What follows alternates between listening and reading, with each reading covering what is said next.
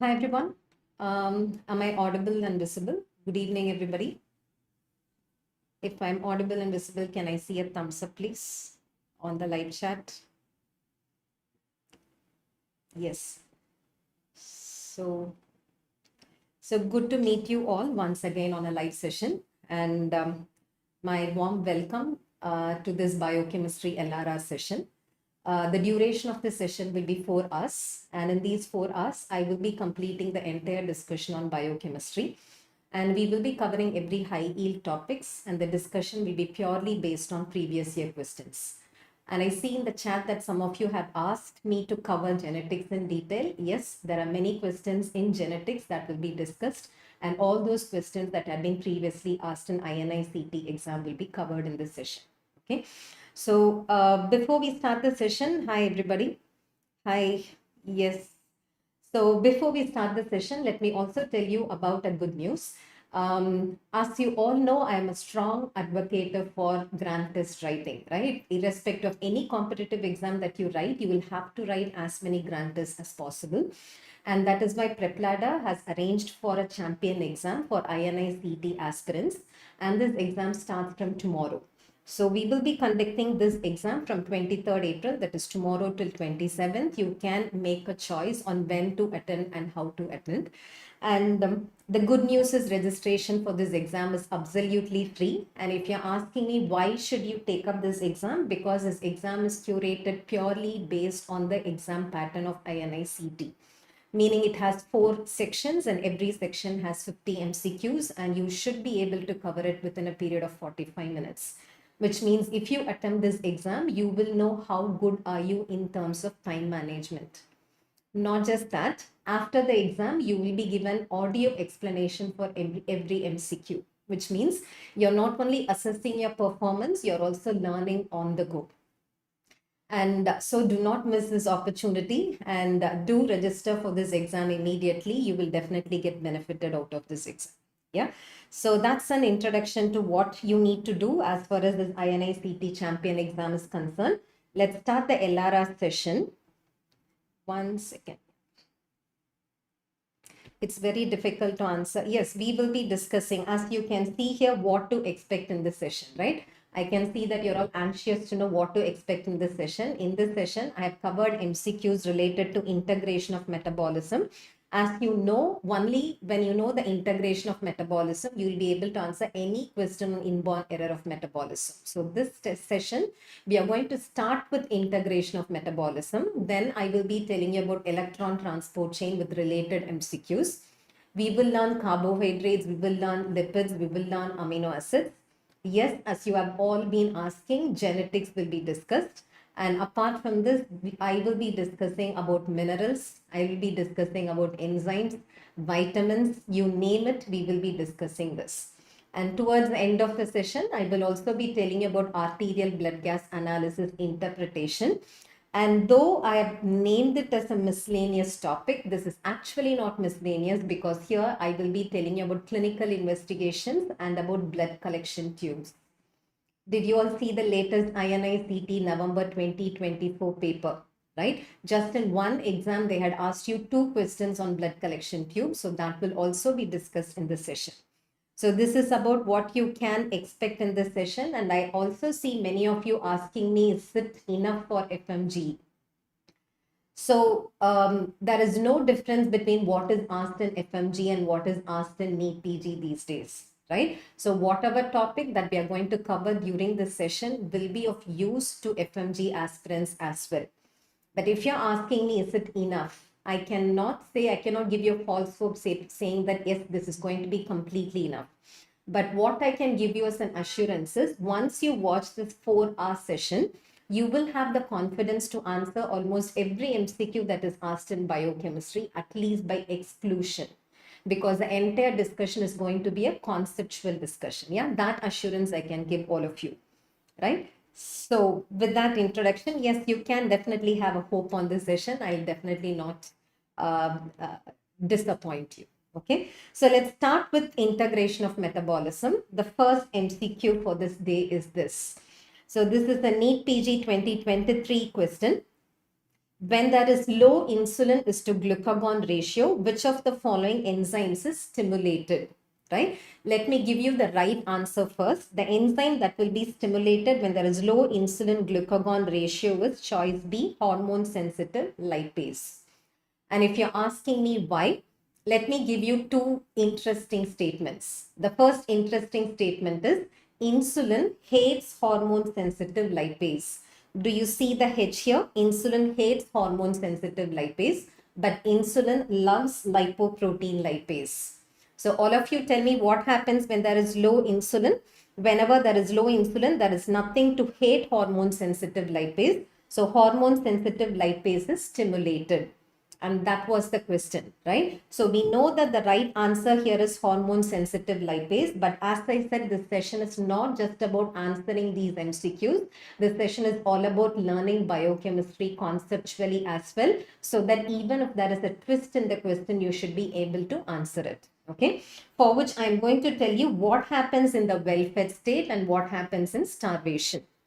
Okay, so you're going to actually answer this. Please, all of you, keep the live chat alive. Okay, so what happens in the well-fed state to plasma glucose? Plasma glucose increases. Whenever glucose level increases, which hormone is released into circulation? Insulin is released into circulation. This insulin is an anabolic hormone. This being an anabolic hormone, it stimulates all anabolic pathways and it inhibits all catabolic pathways. So what are the anabolic pathways stimulated by insulin? Insulin stimulates glycolysis. Insulin stimulates glycogen synthesis. And if you're all asking me why should insulin stimulate glycolysis and glycogen synthesis, it is because, as you all know, the primary aim of insulin is to reduce the blood glucose level.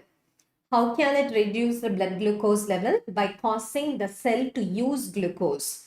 How can a cell use glucose? Through glycolysis, through glycogen synthesis. So it stimulates glycolysis, it stimulates glycogen synthesis. It stimulates fatty acid synthesis. Not only carbohydrates, it also stimulates anabolic pathways in lipid metabolism. So it stimulates fatty acid synthesis, triacylglycerol synthesis, cholesterol synthesis. And it stimulates protein synthesis. So all these are stimulated by insulin. Do you all understand this? Simultaneously, it inhibits all catabolic pathways. What are the catabolic pathways inhibited by insulin? Insulin inhibits glycogenolysis. Insulin inhibits gluconeogenesis. If you're asking me why, if you allow glycogenolysis and gluconeogenesis to be stimulated, plasma glucose will further increase. That is not the aim of insulin. So insulin inhibits glycogenolysis, it inhibits gluconeogenesis, and it inhibits peripheral lipolysis. So what do you mean by peripheral lipolysis? In your adipose tissue, we have stored triacylglycerol. That triacylglycerol will be cleaved by hormone-sensitive lipase to give rise to glycerol and fatty acid. This is called as peripheral lipolysis, which happens in adipose tissue, wherein triacylglycerol is broken down to give glycerol and fatty acid. That's a catabolic pathway that will be inhibited by insulin. That is why I said insulin hates hormone sensitive lipase, meaning insulin inhibits hormone sensitive lipase. So it inhibits peripheral lipolysis. It inhibits fatty acid oxidation. Another catabolic pathway, fatty acid oxidation is suppressed. And it inhibits protein breakdown. And it inhibits amino acid oxidation. To summarize, it stimulates all anabolic pathways and it inhibits all catabolic pathways. This is what is happening in the well-fed state. Are you clear? Now tell me what happens in starvation. Exactly opposite. All of you follow this closely because the next MCQ is about diabetes related to effect of insulin. For you to answer that MCQ, you should know this conceptually. Okay, so what happens in starvation? In starvation, blood glucose level decreases. When glucose level decreases, which hormone is released into the circulation? Glucagon is released into the circulation. Glucagon is a catabolic hormone. So what does the catabolic hormone do? Catabolic hormone stimulates all catabolic pathways and it inhibits all anabolic pathways. So what are the catabolic pathways stimulated by glucagon? Glucagon stimulates glycogenolysis. Glucagon stimulates gluconeogenesis so that plasma glucose can increase. And it stimulates peripheral lipolysis. Right? It stimulates hormone sensitive lipase, meaning it stimulates peripheral lipolysis. It stimulates fatty acid oxidation. It stimulates protein breakdown. It stimulates amino acid oxidation. Are you clear? So all these catabolic pathways get stimulated whenever you're in starvation because of the catabolic hormone glucagon. Simultaneously, it inhibits all anabolic pathways. Tell me, what are the anabolic pathways inhibited by glucagon? Whatever I said you for insulin to be stimulated by insulin will be inhibited by glucagon. So glucagon inhibits glycolysis. It inhibits glycogen synthesis. Right? Inhibits glycolysis. It inhibits glycogen synthesis. It also inhibits, yes, it also inhibits fatty acid synthesis, cholesterol synthesis, triacylglycerol synthesis.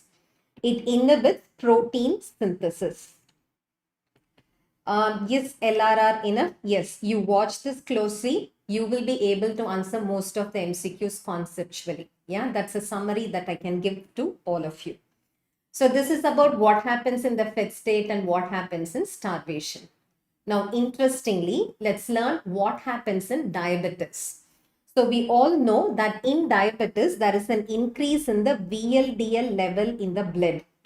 Right? In diabetes, there is an increase in VLDL level in the blood.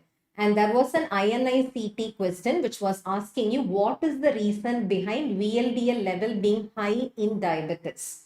It all starts with insulin hating hormone sensitive lipase. So in diabetes, there is no insulin to hate hormone sensitive lipase. So what happens in the adipose tissue? In adipose tissue, hormone sensitive lipase is stimulated. So in adipose tissue, triacylglycerol is cleaved to give glycerol and fatty acid. Thereafter, both glycerol and fatty acid come out of adipose tissue and they would reach the circulation. That is why in diabetes, adipose tissue melts and the person loses weight. Do you all know that? One of the signs of aggravation of glucose intolerance is weight loss. Suppose you're seeing a patient whom you see that the person has lost weight recently, then you should suspect glucose intolerance in that person. Because in the absence of insulin, there is peripheral lipolysis. Following which, what happens to serum glycerol and serum free fatty acid? Both would increase. Okay. Now, both glycerol and free fatty acid through circulation would reach the liver. Now, what happens in the liver? There is excess free fatty acid that has entered into the liver. Whenever liver has more and more free fatty acid, liver converts these free fatty acids into triacylglycerol, and that endogenous triacylglycerol will be released as VLDL. Do you understand this? That endogenous triacylglycerol that is synthesized by the liver will be released as VLDL. Now there is excess VLDL in the circulation. Usually this VLDL is acted upon by lipoprotein lipase. What is the function of lipoprotein lipase? Lipoprotein lipase should act on lipoproteins like VLDL to remove the triacylglycerol out of VLDL. But I said insulin loves lipoprotein lipase. In diabetes, there is nothing to love lipoprotein lipase. So lipoprotein lipase is inhibited. So VLDL is not metabolized and VLDL stays back in the circulation. That is the reason for high VLDL that you observe in diabetes. So all of you tell me, what is the reason for high VLDL in diabetes? One is excessive peripheral lipolysis, that is because of high activity of hormone sensitive lipase coupled with low activity of lipoprotein lipase would be the explanation for high VLDL in diabetes. Are you all clear about this? Yes. So try to answer this. When there is low insulin glucagon ratio, which of the following enzymes is stimulated? What will be your answer? Whenever there is low insulin, hormone sensitive lipase is stimulated. A diabetic patient presents with high VLDL. Didn't we explain this before? A diabetic patient presents with high VLDL. This is due to combination of which of the following? What did I tell you? It is because of high activity of hormone sensitive lipase and low activity of lipoprotein lipase. The answer is choice A. I'm very happy that most of you are answering right. Yes. Good. Now the next question. Right? So have you seen MCQs on preferred fuel for a cell?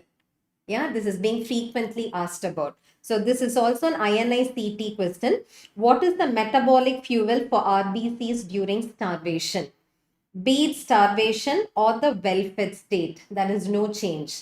What is the only fuel your RBCs can use? Your RBCs can only use glucose. Very good. Yes, the answer is choice C. Okay. So for you to answer such MCQs, okay, let me tell you what will be the preferred fuel for all the cells. And for answering those MCQs, there is only one statement that you should know. Okay, let me tell you that statement. The statement is glycolysis is the only pathway that can generate ATP even in the absence of oxygen. Can you all repeat this? Glycolysis is the only pathway that can generate ATP even in the absence of oxygen. So the preferred fuel for a cell depends upon whether the cell is aerobic or the cell is anaerobic. Okay. So what did I tell you? The preferred fuel for a cell will depend upon whether the cell is aerobic or the cell is anaerobic. Is this session useful for USMLE? Yes. It will definitely be useful for USMLE because we are going to discuss it conceptually and we are going to discuss it clinically. There are many case-based MCQs and USMLE is all about case-based MCQs. Okay. Yes. What is the difference between edition 6 videos? So version X videos have lots of case-based MCQs. Version X is all about a conceptual application of biochemistry. You will find clinical biochemistry in all these sessions. Does that answer your question, Sarthak Verma? So it is dependent on whether the cell is aerobic or anaerobic. Okay. If the cell is anaerobic, does the cell have any choice? No. It has got only one choice. It can use only glycolysis, which means the only fuel the cell can use is glucose. Yeah. I will discuss about all of that. Can you all please watch the session? I will be discussing all important topics. Okay. So let's not deviate or distract the session. I want all of you to keep answering the questions that I ask you. As I told you, this session will not disappoint you, right? I've chosen all latest NEET PG and INI-CET MCQs for this session. So leave alone all your worries behind, right? And focus on the session now. Okay, so the choice of, the preferred fuel of a cell will depend upon whether the cell is aerobic or anaerobic. If the cell is anaerobic, the cell has got only one choice, that is to use glucose. Okay, so let me give you examples of anaerobic cells which use only glucose. Example would be cells like RBCs, right? RBCs, retinal cells, corneal cells. Right? RBCs, retinal cells, corneal cells, all these cells do not have mitochondria. When they don't have mitochondria, they are completely dependent on anaerobic glycolysis. They are completely dependent on glucose as their fuel. Okay. The next one is white muscle fibers. So why are red muscle fibers red? Red muscle fibers are red because they have myoglobin. Myoglobin is a storage form of oxygen. So red muscle fiber with myoglobin, which is a storage form of oxygen, can undergo aerobic metabolism. Whereas white muscle fibers which do not have myoglobin will have to undergo anaerobic metabolism. That is why the preferred fuel for white muscle fiber is glucose. That is why white muscle fibers store glucose as glycogen. Okay. The third one is renal medulla. Renal medulla receives very low blood supply because it is supplied through end arteries. When the blood supply is low, it means they have very low access to oxygen. So they're also dependent on anaerobic glycolysis. So even for renal medulla, it is glucose, which is the preferred fuel. So all of you tell me, what is the preferred fuel for all these cells which are anaerobic cells? It is glucose. What are those anaerobic cells? RBCs, retinal cells, corneal cells, because they don't have mitochondria. White muscle fibers because they don't have myoglobin. Renal medulla because it receives very low blood supply. Okay. Now about aerobic cells. If it is aerobic cell, the cell can have two choices. Aerobic cell can either use glucose aerobically or it can use fatty acids aerobically. Given a choice, a cell will choose fatty acid because fatty acids on complete oxidation can give rise to more number of ATPs than glucose on oxidation. For those of you who don't know this, let me tell you this fact, memorize it now. Palmitic acid on complete oxidation gives you 106 ATPs. Are you clear? Palmitic acid on complete oxidation gives you 106 ATPs, whereas glucose on complete oxidation gives you 32 ATPs. So what will you choose? If I give you that choice, you're going to choose only fatty acids. So all aerobic cells have two choices, but they choose only fatty acids. Example for aerobic cells using fatty acid would be cardiac muscle fibers. Very good, excellent.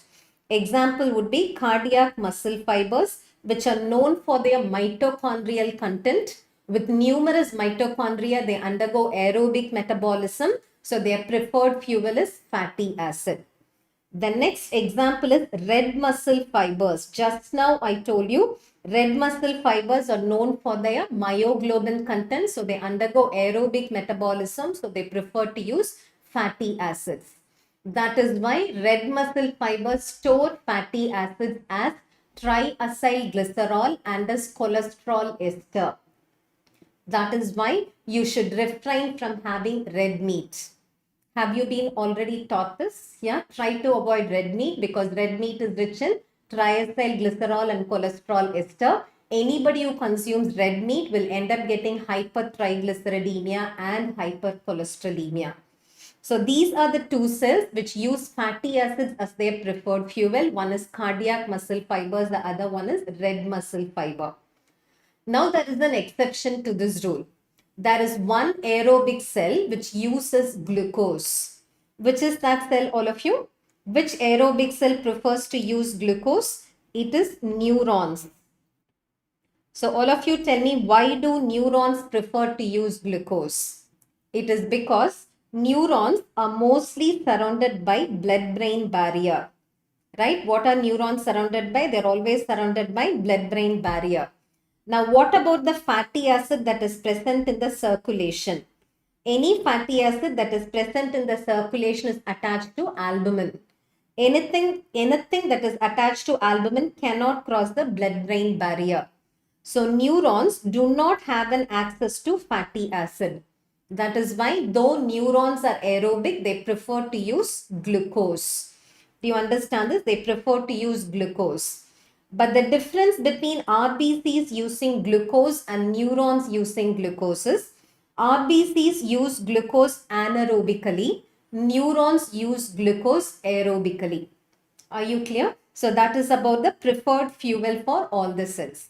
Are you clear about this? Yeah. So now try to answer this. What is the metabolic fuel for RBCs during starvation? Irrespective of fed state or in fasting state or in starvation, RBCs can only use glucose because RBCs do not have mitochondria. Okay. Yes. Good. Net ATP produced by complete oxidation of one molecule of glucose. So I would like to tell all of you this at the end of the session, right? If you feel that there is some topic which you want me to discuss, you can list that out in the chat box. Okay, I will include all those topics so that by the time you leave, you can feel satisfied. For now, I want you to watch what is being discussed instead of asking me, will I be discussing this topic or not? Yeah, will that work? I hope that should work. Yeah. So net ATP produced by complete oxidation of one molecule of glucose. What is the right answer, all of you? Excellent. Everybody is answering it because just few minutes back I gave you this right answer. It is 32. Okay. So there are many questions which are asked, right? There are many questions which are asked about number of ATPs. I'm going to tell you about that. But before that, what I'm going to tell you is, I'm going to tell you what happens when there is low energy to glucose. What happens when there is high energy to glucose. Okay. Whenever there is low energy, glucose that enters into a cell will go through glycolysis. When glucose goes through glycolysis, every glucose gets split into two molecules of pyruvate. Yeah, it gets split into two molecules of pyruvate. When glucose becomes two molecules of pyruvate, we get 7 ATPs. All of you please remember, when glucose becomes 2 pyruvate, we get how many ATPs? 7 ATPs. Further fate of pyruvate depends upon whether there is oxygen or no oxygen. When there is no oxygen, what will happen to pyruvate? Both these pyruvate would become lactate. That is done by lactate dehydrogenase. All of you please remember, when there is no oxygen, both the pyruvate become lactate. The enzyme is lactate dehydrogenase. When a cell decides to form lactate instead of pyruvate, the number of ATPs that you get will be 2. So tell me, how many ATPs do you get in anaerobic glycolysis? 2. How many ATPs do you get in aerobic glycolysis? It is 7. Okay, this is about when there is no oxygen. What if there is oxygen? If there is oxygen, the cell will try to get more energy from pyruvate through citric acid cycle. How can pyruvate enter into citric acid cycle? Pyruvate can enter into citric acid cycle after pyruvate becomes acetyl-CoA. The enzyme which converts pyruvate into acetyl-CoA is, very good Ravana. The enzyme which converts pyruvate to acetyl-CoA is pyruvate dehydrogenase complex. So all of you, those who are watching this session, please don't get confused here. Lactate dehydrogenase converts pyruvate to lactate. Pyruvate dehydrogenase converts pyruvate into acetyl-CoA. When I say it's a dehydrogenase, it removes hydrogen from pyruvate, gives that hydrogen to its coenzyme, that is NAD, that gets converted to NADH. When this NADH goes through electron transport chain, we get 2.5 ATPs. When 2 pyruvate become 2 acetyl-CoA, we get 2 NADH. That will be equivalent to how many ATPs, all of you? 5 ATPs. So till now, how many ATPs have you generated? 7 plus 5 is 12 ATPs. We have formed 2 acetyl-CoA. Now, both these acetyl-CoA molecules, if you're all wondering why am I explaining on this, right? In another 15 minutes, we will be learning about glycogen storage disorders. For you to understand about all those glycogen storage disorders, you need to know this outline. I'm not getting into the details. I'm not going to tell you the steps of citric acid cycle. I'm only telling you an outline that you need to know to understand all those disorders. Are you clear? So watch this closely. Both these acetyl-CoA molecules enter into citric acid cycle. Every acetyl-CoA entering into citric acid cycle gives you 10 ATPs. So 2 acetyl-CoA molecules will give you 20 ATPs. Do you understand this? 2 acetyl-CoA molecules will give you 20 ATPs. So tell me totally how many ATPs do we get here? 7 through glycolysis, 5 by PDH complex, 7 plus 5 is 12, 20 through citric acid cycle. That is why I told you totally how many ATPs do we get? 32 ATPs. Are you clear? This way, every glucose comes out as carbon dioxide. This is what we mean by complete oxidation of one molecule of glucose. So all of you please memorize it. One molecule of glucose on complete oxidation gives you how many ATPs? 32 ATPs. Okay. So this is what is happening whenever there is low energy. What happens when there is high energy? Even when there is high energy, glucose fate remains the same, meaning The outline is the same. Even here, 1 glucose becomes 2 pyruvate, 2 pyruvate become 2 acetyl-CoA. So this basic skeleton remains the same. But once the energy status is high, cell realizes there is already adequate energy. So let me not waste glucose through glycolysis. Let me push glucose through alternative routes. One of the alternative routes glucose enters into is glycogen synthesis.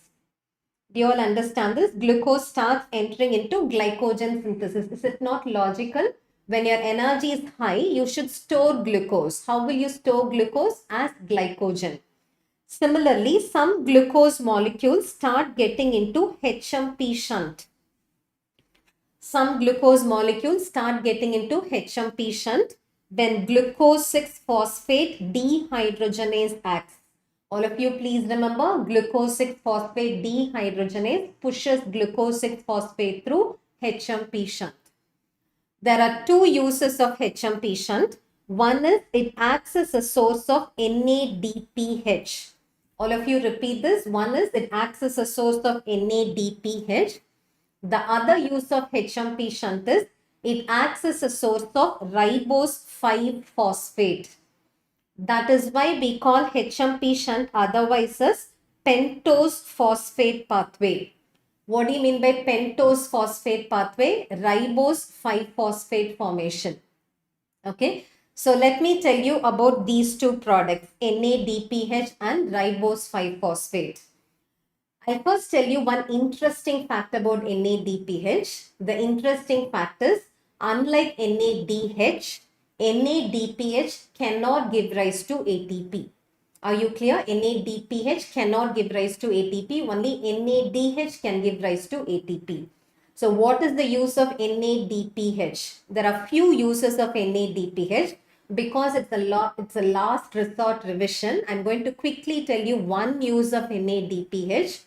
NADPH is necessary for regenerating glutathione. Yeah, NADPH is necessary for regenerating glutathione, which is an important antioxidant mechanism for RBCs. So all of you tell me, what is the major use of NADPH? It is necessary to regenerate glutathione, which is an important antioxidant mechanism for RBCs. Now tell me, what happens whenever there is G6PD deficiency? All of you think and tell me, whenever there is G6PD deficiency, which pathway is inactive? HMP shunt is inactive. Without HMP shunt, what cannot be generated? NADPH cannot be generated. So what cannot be regenerated? Glutathione cannot be regenerated. So RBCs lack an antioxidant mechanism. When RBCs lack an antioxidant mechanism, many oxidative species would accumulate in RBCs. When oxidative species accumulate in RBCs, they go and cause oxidative damage of RBC membrane. They cause oxidative damage of RBC membrane, and that causes hemolytic anemia. Do you all understand this? That causes hemolytic anemia. So all of you tell me, what do you expect whenever there is G6PD deficiency? G6PD deficiency presents itself as hemolytic anemia after exposure to an oxidative stress. Do you all understand this? After exposure to an oxidative stress. So the history of G6PD deficiency will be classical. Yeah, I'll give you two examples. In G6PD deficiency, the history will be a 25-year-old male presents with hemolytic anemia after intake of primaquine. Right? Primaquine is a prophylactic drug that is given for malaria that induces oxidative stress. Following exposure to oxidative stress, when there is hemolysis, what will be your diagnosis? It is G6PD deficiency. This is one example. Another example is a 28-year-old male presents with hemolysis after intake of fava beans. Right? Fava bean is commonly consumed in India that induces oxidative stress. Again, what is your diagnosis? G6PD deficiency. So there are three facts that you should understand about G6PD deficiency. One is age of presentation. Mostly inborn errors of metabolism present in the neonatal period or in the infantile period. But G6PD deficiency presentation happens in the late childhood after exposure to oxidative stress. That is point number one. What is point number two? Both the times I said it's a male, right? So why did I say it's a male? It's a male because it is X-linked recessively inherited disorder.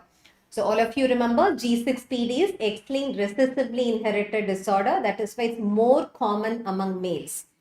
Third fact is after exposure to oxidative stress. Are you clear? That's about G6PD deficiency. It is because in G6PD deficiency, what is not synthesized? NADPH is not synthesized, without which glutathione cannot be regenerated. Okay. Now, what is the use of ribose 5-phosphate? Ribose 5-phosphate is necessary for purine and pyrimidine nucleotide synthesis. Okay, ribose 5-phosphate is used for purine and pyrimidine nucleotide synthesis. Do you understand now what happens when there is high energy? When there is high energy, glucose stops going through glycolysis.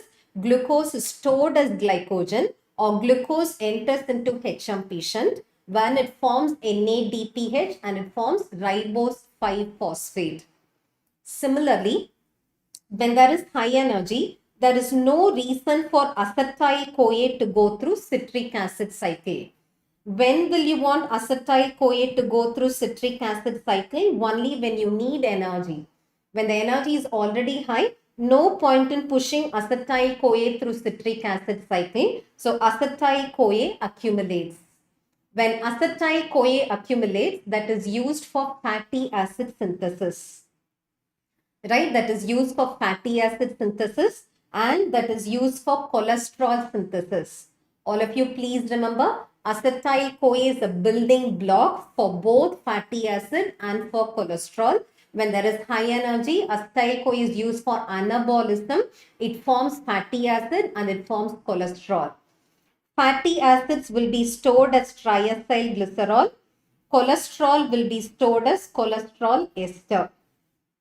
Right? Cholesterol will be stored as cholesterol ester. Now do you understand why we say carbohydrate rich diet is lipogenic, all of you? Do you all now understand why we say carbohydrate rich diet is lipogenic? It is lipogenic because it is the carbohydrate that gets digested to give glucose. It is the glucose that enters into the circulation. Glucose forms pyruvate. Pyruvate forms acetyl-CoA. Acetyl-CoA forms fatty acid and cholesterol. That is why carbohydrate rich diet is lipogenic. Do you all understand this? Yes. So now can you answer this, all of you, with confidence? What is the net ATP produced by complete oxidation of one molecule of glucose? The answer is 32. Okay. But we should also learn about other numbers of ATP that can be asked as one-liners. Okay. So I'm going to fill up this table with your help. All of you, you will get the PDF. So you don't have to write anything. I want you to just watch this and memorize it as we go. Okay. So aerobic glycolysis, how many ATPs, all of you? Aerobic glycolysis, it is 7 ATPs. Anaerobic glycolysis, how many? 2 ATPs. Every pyruvate dehydrogenase complex gives you 2.5 ATPs because every PDH complex gives you NADH. Very good, all of you. Good. Citric acid cycle. Every citric acid cycle gives you 10 ATPs. One glucose on complete oxidation gives you how many ATPs? 32 ATPs. Okay. Now glycogen synthesis. In glycogen synthesis, for you to attach one molecule of glucose, in glycogen synthesis, for you to attach one molecule of glucose, we need 3 high energy phosphates. Do you understand this? We need 3 high energy phosphates. Gluconeogenesis. What is gluconeogenesis? Reversal of glycolysis. What is glycolysis? I told you, glycolysis is you starting from glucose you ending up in 2 molecules of pyruvate is glycolysis. So what is gluconeogenesis? You start from 2 molecules of pyruvate, you will end up in 1 molecule of glucose. For that, you need 11. Very good, Dr. Collagen. For that, you need 11 high energy phosphates if you are starting from 2 molecules of pyruvate. Do you understand this? If you are starting from 2 molecules of pyruvate, you will need 11 high energy phosphates. I hope you have memorized all these numbers, right? So after this session, you take the PDF, you keep memorizing it as and when you feel bored of studying any other subject, okay? Because there is no shortcut to memory, it is just repetition.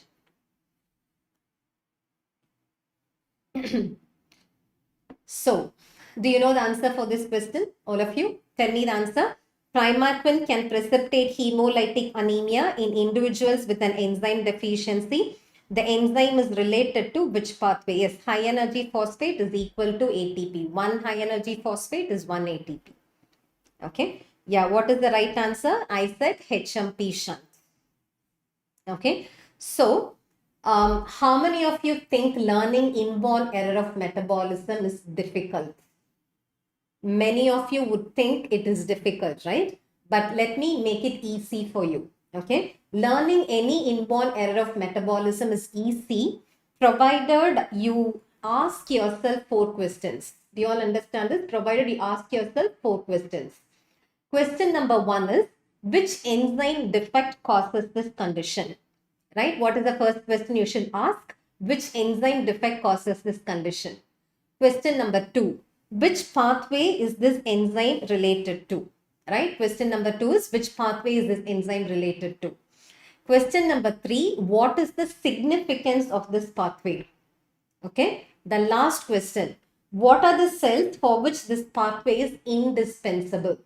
These are the 4 questions that you should ask yourself for you to learn about clinical and biochemical features of any inborn error of metabolism. Okay, I'm going to explain this to you with an example.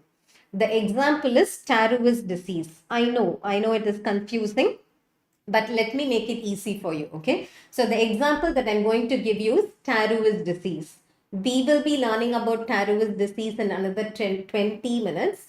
For now, what is Taruv's disease? Taruv's disease is type 7 glycogen storage disorder. Very good, Shabdeep Singh. Good. So, Taruv's disease is glycogen storage disorder type 7, wherein the enzyme that is defective is phosphofructokinase 1. Have you all memorized it? Taruv's disease is type 7 glycogen storage disorder, wherein the enzyme that is defective is phosphofructokinase 1. So have you already answered the first question? All of you tell me which enzyme defect causes this condition? Phosphofructokinase 1. Tell me the answer for the next question. Don't you all know that phosphofructokinase 1 is the rate limiting enzyme of glycolysis? Yes. So which pathway is this enzyme related to? It is related to glycolysis.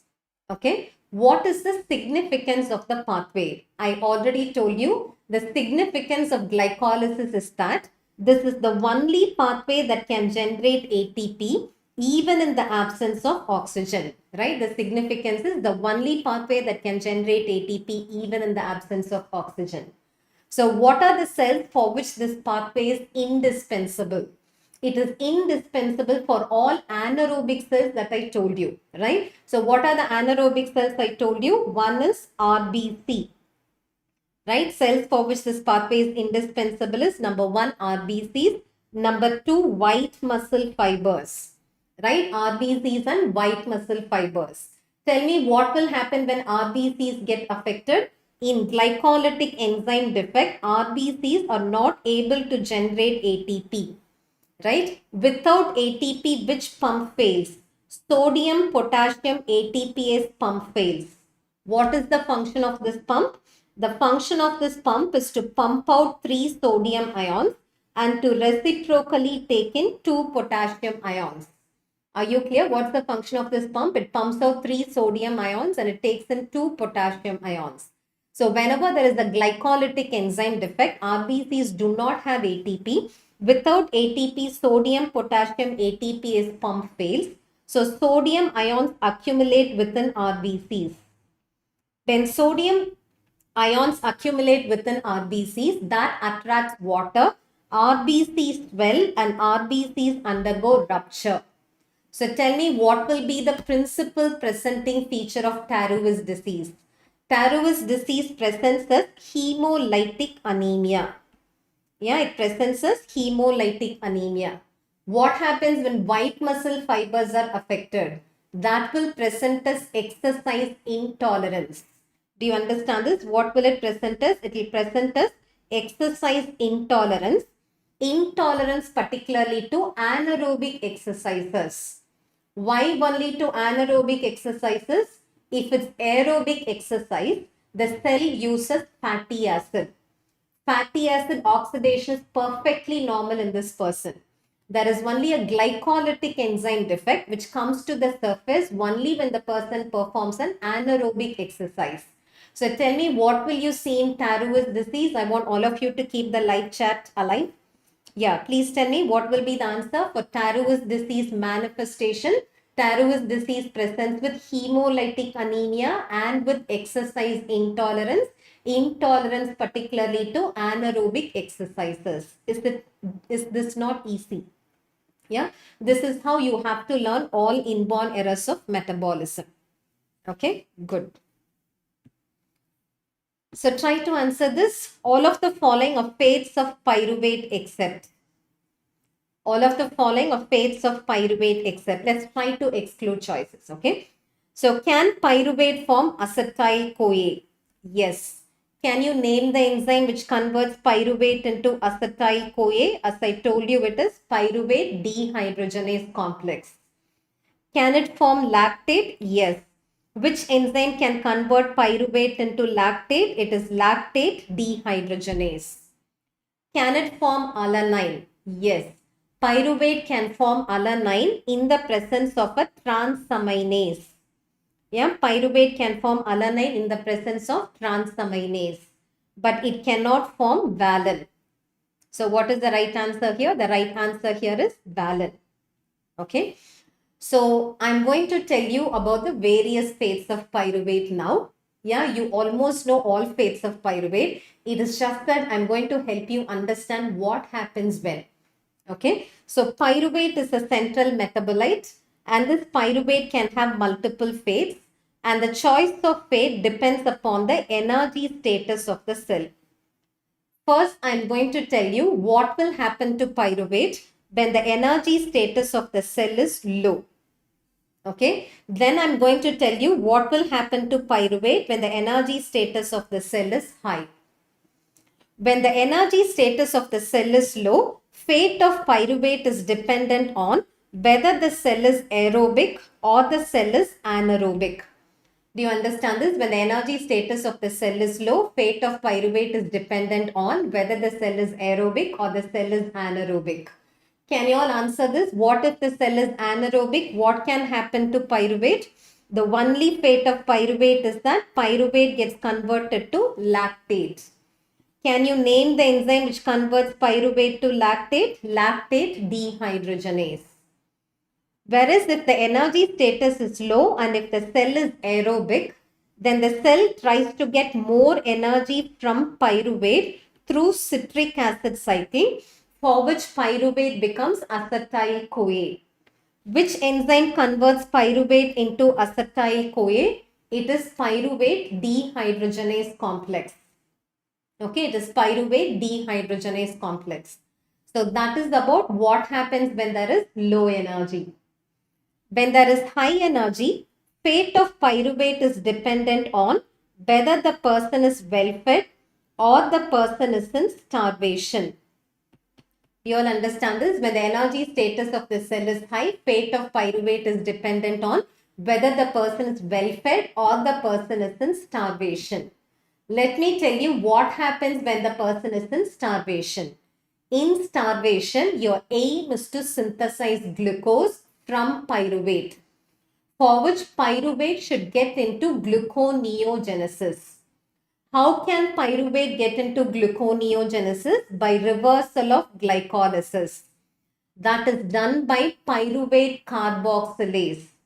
So all of you tell me which is the first enzyme of gluconeogenesis. It is pyruvate carboxylase, which converts pyruvate into oxaloacetate. Yeah, pyruvate carboxylase converts pyruvate into oxaloacetate. What if there is high energy and if the person is well fed? If there is high energy and if the person is well fed, then let's use pyruvate for anabolism. How can you use pyruvate for anabolism? By converting pyruvate into an amino acid. Which amino acid is it? Alanine. And the enzyme which converts pyruvate into alanine is transaminase. Yeah, the enzyme which converts pyruvate into alanine is transaminase. Do you all understand this? Yeah, I see that there is somebody who has asked how can there be high energy status when the person is in starvation. So all of you listen to this. Starvation is not equivalent to energy deficiency. Starvation is equivalent to fuel deficiency. In starvation, there is no glucose, there is no amino acid, there is no fatty acid. Are you all clear? Starvation means the person has not taken food for a long time. Without food, there is glucose deficiency, fatty acid deficiency, and amino acid deficiency. But your body is more worried about glucose deficiency because your neurons and RBCs are totally dependent on glucose. So in starvation, your body forgets about everything else. It has got only one aim, that is to synthesize glucose. And to synthesize glucose, the cell needs gluconeogenesis.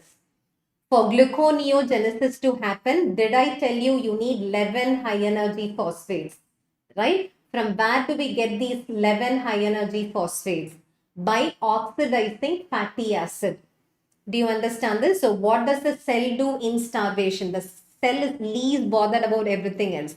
The cell has got only one aim, that is to increase glucose. To increase glucose, it has to support gluconeogenesis. To support gluconeogenesis, it oxidizes fatty acid, it oxidizes amino acid. It is rich in energy to support gluconeogenesis, and that is why in starvation that can be high energy. If you see high energy, it means there should be gluconeogenesis, for which pyruvate is acted upon by pyruvate carboxylase. It is converted to oxaloacetate. Do you all understand this? Yeah. So that is about various fates of pyruvate. Okay. So pyruvate can form lactate. Pyruvate can form acetyl-CoA. Pyruvate can form alanine. Pyruvate can form oxaloacetate. What is that pyruvate cannot form? Pyruvate cannot form valine. Okay. So the answer is choice D. So with that, integration of metabolism is over. And now let's start learning about electron transport chain. Okay. So have you seen questions on electron transport chain inhibitors? Yes, in the latest NEET PG 2024, both in the morning session and in the evening session, there was one question each on electron transport chain inhibitor. And even in INI-CET November 2024, there was a question on the inhibitor part. Okay, so we are going to learn about electron transport chain inhibitors. This is the first question. This is the NEET PG question that I told you. A 5-year-old girl was washing her doll with shampoo containing rotenone. Okay, her mother noticed her in unconscious state, which is inhibited by the above chemical. Okay, so rotenone. What are the last 3 letters of rotenone, everybody? 1. So rotenone inhibits complex 1. How many hour video is this? This is going to be a 4-hour session. Duration of this session is 4 hours. Only then we'll be able to finish the entire biochemistry. And I request and recommend that you watch the entire 4-hour session along with me, so that by the end of 4 hours, you're very clear about biochemistry. Okay? Yes. So it inhibits complex 1. What is complex 1? Complex 1 is NADH-linked dehydrogenase. So what does it inhibit? It inhibits a NADH-linked dehydrogenase. Okay. So now about electron transport chain inhibitors, I'm going to quickly tell you about how these complexes are arranged and where do these inhibitors act. Okay, because you cannot randomly memorize where do these inhibitors act, right? So electron transport chain has got 5 stationary complexes and 2 mobile complexes. The 5 stationary complexes are named or numbered in Roman letter. Roman letter complex 1 till complex 5. So what is complex 1? NADH linked dehydrogenase. That is, electrons from NADH enter into electron transport chain through complex 1. Complex 2 is succinate dehydrogenase. Okay, complex 2 is succinate dehydrogenase. Complex 3 is cytochrome B and C1. Complex 4 is cytochrome A and A3.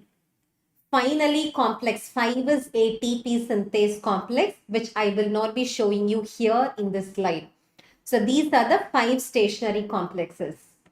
What are the mobile complexes? We have 2 mobile complexes, ubiquinone or Q.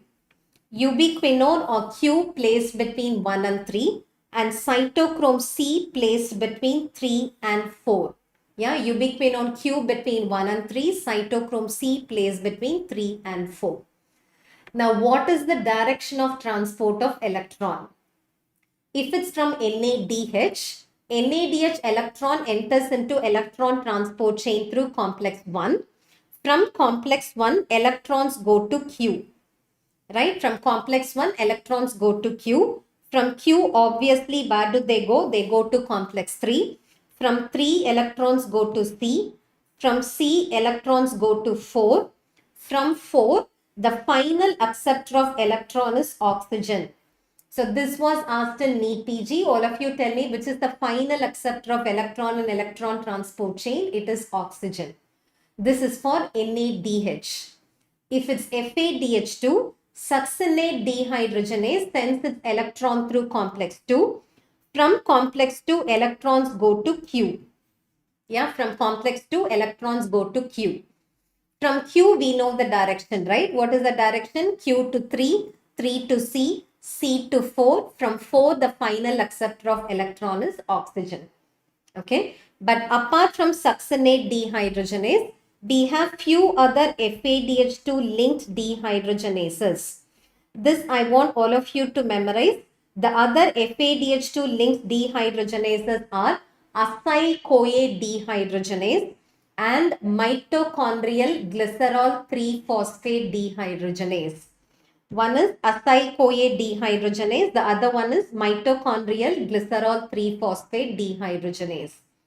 These FADH2 electrons enter into electron transport chain directly through Q. They directly get to Q, right? From here, the same direction, Q to 3, 3 to C, C to 4. From 4, the final acceptor is oxygen. Okay, so this is the normal direction of transport of electron. Now about electron transport chain inhibitors. I'm going to help you memorize the entire list. Listen to this carefully. Electron transport between 1 and Q. Right? Electron transport between 1 and Q is inhibited by amobarbital. Yeah, amobarbital, pyrisidin A and rotenone. Okay, so tell me what are the inhibitors which inhibit between 1 and Q? Amobarbital, pyrisidin A and rotenone. If you're all asking me how to remember this, amobarbital starts with A. Yeah, complex 1, which is the first alphabet. The first alphabet is A. All 3 names have got something to do with A. Amobarbital starts with A. Pyrisidin A ends with A. Rotenone. This is not vitamin A, but it sounds like vitamin A, right? Yeah, vitamin A is retinol, retinal, retinoic acid, and this is rotenone. Even if you don't want to remember it that way, what are the last 3 letters of rotenone? 1. And you know it inhibits electron transport between 1 and Q. Are you clear? So that's about between 1 and Q. Now complex 2 or succinate dehydrogenase. Complex 2 or succinate dehydrogenase is inhibited by malonate. Okay. Now, electron transport between 2 and Q. Between 2 and Q is inhibited by 2 starts with T. Right? The word 2 starts with T. Between 2 and Q is inhibited by TTFA and carboxyl. Between 2 and Q is inhibited by TTFA and carboxyl. Between 3 and C. Between 3 and C is inhibited by a 3-letter word. Which is the 3-letter word? BAL and antimycin. Yeah, BAL and antimycin. Between 4 and oxygen is inhibited by hydrogen sulfide, cyanide and carbon monoxide. Between 4 and oxygen is inhibited by hydrogen, all common poisons, hydrogen sulfide, cyanide and carbon monoxide. Are you clear? So that's about electron transport chain inhibitors acting at various levels. I'm going to give you a quick recap. All of you please repeat it along with me. Between 1 and Q is inhibited by everything that has got something to do with A, amobarbital, pyrisidin A and rotenol. Complex 2 or succinate dehydrogenase is inhibited by malonate. Between 2 and Q is inhibited by TTFA and carboxyl.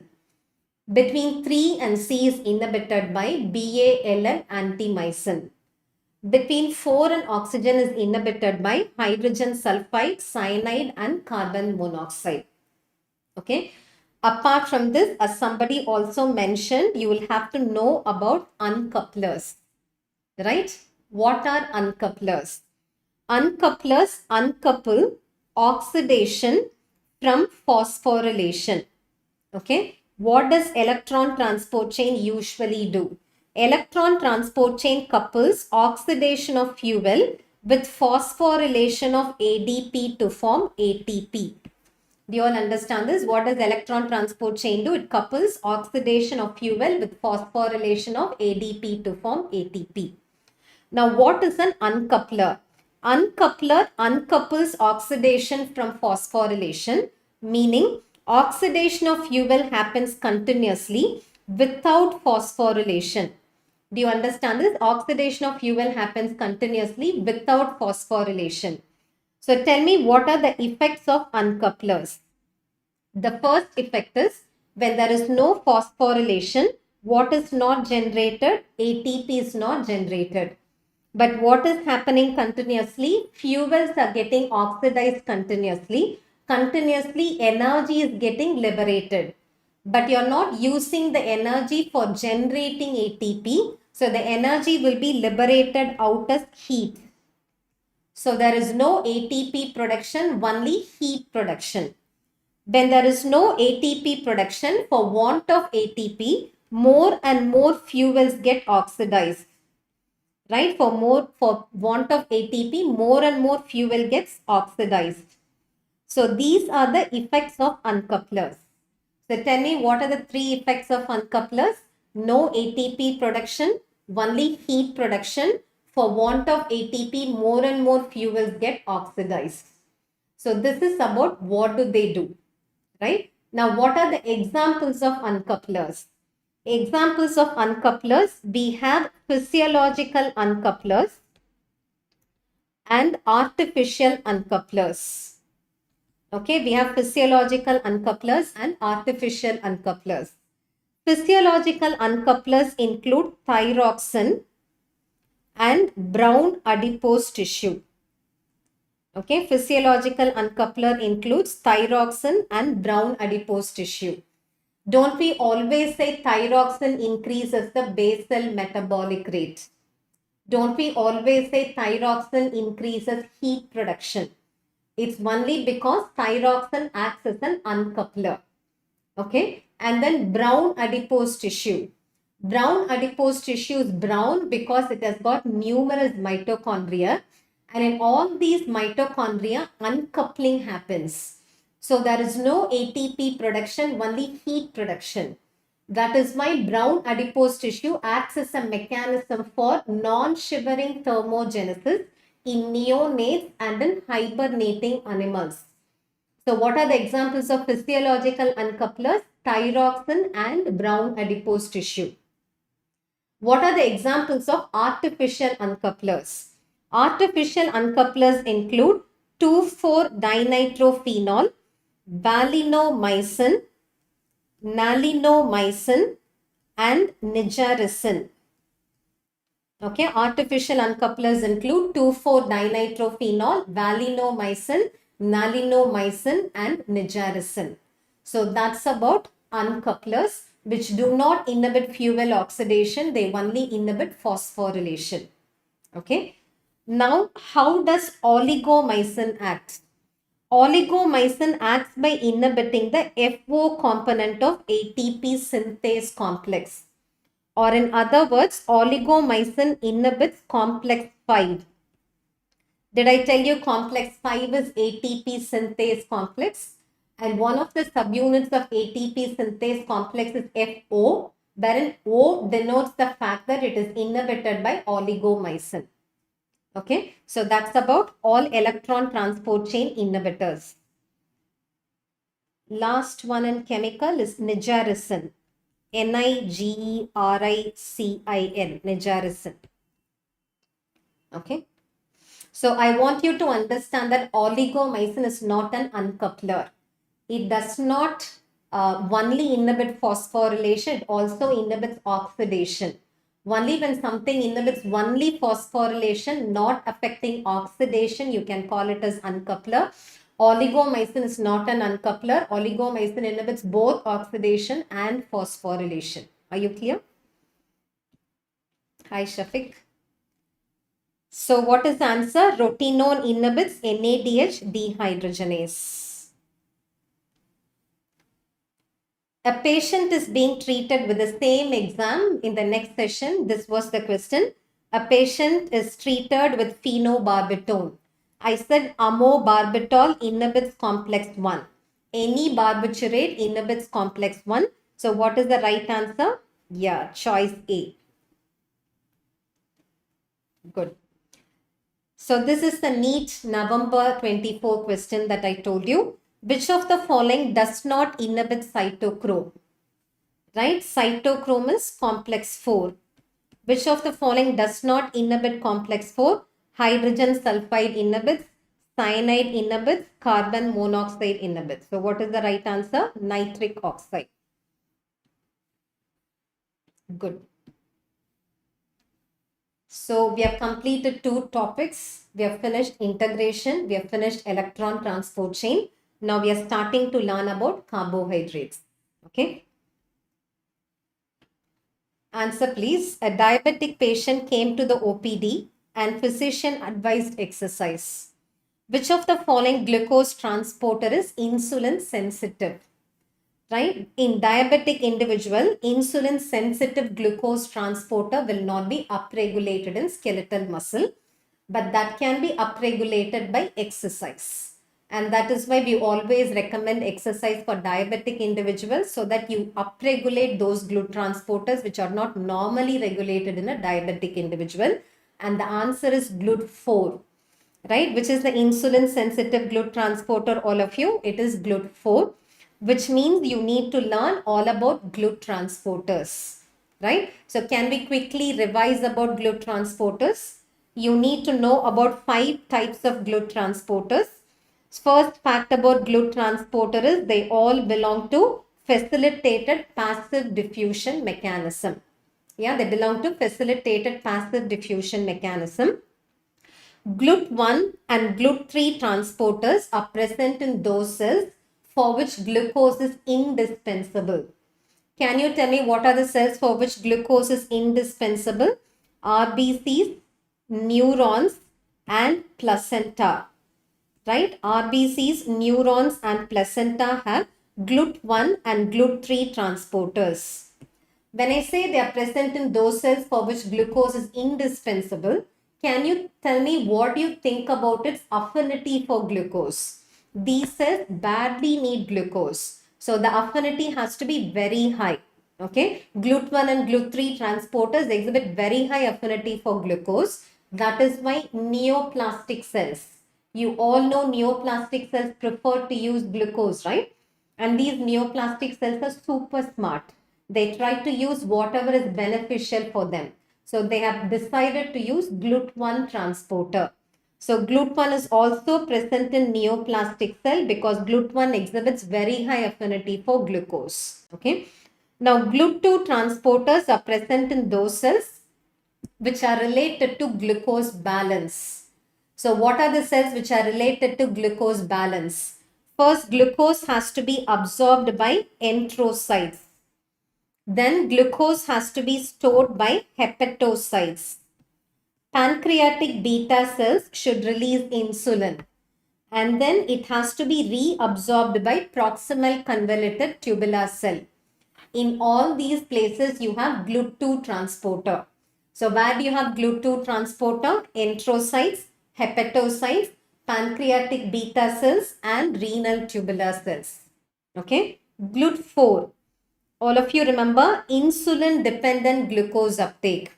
Okay. Insulin dependent glucose uptake happens in skeletal muscle, cardiac muscle and adipose tissue. Okay, insulin dependent glucose uptake happens in skeletal muscle, cardiac muscle and adipose tissue by GLUT4 transporter upregulation.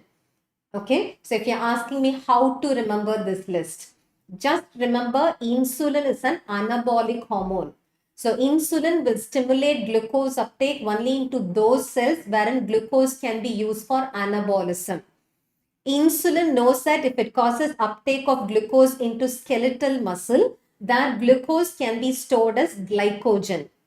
If it is taken up by cardiac muscle and by adipose tissue, that glucose can become fat and it can be stored as triacylglycerol and as cholesterol ester.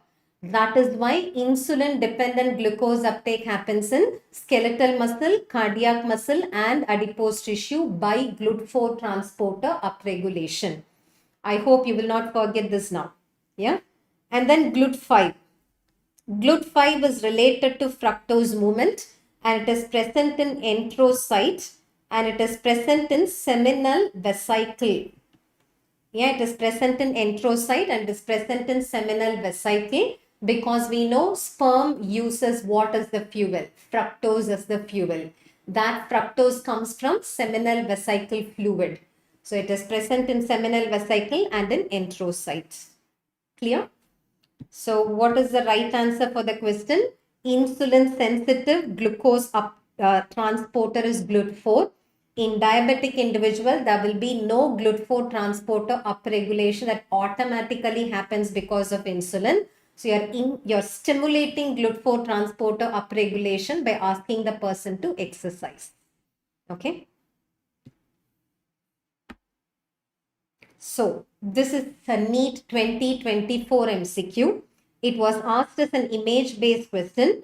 A patient presents with an X-ray showing cardiomegaly along with symptoms of hypotonia, macroglossia, hepatomegaly and floppy baby. Okay, so there are two classical features here, cardiomegaly and floppy baby. What should be your answer? Very good, all of you. Yes, it is Pompey's disease. How can you remember this? In Pompey's disease, the pump is affected. Do you all understand this? In Pompey's disease, the pump is affected. Which is the pump? Heart. So in Pompey's, the pump is affected, the heart is affected. It presents as cardiomegaly, cardiomyopathy, and it presents as floppy baby. Okay. So let's learn now about glycogen storage disorders. Okay. So I want everybody's 100% focus here. You stay with me for the next 15 minutes, 1-5, yeah, for the next 15 minutes, after which you will be able to answer any MCQ on glycogen storage disorders. Okay, because we are going to learn about all glycogen storage disorders in detail.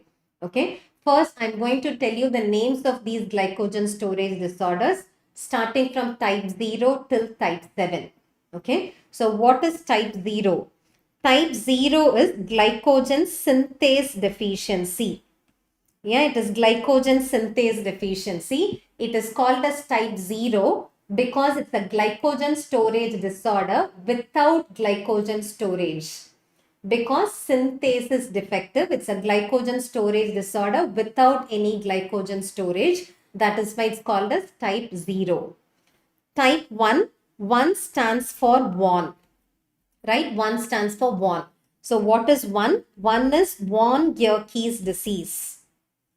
And von Gierke's disease is caused by the defect of glucose 6-phosphatase. So don't get confused between glucose 6-phosphate dehydrogenase that I told you. I said that presence is hemolytic anemia. That's different. This is glucose 6-phosphatase defect, which is von Gierke's disease. Type 2 is the question about. What is type 2? Pompey's disease, which is caused by the defect of acid maltase or alpha glucosidase. Yeah, type 2 is Pompey's disease caused by the defect of acid maltase or alpha glucosidase. When you learn about alpha glucosidase, you should also recollect about beta glucosidase defect. Can anybody type in the chat box about beta glucosidase defect? Yeah, beta glucosidase defect causes Gaucher's disease. All of you answer this. Beta glucosidase defect causes Gaucher's disease. Alpha glucosidase defect causes Pompey's disease. Okay. Type 3, which is the third alphabet, all of you. The third alphabet is C. Type 3 is Cory's disease. After C, the alphabet is D. Cory's disease is caused by the defect of D-branching enzyme. Right? Cory's disease is caused by the defect of D-branching enzyme. C and D are over. So next it has to be A and B. So tell me about type 4. Type 4 is Anderson's disease caused by the defect of branching enzyme. Right? Anderson's disease caused by the defect of branching enzyme. Now type 5. Roman letter 5 looks like the alphabet V. Can you invert V and write it twice? All of you? Can you do that? Invert V, write it twice. What is it? M. So type 5, M stands for McArdle's disease. Very good, Shabdeep. It is McArdle's disease. M for M, muscle phosphorylase defect. Right? M for M, muscle phosphorylase defect. Type 6, Hirsch's disease. Hirsch's disease is H for H, hepatic phosphorylase defect. Type 7. Can you all answer about type 7? Had you been watching the session from the beginning, you would have listened to this. What did I tell you about type 7? Type 7 glycogen storage disorder is Tarrow's disease, wherein the enzyme that is defective is phosphofructokinase 1. That's all about the 8 types of glycogen storage disorders. Are you clear? So quickly, type 0, glycogen synthase deficiency. Type 1, von Gierke's disease. Von Gierke's disease, glucose 6-phosphatase defect. Type 2, Pompey's disease, acid maltase or alpha glucosidase defect. Type 3, Cory's defect. Third alphabet is C, Cory's defect, D-branching enzyme. Type 4, Anderson's defect, branching enzyme defect. And then we have type 5, McArdle's disease, muscle phosphorylase defect. Type 6, Hirsch's disease, hepatic phosphorylase defect. Type 7, Tarrow's disease, phosphofructokinase 1 defect. That's all about the names of these conditions. Okay. Now I am going to tell you about Pompey's disease, and then we are going to classify glycogen storage disorders. The reason behind me telling you about Pompey's disease individually is because Pompey's disease is the only glycogen storage disorder which is also a lysosomal storage disorder. This can be asked as a one-liner. Which is the only glycogen storage disorder which is also a lysosomal storage disorder? It is Pompey's disease. This was asked in INI-CET as match the following. In that match the following, on one side they put Pompey's disease, on the other side they put accumulation of glycogen in lysosome. Okay, that should be picked up. Okay, so glycogen storage disorder, which is also a lysosomal storage disorder, caused by the defect of which enzyme? acid maltase or alpha glucosidase. What is the function of this enzyme? 2% of glycogen, 2% of glycogen in skeletal muscle and cardiac muscle get metabolized using this enzyme. So when this enzyme is defective, 2% of glycogen get accumulated in cardiac muscle continuously. So that causes cardiomegaly. Wasn't this given in the question? Yeah, this is why there is cardiomegaly, cardiomyopathy and cardiac failure. Okay, how did I say you can remember this? In Pompey's, the pump is affected, the heart is affected. It presents with cardiomegaly, cardiomyopathy and cardiac failure. Okay, then 2% of glycogen in skeletal muscle gets accumulated. That affects the infrastructure of skeletal muscle, and that is why skeletal muscle loses its tone. So what does it present as? It presents as hypotonia. Pompey's disease presents as hypotonia. Hypotonia in the newborn period presents as respiratory difficulty. It presents as respiratory difficulty because diaphragm is a skeletal muscle. Once it loses its tone, that presents as respiratory difficulty. And in a later stage, it presents as a floppy baby. Because the tone is lost, it presents as a floppy baby. And it's a rapidly aggressive disorder. Death happens close to 2 years. But luckily, we have enzyme replacement therapy for Pompey's disease. Do you understand this? To summarize about Pompey's disease, this is a glycogen storage disorder, which is also a lysosomal storage disorder. Heart is affected, presents as cardiomegaly, cardiomyopathy, cardiac failure, and it presents with hypotonia as a floppy baby. Okay, that's all about Pompey's disease. Now, we are going to classify all glycogen storage disorders. Okay, so for you to understand how do we classify these glycogen storage disorders, I'm going to tell you few facts or few concepts. Okay, so all of you listen to this. Those concepts include, there are two pathways which can maintain blood glucose. In your body, there are just two pathways which can maintain blood glucose. One is glycogenolysis, the other one is gluconeogenesis. For both glycogenolysis and gluconeogenesis, there is a common enzyme, that is glucose 6-phosphatase. Glucose 6-phosphatase is an enzyme that is common to both glycogenolysis and gluconeogenesis, which can maintain blood glucose. That is why whenever there is a defect of glucose 6-phosphatase, neither glycogenolysis nor gluconeogenesis can maintain blood glucose, and that causes severe fasting hypoglycemia.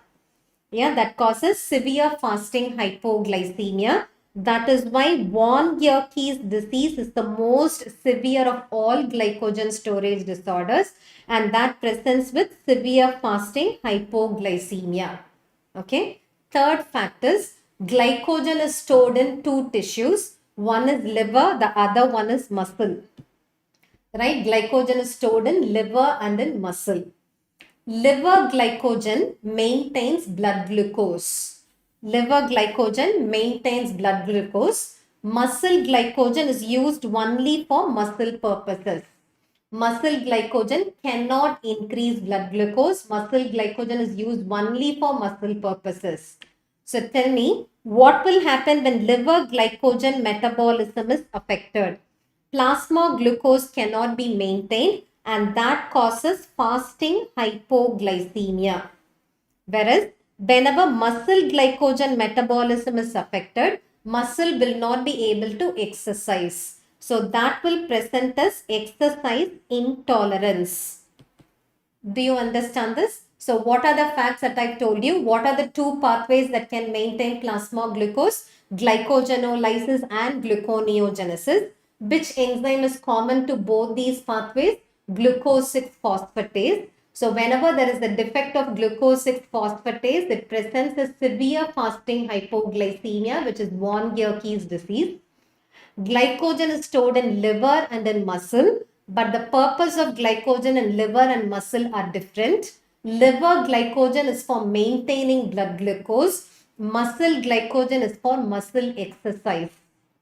So whenever liver glycogen metabolism is affected, it causes fasting hypoglycemia. Whenever muscle glycogen metabolism is affected, that causes exercise intolerance. Then both liver glycogen and muscle glycogen metabolism are affected. That will present as both fasting hypoglycemia and exercise intolerance. Okay, this is why we classify glycogen storage disorders into 4 categories. So tell me, what are the 4 categories? The first category presents with fasting hypoglycemia. The second category presents with exercise intolerance.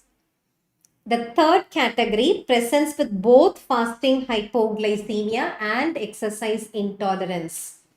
The last category presents with neither fasting hypoglycemia nor exercise intolerance. Do you understand the classification? When liver glycogen metabolism is affected, it will fit into the first category. When muscle glycogen metabolism is affected, that will fit into the second category. When both are affected, that will fit into the third category. Sometimes they present with neither fasting hypoglycemia nor exercise intolerance. Okay, so now I'm going to tell you what are the conditions that will present with fasting hypoglycemia. This would include type 0, type 1, type 3 and type 6. So all of you repeat this. What are the glycogen storage disorders which present with fasting hypoglycemia? 0, 1, 3 and 6. What are the disorders which present with exercise intolerance? Again 0 and then odd numbers. What are the odd numbers? 3, 5 and 7. Yeah, 0, 3, 5 and 7. Now you know what are the disorders which present with both. So tell me, what are the disorders which present with both type 0 and type 3? Okay, type 0 and type 3. What are the disorders which present with neither fasting hypoglycemia nor exercise intolerance? What is left out? Type 2 and type 4. Right? Type 2 and type 4 present with neither fasting hypoglycemia nor exercise intolerance. Okay, so this is about the classification of glycogen storage disorder. Let's now learn about the glycogen storage disorders which present with fasting hypoglycemia.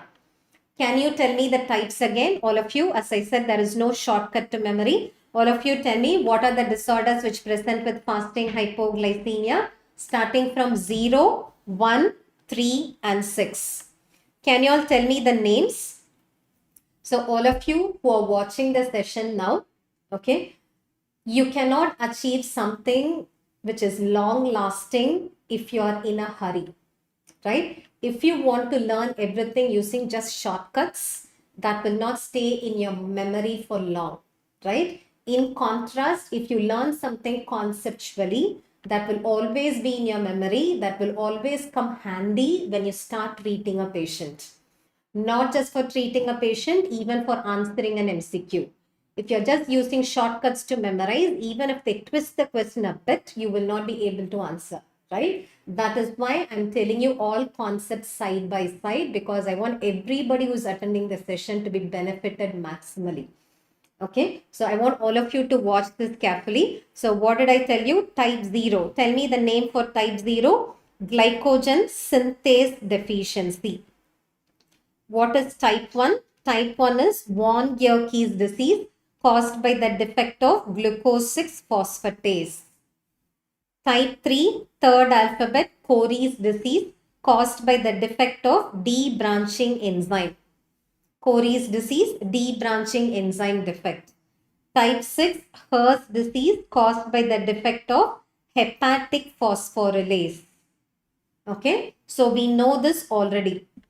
Because you know the second column, you're going to tell me the third column. Okay, von Gierke's. Tell me when, first type 0. When glycogen synthase deficiency, all of you listen to this. Whenever the enzyme's name has a prefix as liver or as muscle, it means the enzyme is defective only in that particular organ. But if the enzyme name does not have any prefix, it means it's defective both in liver and in muscle. So when I say it's glycogen synthase deficiency, it is defective both in liver and in muscle. So when liver is not able to store glycogen, when it is needed, it will not be able to release glucose. So what will it present as? It will present as fasting hypoglycemia. When muscle has not stored glycogen, whenever the muscle tries to work out, it will not be able to do it. So what will it present as? Exercise intolerance. So tell me, what will be the presenting feature of glycogen synthase deficiency? It presents with both fasting hypoglycemia and exercise intolerance. Did I tell you this before? I told you this. And whenever you see a combination of both fasting hypoglycemia and exercise intolerance, you should ask for liver biopsy. Okay. In glycogen synthase deficiency, there is no glycogen synthesis at all. So liver biopsy reveals zero glycogen. If liver biopsy reveals zero glycogen, it is type 0, which is glycogen synthase deficiency. So tell me all about type 0, everybody. Type 0 presents with both fasting hypoglycemia and exercise intolerance. Liver biopsy reveals zero glycogen. Okay. Now, von Gierke's disease. I told you this is because of glucose 6 phosphatase defect, which is common to both glycogenolysis and gluconeogenesis. So what will it present as? It will present as severe fasting hypoglycemia. There are so many conditions which can present as fasting hypoglycemia in a neonate. Okay, but all those conditions respond to counter-regulatory hormone administration. Because whenever you administer any counter-regulatory hormone like glucagon, this hormone glucagon stimulates glycogenolysis, it stimulates gluconeogenesis, and it increases blood glucose.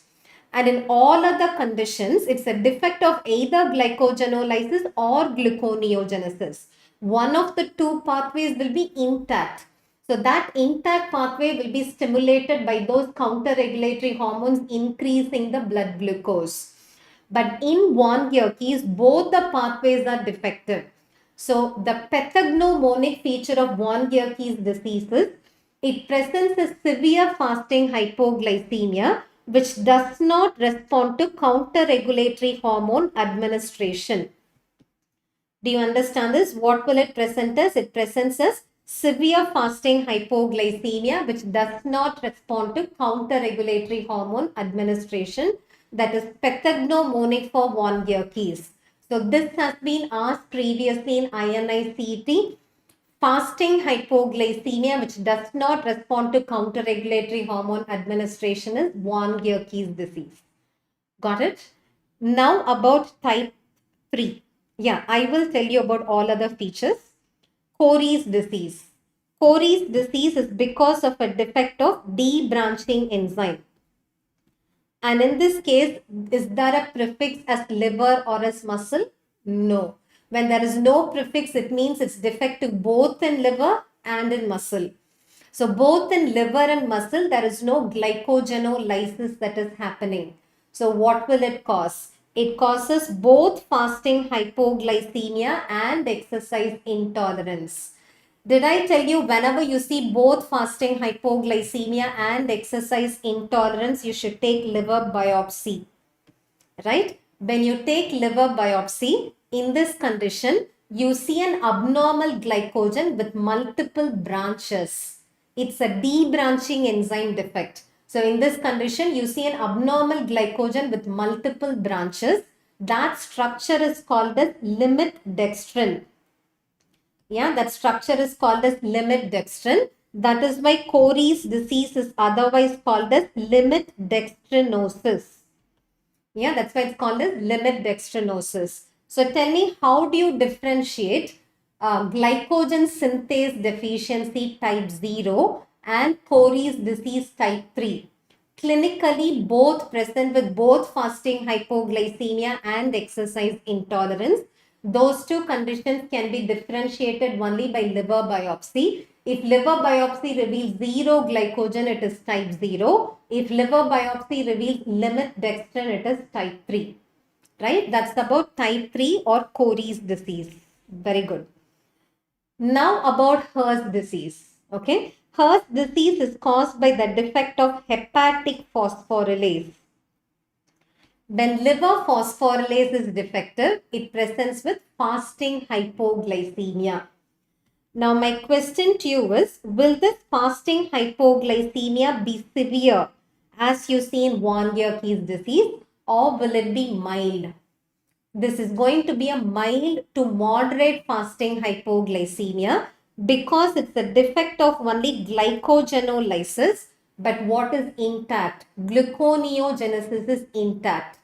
So it presents as mild to moderate fasting hypoglycemia that responds to counter-regulatory hormone administration. Why will it respond to counter-regulatory hormone administration? Because gluconeogenesis is intact, that can be stimulated. Okay, so tell me, how do you differentiate von Gierke's and Hers? Von Gierke's does not respond to counter-regulatory hormone administration. Hers disease responds to counter-regulatory hormone administration. Got it? So, before I start telling you a mental algorithm for making a diagnosis of glycogen storage disorder with hypoglycemia, I am going to tell you all about von Gierke's disease because that is frequently asked about. Okay. So, what is von Gierke's disease? I told you. Von Gierke's disease is type 1 glycogen storage disorder caused by the defect of which enzyme, all of you? Glucose 6 phosphatase. When glucose 6 phosphatase is defective, you know glucose 6 phosphate cannot become glucose. You're going to answer this. When glucose 6 phosphate cannot become glucose, what is the fate of glucose 6 phosphate? It enters into glycolysis. When it enters into glycolysis, every glucose 6 phosphate becomes 2-pyruvate. Right?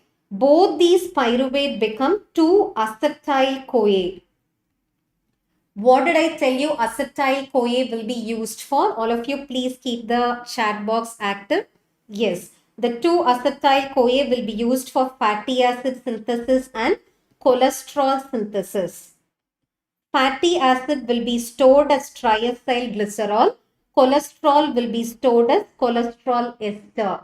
So this child of von Gierke's disease does not only present with fasting hypoglycemia, which does not respond to counter-regulatory hormone administration. Additionally, the child also presents with hypertriglyceridemia and hypercholesterolemia. Okay. And acetyl-CoA will not only be used for fatty acid and cholesterol synthesis. Don't you know that this acetyl-CoA can be condensed to form ketone bodies? So the child presents with ketosis. Okay. Not always pyruvate will be used for acetyl-CoA formation. Sometimes pyruvate will be used for lactate formation. That is why what do you see? You see lactic acidosis. Okay. Not always glucose 6 phosphate enters into glycolysis.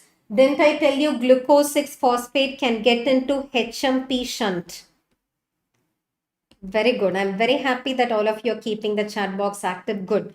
When it enters into HMP shunt, did I tell you HMP shunt is used for ribose 5-phosphate formation? Yeah. And I said this ribose 5-phosphate is used for purine and pyrimidine synthesis. Excess purine will be broken down to give rise to uric acid. Yeah, it will be broken down to give rise to uric acid. That is why you see hyperuricemia. So can you tell me what are the biochemical features of von Gierke's disease? All of you answer. Von Gierke's disease presents with severe fasting hypoglycemia, which does not respond to counter-regulatory hormone administration. The child presents with hypertriglyceridemia, hypercholesterolemia, ketosis, lactic acidosis, hyperuricemia. Okay. Clinically, what will you see? clinically, when there is hypertriglyceridemia, these triglycerides accumulate in the organ. When it accumulates in the organ, that causes hepatomegaly and renomegaly. Hepatomegaly and renomegaly causes abdominal distension. Do you understand this? That causes abdominal distension. This triglyceride also accumulates in the cheek. That causes doll-like faces. So if you look at that child, the child is very chubby. Yeah, the child is chubby with chubby cheeks, which is why it is called as doll-like faces. Hepatomegaly, renomegaly, so there is abdominal distension. Cholesterol accumulates to form xanthomas. That is why you also see xanthomas everywhere. Okay, so all of you tell me, what are the features of von Gierke's disease? First, I gave you biochemical features which are provided in this slide here. What are the biochemical features? Severe fasting hypoglycemia, no response to counter-regulatory hormone administration, hypertriglyceridemia, hypercholesterolemia, ketosis, lactic acidosis, hyperuricemia, right? Additionally, what are the clinical features that I gave you? That is provided in this slide here. What are the clinical features? The child has a chubby face, doll-like faces. The child is overall well built. And then there is abdominal distension because of hepatomegaly, renomegaly. You also observe xanthomas. So have you been able to understand all features of von Gierke's disease? I hope you will not forget this anytime, right? So now an algorithm to make a diagnosis when the mother complains of fasting hypoglycemia. Corneal clouding is not a feature here. Corneal clouding is a feature of mucopolysaccharidosis, HERLS. Okay. So fasting hypoglycemia. If the mother comes and complains, will any mother come and say her child has got fasting hypoglycemia? No. What will it be in mother's terms? Right? The mother would say frequent cry. My child keeps crying, right? Cry between meals. Demand for frequent feeding. When compared to my sister's child, I'm forced to feed my child very frequently. Okay, so these are the terms that the mother would come and say when she sees fasting hypoglycemia. So whenever there is fasting hypoglycemia, what should you do? You should look for features of exercise intolerance. Okay, what if there are features of exercise intolerance as well? As I said, whenever you see both fasting hypoglycemia and exercise intolerance, you should take liver biopsy. Okay, if liver biopsy reveals zero glycogen, what is it? It is type 0, which is glycogen synthase deficiency. What if liver biopsy reveals limit dextrin? If it reveals limit dextrin, it is type 3 or Cory's disease. Okay. What if there is no exercise intolerance? When there is no exercise intolerance, then you look for response, right? You look for response to counter-regulatory hormone administration. When there is no response to counter-regulatory hormone administration, it is von Gierke's disease. When there is response to counter-regulatory hormone administration, it is HERS disease. Okay, so that's all about von Gierke's disease. That's all about glycogen storage disorders which present with fasting hypoglycemia. Okay. Now, what are the glycogen storage disorders which present with exercise intolerance? What are the types I told you for exercise intolerance? 0. And then I said odd numbers. What are the odd numbers? 3, 5 and 7. Can you tell me the names? We already know the names. Glycogen synthase deficiency, Cory's disease, McArdle's disease, Taruv's disease. Okay. So we know the second column, which means we also know the third column, right? Can you think and tell me? At least for the first two disorders, I've already told you. What did I tell you about the first two disorders? Both glycogen synthase deficiency and Cory's disease present with both fasting hypoglycemia and exercise intolerance. Liver biopsy reveals zero glycogen in type 0. It reveals limit dextrin in type 3. So this we know already.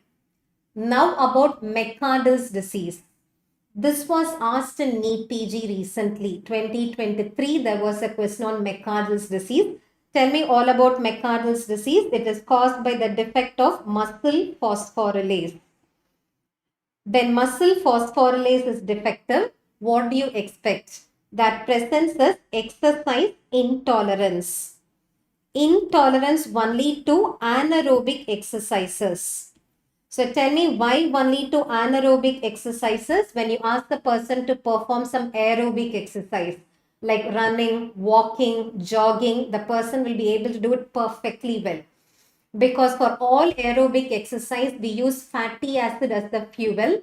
We use fatty acid oxidation as the pathway. Okay. Only when you ask the person to perform some anaerobic exercise.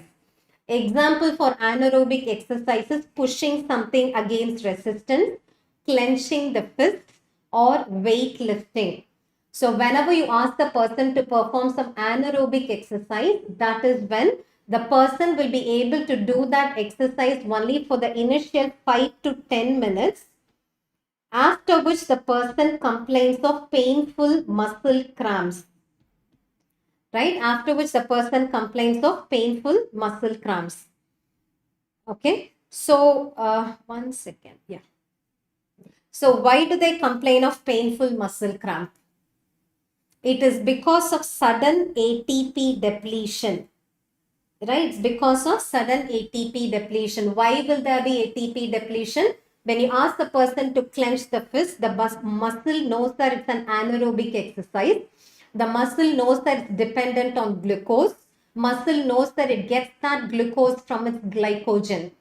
But its glycogenolysis is defective. Without glycogenolysis, it cannot generate ATP. Without ATP, the muscle cannot relax. I hope you have learned in physiology, not only to bring about contraction, even to bring about relaxation, you need ATP. Because there is no ATP, because there is sudden ATP depletion, the muscle is not able to relax. That is why they present with painful muscle cramps. So what will you see in McArdle's disease? There is intolerance to anaerobic exercise, wherein when you ask the person to perform some anaerobic exercise like clenching the fist, the person is able to perform that for the initial 5 to 10 minutes, after which the person complains of painful muscle cramp because of sudden ATP depletion. Okay. And muscle cramp is quite common even in a normal person.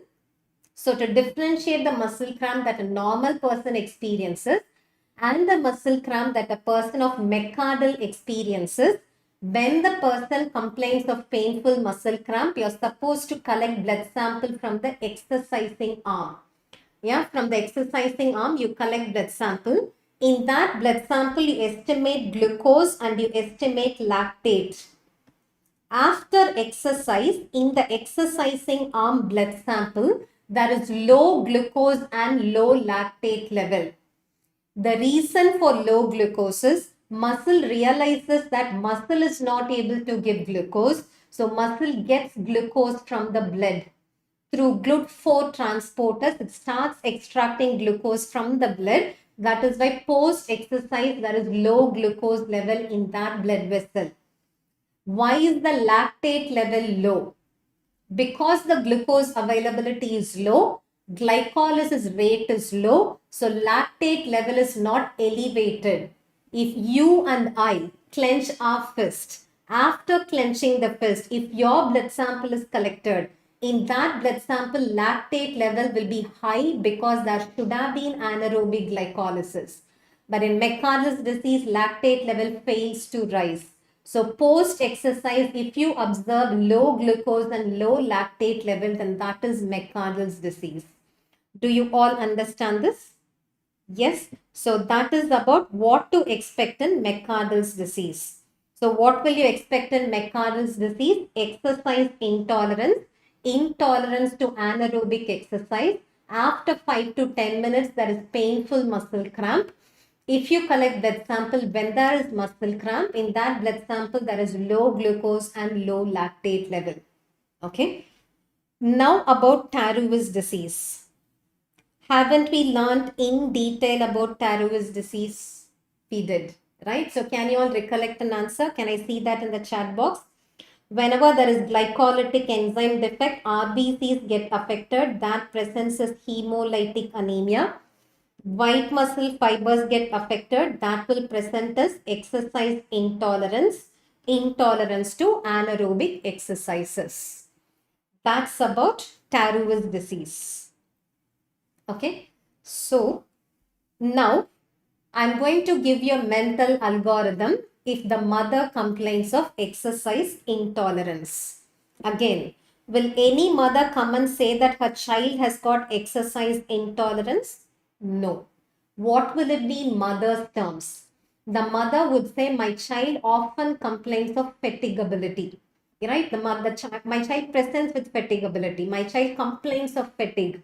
Or she would say, my child is not able to play as much as my friend's child.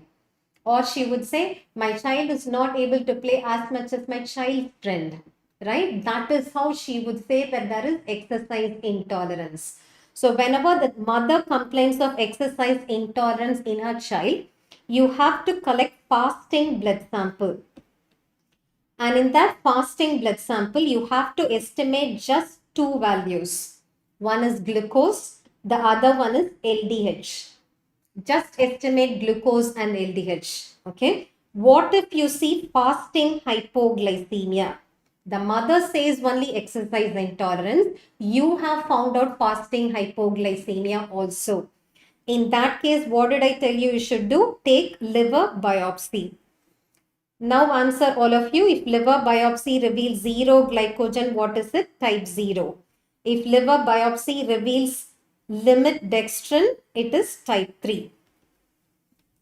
Okay. Now what if the glucose level is normal? Yeah, the glucose level is normal. Then check LDH value. What if LDH value is high? High LDH value is a sign of hemolysis. Yeah, that's the earliest sign of hemolysis, even before bilirubin levels are elevated, even before reticulocyte count rises. The first parameter, the level of which rises, is LDH. So if LDH level is high, that's a sign of hemolysis. So if you see exercise intolerance and hemolytic anemia, you should think of glycolytic enzyme defect.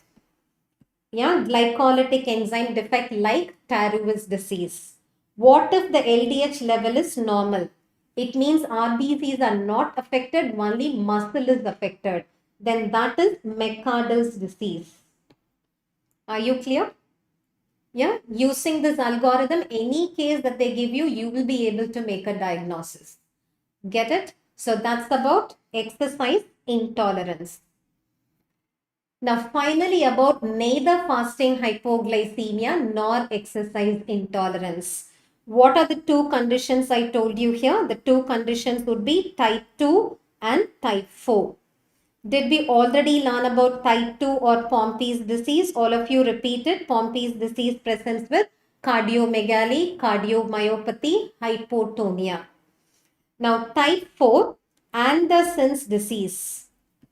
Okay. Anderson's disease is caused by the defect of branching enzyme. When branching enzyme is defective, branches provide compactness to glycogen, right? Branches provide compactness to glycogen. When branching enzyme is defective, liver accumulates an abnormal glycogen without any branch. So that accommodates a very large space. That causes hepatomegaly. When liver accumulates an abnormal glycogen which occupies a larger space, that presents itself as hepatomegaly and as liver cirrhosis. Yeah, it presents as hepatomegaly and as liver cirrhosis. So that's about all types of glycogen storage disorders. Are you clear? Now, can we try answering few MCQs? Okay. So all of you, repeat question. Just now I showed you Cardiomegaly, floppy baby. What will be your answer? Your answer should be Pompey's disease. Match the following, right? INI-CET May 2024 question. Now it's going to be very easy. Cory's disease. Did I tell you it's debranching enzyme defect, limit dextrinosis, wherein a branch structure accumulates in liver biopsy? So one has to be paired with A. Very good. I'm very happy that all of you have already started answering. McArdle's disease presents with exercise intolerance. 2 to be paired with C. Pompey's disease, it's a lysosomal storage disorder. So 3 to be paired with B. Von Gierke's disease, did I tell you it presents with hypoglycemia and lactic acidosis? Why did I tell you there is lactic acidosis? Glucose 6-phosphate becomes pyruvate, pyruvate becomes lactate. So what is the right answer? 1 becomes A, 1 to A, 2 to C, 3 to B, 4 to D. So the right answer is choice D. Okay. So students, you don't have to be worried about whether this is useful for this exam or for that exam, right? Because we are learning all subject, the entire subject conceptually. Yeah, there are limited topics from where questions can be asked, and we have covered all topics. So irrespective of the exam that you're going to appear for, with 100% confidence, you can sit and watch this session. This 4 hours will not be wasted by any means. Okay. Answer this, please. A child was fatigued after exercise, and the blood sample collected soon after exercise showed low glucose and low lactate level. What is the probable diagnosis? Exercise intolerance. So it is McArdle's disease. Very good. Excellent. Next one, please. A 4-year-old child presents with EC fatigability. I said you have to translate EC fatigability as exercise intolerance. The mother also complained that the child was more hungry between meals. So there is exercise intolerance plus fasting hypoglycemia. And the child recovers after food. I said whenever you see both exercise intolerance and fasting hypoglycemia, you should take liver biopsy. If liver biopsy reveals 0 glycogen, what did I tell you? It is type 0. What is type 0? Glycogen synthase deficiency. Okay. So we have completed glycogen storage disorders. Now look at this interesting question. It's a NEET 2024 MCQ. Do you know the answer already? A neonate was brought to the hospital with chief complaints of poor feeding, vomiting, acidosis and cataract. Benedict's test on urine was positive and urinary glucose was negative. What is the defective enzyme in the above mentioned disorder? What is your answer? Very good. The answer is choice A. Okay. So let me tell you this. Whenever you're given a case-based MCQ, always follow 2 steps. Summarize positive findings and exclude choices. And if you ask me what is the first positive finding that strikes me here, yeah, it is urine answering Benedict's test, which means urine has some reducing substance. But urine does not have glucose, which means urine has the reducing sugar, which is not glucose. So what other sugar can be present in urine? Other than glucose, urine can have galactose, urine can have fructose, urine can have lactose, urine can have a pentose. So these are the sugars that can be present in the urine. Okay. Based on this, what are the choices that I will exclude first? I am going to exclude choice C and choice D. Why am I excluding choice C and choice D? Because lactase and sucrase are 2 digestive enzymes. These are enzymes which are present in the intestinal villi. When these enzymes are defective, only digestion gets affected. When digestion gets affected, they present only with GI disturbances, gastrointestinal disturbances.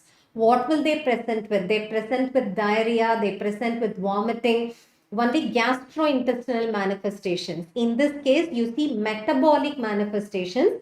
That is why it is neither lactase deficiency nor sucrase deficiency. I am left with choice A and choice B. Okay, let me name the disorders first. What will you call it as when it is fructokinase defect? Fructokinase defect is essential fructoseuria. Yeah, fructokinase defect is essential fructoseuria. Galactose 1-phosphate uridyl transferase defect or GALPUT defect is called as classical galactosemia. Should not forget this. Fructokinase defect is called as essential fructoseuria. GALPUT deficiency is called as classical galactosemia. I'm going to exclude choice B of fructokinase defect. Had it been essential fructoseuria, the child should have been perfectly normal. The only finding should have been urine answers Benedict's test. Is that the case here? No. The child is presenting with poor food, feeding, vomiting, acidosis and cataract. And that is why this is not fructokinase defect. What is it? Classical galactosemia. Do you all understand this? Yeah, even if you're asking me, what if the choice B was hereditary fructose intolerance? Yeah, what if choice B was hereditary fructose intolerance, which is caused by aldolase B defect? Even in that case, I would exclude hereditary fructose intolerance because they've given you cataract, right? Cataract is a manifestation of only galactose metabolism disorder. Cataract is very uncommon in fructose metabolism disorder. Okay. Which type of cataract do you see in galactosemia? Galactosemia is characterized by oil drop cataract. All of you look at the image that I provided you here. Oil drop cataract is a feature of galactosemia. Because we have started discussing about cataract and appearance, right? Let me tell you about other appearances in cataract. What if you see sunflower cataract? Yeah, what if you see sunflower cataract? That is a feature of Wilson's disease. Okay. What if you see snowflake cataract? Snowflake cataract is a feature of juvenile diabetes. Okay, so don't get confused here. Oil drop cataract is galactosemia. Sunflower cataract is Wilson's disease. And then snowflake cataract is a feature of juvenile diabetes. And that is why what am I going to choose? I'm going to choose galactose 1-phosphate uridyl transferase defect. Okay, so how can you differentiate classical galactosemia from hereditary fructose intolerance? First, tell me the enzyme defect. Classical galactosemia is because of the defect of GALPUT. What is GALPUT? Galactose 1-phosphate uridyl transferase. Whereas hereditary fructose intolerance is caused by the defect of aldolase B. Okay. Now, how will you differentiate the two conditions based on case history? Age of presentation or time of presentation. If it is a galactose metabolism disorder, the presentation appears even when the child was mother fed. Okay, because mother's milk has lactose. Lactose gets digested in the intestine to give galactose and glucose. If it's a galactose metabolism disorder, it appears even when the child is mother fed. Whereas if it is fructose intolerance, this appears only after the child is transitioned from mother's milk to infant feeds. Because infant feeds are rich in sucrose, table sugar, to make the child love it more. All formula feeds are very rich in sucrose. Only after transitioning, if you see all these manifestations, then it is fructose metabolism disorder. That's one way. The other way is, as I said, cataract. Cataract is common in galactose metabolism disorder. It is quite uncommon in hereditary fructose intolerance. Okay. Do you all want a break now? I'll give you a break in another 10 minutes. Okay. Congenital lactic acidosis is due to the defect of. Congenital lactic acidosis is because of the defect of obviously pyruvate dehydrogenase complex. Can you tell me why? Yeah, it is because then PDH complex is defective. Pyruvate cannot be converted to acetyl-CoA. When pyruvate cannot be converted to acetyl-CoA, pyruvate should become lactate. That causes congenital lactic acidosis. Very good. Excellent. So with that, carbohydrates is over. Let's now start discussing lipids. Okay. So as far as lipid is concerned, they often ask you questions related to hyperlipoproteinemia, and they ask you questions related to Glycosphingolipidosis, or they ask you one-liners. Okay, so we are going to discuss all those MCQs now. Let's start with a very simple one-liner, which is an essential fatty acid. Yeah, which is an essential fatty acid. There are two essential fatty acids. One is linoleic acid. The other one is alpha linolenic acid. Okay, linoleic acid and alpha linolenic acid are the two nutritionally essential fatty acids. Both have 18 carbon atoms. Suppose they ask you about arachidonic acid. Just remember, arachidonic acid is a semi-essential fatty acid. Yeah, arachidonic acid is a semi-essential fatty acid. So this question, okay, so in NEET PG 2024, in both the sessions put together, there were 3 questions on hyperlipoproteinemias. So I'm going to help you learn about all types of hyperlipoproteinemias now. Okay, patients with xanthomas on Achilles tendon, which means it is tendon xanthomas. Very good. Whenever you see tendon xanthomas, always remember it's a feature of hypercholesterolemia. Yeah, it's a feature of hypercholesterolemia. So what is the right answer? The right answer is familial hypercholesterolemia, which is type 2A. Okay, so let's now learn all about hyperlipoproteinemias. I'm going to tell you about, so before that, let me tell you about other choices also. Tangiers disease. Tangiers disease, had they tried giving you a case-based MCQ on Tangiers disease, they would have given you grayish orange tonsils. Yeah, they would have given you grayish orange tonsils. How to remember this? Tang, right? Tang juice. Have you all had tang juice? Yeah, the most popular flavor in tang juice is orange. So Tangiers disease is characterized by grayish orange tonsils. Okay. And it's caused by the defect of ABC1. It is not LCAT deficiency by Dehi. It is ABC1 mutation which causes Tangiers disease. Okay. Now, familial hyperchylomicronemia. This condition presents with eruptive xanthomas. They don't present with tendon xanthomas. They present with what? Eruptive xanthomas. Familial dysbeta lipoproteinemia. Familial dysbeta lipoproteinemia is type 3 hyperlipoproteinemia that presents with either Palmar eruptive xanthomas. It presents with either Palmar eruptive xanthomas or with Xanthoma palmaris striae. I will be telling you about all these features now. For now, what did I tell you? Tendon xanthoma means hypercholesterolemia. Eruptive xanthoma means hypertriglyceridemia, which is seen in familial chylomicronemia syndrome. In familial dysbeta lipoproteinemia, you see Palmar eruptive xanthomas and Xanthoma palmaris striae. Tangiers disease is characterized by grayish orange tonsils. Okay, so let's now learn about hyperlipoproteinemias. This is all about Fredrickson's classification.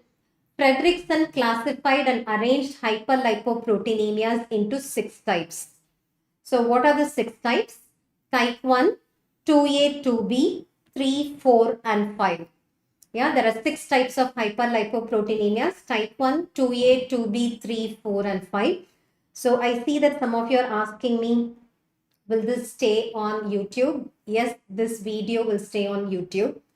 But what I would like to tell all of you is watch the session live. Okay? Because if you're watching the session live, you will follow the pace at which I'm discussing all these MCQs, which means you have no other go but to finish the entire biochemistry in the 4 hours along with me.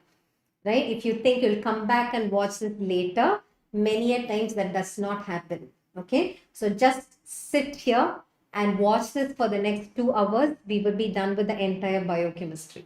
Okay? So coming back to this, Fredrickson's classification, how many types? 6 types. Type 1, 2A, 2B, 3, 4 and 5. Okay? And for your benefit, I'm going to classify these hyperlipoproteinemias into 3 categories. The first category presents with only an elevation of cholesterol. The second category presents with only an elevation of triglyceride. The third category presents with an elevation of both. Okay, because clinical presentation differs based on this. Any person who presents with an elevated cholesterol would present with tendon xanthomas. What do they present with? They present with tendon xanthomas and they present with accelerated atherosclerosis. So tell me, what are the manifestations of hypercholesterolemia, tendon xanthomas and accelerated atherosclerosis? So whenever the MCQ mentions tendon xanthomas, immediately you should think of hypercholesterolemia. If you're asking me what are tendon xanthomas, please look at the slide here. These are tendon xanthomas. These are small eruptive lesions which are present along the line of attachment of tendons. They are more pronounced along the knuckles and they are more pronounced along the ankles. If you see your patient with tendon xanthoma, then the clue that you get is your patient has got elevated cholesterol. This person can present with accelerated atherosclerosis.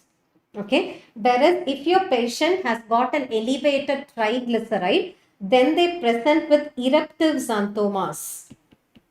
Right? What do they present with? They present with eruptive xanthomas, recurrent pancreatitis. Okay. And on examination, you find lipemia retinalis. So tell me, what will you find whenever there is an elevation of triglyceride? They don't present with tendon xanthomas. They present with eruptive xanthomas, recurrent pancreatitis, and on examination, you would find lipemia retinalis. So what are eruptive xanthomas? These are eruptive xanthomas. Eruptive xanthomas are even tinier than tendon xanthomas and they are present along the extensor surfaces of the limb. They are present at the back of elbow. But don't get confused between these eruptive xanthomas and trinoderma. Questions are also asked about trinoderma. Trinoderma is follicular hyperkeratosis, which is because of vitamin A deficiency. How will you differentiate trinoderma and these eruptive xanthomas? Trinoderma, again you will see along the extensor surface, but those small papules have keratin plug at the tip. So whenever you see small papules with keratin plug at the tip, then think of trinoderma, which is because of vitamin A deficiency. When there is no keratin plug, then that is probably eruptive xanthoma, which is a sign of elevated triglyceride. Okay. And if your patient has got an elevation of both cholesterol and triglyceride, then there will be a mix-up of all these features. Okay. Now, if you consider all these hyperlipoproteinemias, only one type of hyperlipoproteinemia fits into the first category, wherein cholesterol alone is elevated, and that is type 2A. So all of you tell me in which type cholesterol alone is elevated? Type 2A. That is why type 2A is otherwise called as familial hypercholesterolemia. Logical, right? If only cholesterol is elevated, what will you call it as? Familial hypercholesterolemia. And this is caused by the defect of LDL receptor. Obviously, right? What will happen when in the target tissues LDL receptors are defective? From the blood, what will not be cleared off from the circulation? From the blood, LDL will not be cleared off. So LDL stays back in the circulation. LDL carries cholesterol. So blood cholesterol level will be elevated. So you should call it as familial hypercholesterolemia caused by the defect of LDL receptor. This was also asked in NEET PG 2024. Familial hypercholesterolemia is because of the defect of LDL receptor. And this is an autosomal dominant condition. Okay, so that's all about type 2A, wherein only cholesterol is elevated. It presents with tendon xanthomas and accelerated atherosclerosis. Now, what are the hyperlipoproteinemias wherein only triglyceride is elevated? Triglyceride alone is elevated in type 1, type 4 and type 5. Okay, type 1, type 4 and type 5, there is an elevation of triglyceride. It's easy to remember, right? Tri is 3, okay? 1 plus 3 is 4, right? 1 plus 3 is 4. So 1, 4 and 5 present with elevation of only triglyceride. So tell me, what are the conditions which present with an elevation of both? What is left out? Both are elevated in 2B and 3. Yeah, both are elevated in 2B and 3. Are you clear? So just tell me, only cholesterol is elevated in 2A, only triglyceride is elevated in 1, 4 and 5. Both are elevated in 2B and 3. Okay. So now I am going to tell you about type 1 hyperlipoproteinemia and type 3 hyperlipoproteinemia because these are being frequently asked about. Okay. Type 1. The first lipoprotein that we always learn about is chylomicron. So type 1 is related to chylomicron and it is familial chylomicronemia syndrome. So all of you tell me, what is type 1? Type 1 is familial chylomicronemia syndrome. It is caused by the defect of either ApoC2 or lipoprotein lipase. Yeah, it is caused by the defect of either ApoC2 or lipoprotein lipase. So all of you watch this carefully for some time. What does chylomicron do? Chylomicron carries exogenous or dietary triacylglycerol from intestine to extrahepatic tissues. All of you should know this. What does chylomicron carry? It carries exogenous or dietary triacylglycerol from intestine to extrahepatic tissues. So when it is first released into circulation, this chylomicron has few apoproteins.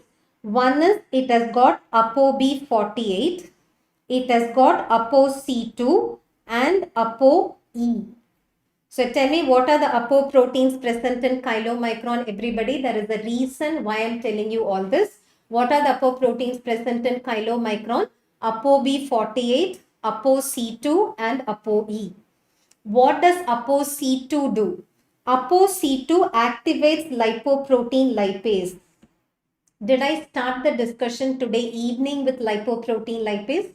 Yeah. So what is that you know about lipoprotein lipase? Lipoprotein lipase is clinging to the vessel wall, held in place by heparin sulfate. Lipoprotein lipase is an enzyme that is clinging to the vessel wall, held in place by heparin sulfate. So this ApoC2's function, the only function of ApoC2 is to activate lipoprotein lipase. So that lipoprotein lipase acts on chylomicron's triacylglycerol, cleaves it to give glycerol and fatty acid.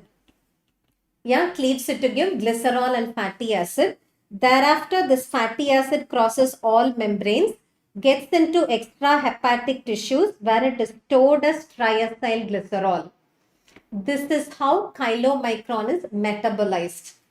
In that case, can you tell me what will happen whenever there is the defect of either ApoC2 or lipoprotein lipase? Chylomicron will not be cleared off from the circulation. Chylomicron stays back in the circulation. That is why this condition is called as familial chylomicronemia syndrome. Chylomicron carries triacylglycerol. So in this condition, serum triglyceride level is massively elevated. Okay, so have you all understood this? Serum triglyceride level is massively elevated in this condition because chylomicron is carrying triacylglycerol. Whenever triglyceride level is elevated, I told you that it presents with eruptive xanthomas, recurrent pancreatitis. On examination, you find lipemia retinalis. If you see this combination, to prove the diagnosis as familial chylomicronemia syndrome, which enzyme activity should you estimate? You should estimate lipoprotein lipase enzyme activity. Okay, if you can prove that plasma lipoprotein lipase enzyme activity in this individual is low, then you can confirm the diagnosis as familial chylomicronemia syndrome. Okay, so with this, I'll give you 5 minutes break for all of you. Okay, after which I will tell you in detail about lipoprotein lipase enzyme activity verification. You can come back in just 5 minutes.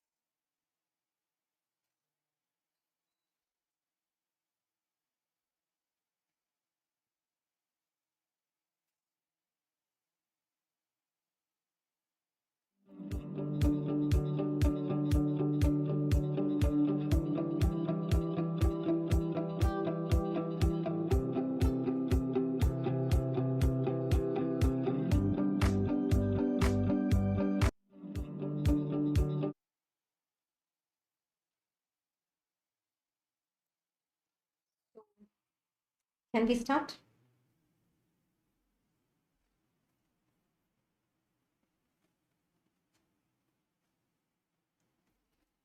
So I hope we can start now, right? So I was telling you that to make a diagnosis of familial chylomicronemia syndrome, we have to estimate plasma lipoprotein lipase enzyme activity.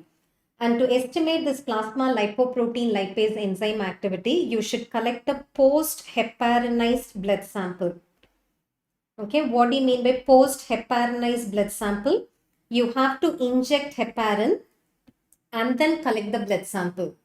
Why do you have to inject heparin?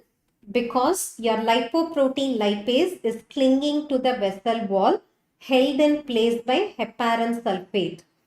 So if you just like that collect blood sample, that blood sample cannot act as a source of lipoprotein lipase. How should you collect the blood sample? You should inject heparin and then collect that sample. In which case lipoprotein lipase will leave the vessel wall, will come and get attached to heparin. This blood sample will act as a source of lipoprotein lipase. If that activity is low, then your diagnosis is confirmed. So that's all about type 1 hyperlipoproteinemia. So all of you tell me all about type 1 hyperlipoproteinemia. Type 1 is familial chylomicronemia syndrome caused by the defect of ApoC2 or lipoprotein lipase. When this enzyme is defective, chylomicron accumulates, which carries excess dietary triacylglycerol. So serum triglyceride level will be massively elevated. As you all know, the normal serum triglyceride level is less than 150 milligram per deciliter. In this case, it's massively elevated. It's more than like 2000 milligram per deciliter. When the triglyceride level is so high, these patients present with eruptive xanthomas, recurrent pancreatitis. On examination, you find lipemia retinalis. To prove the diagnosis, post-heparinized blood sample has to be collected, and you should show that plasma lipoprotein lipase activity is low in these individuals. Okay, so that's all about type 1. Now about type 3 hyperlipoproteinemia. Don't you think that 3 and E sound similar? Yes or no? 3 and E sound similar. So type 3 is because of ApoE defect. ApoE is an apoprotein of remnants. So whenever there is ApoE defect, remnants accumulate. That is why we call this condition as remnant disease. Remnants carry both cholesterol and triglyceride. So in this condition, there is an elevation of both serum cholesterol and triglyceride. Okay. And interestingly, in this condition, there is an abnormality that is seen on lipoprotein electrophoresis. If lipoprotein electrophoresis shows a broad beta band, if lipoprotein electrophoresis shows a broad beta band, that is type 3. That is why type 3 is otherwise called as broad beta disease. That is why it is also called as familial dysbeta lipoproteinemia. So all of you tell me the 3 names for the same condition. Type 3 is called as remnant disease, broad beta disease, and familial dysbeta lipoproteinemia. And the genetic cause for type 3 hyperlipoproteinemia is homozygosity of E2. Yeah, whenever there is homozygosity of E2, then that is type 3 hyperlipoproteinemia. Normally, we all have homozygosity of E3. Because of a mutation, if E3 is replaced by E2, that causes familial dysbeta lipoproteinemia. There are 2 pathognomonic features for type 3 hyperlipoproteinemia. One is palmar eruptive xanthomas. Eruptive xanthomas can be present anywhere. But if eruptive xanthomas are seen in the palm, palmar eruptive xanthoma, that is pathognomonic for type 3 hyperlipoproteinemia. One more pathognomonic feature is xanthoma palmaris striae. What are xanthoma palmaris striae? Yellowish discoloration of palmar creases. That is also type 3 hyperlipoproteinemia. So that's all about type 3 hyperlipoproteinemia. And I want all of you to try to answer this question again. Whenever you see tendon xanthomas, what is your diagnosis? It is familial hypercholesterolemia. All of you tell me, what did I tell you about Tangiers disease? Yeah, what did I tell you about Tangiers disease? This is grayish orange tonsils. Familial chylomicronemia syndrome, eruptive xanthomas. Familial dysbeta lipoproteinemia, what did I tell you? Palmar eruptive xanthomas and xanthoma palmaris striae. Okay. The same exam, one more question. A patient came to the emergency room with severe pain in the abdomen, which is probably acute pancreatitis. Serum triglyceride level was 1500 milligram per deciliter. The normal value is less than 150 milligram per deciliter. So massive hypertriglyceridemia, what will you suspect? Familial chylomicronemia syndrome. Identify the defect. All of you tell me the answer. ApoC2 defect. So the answer is choice C. Good. Another question in the same exam. A patient has multiple tendon xanthomas. Again tendon xanthomas. familial hypercholesterolemia. Serum cholesterol level is high. Normal serum cholesterol is less than 200 milligram per deciliter.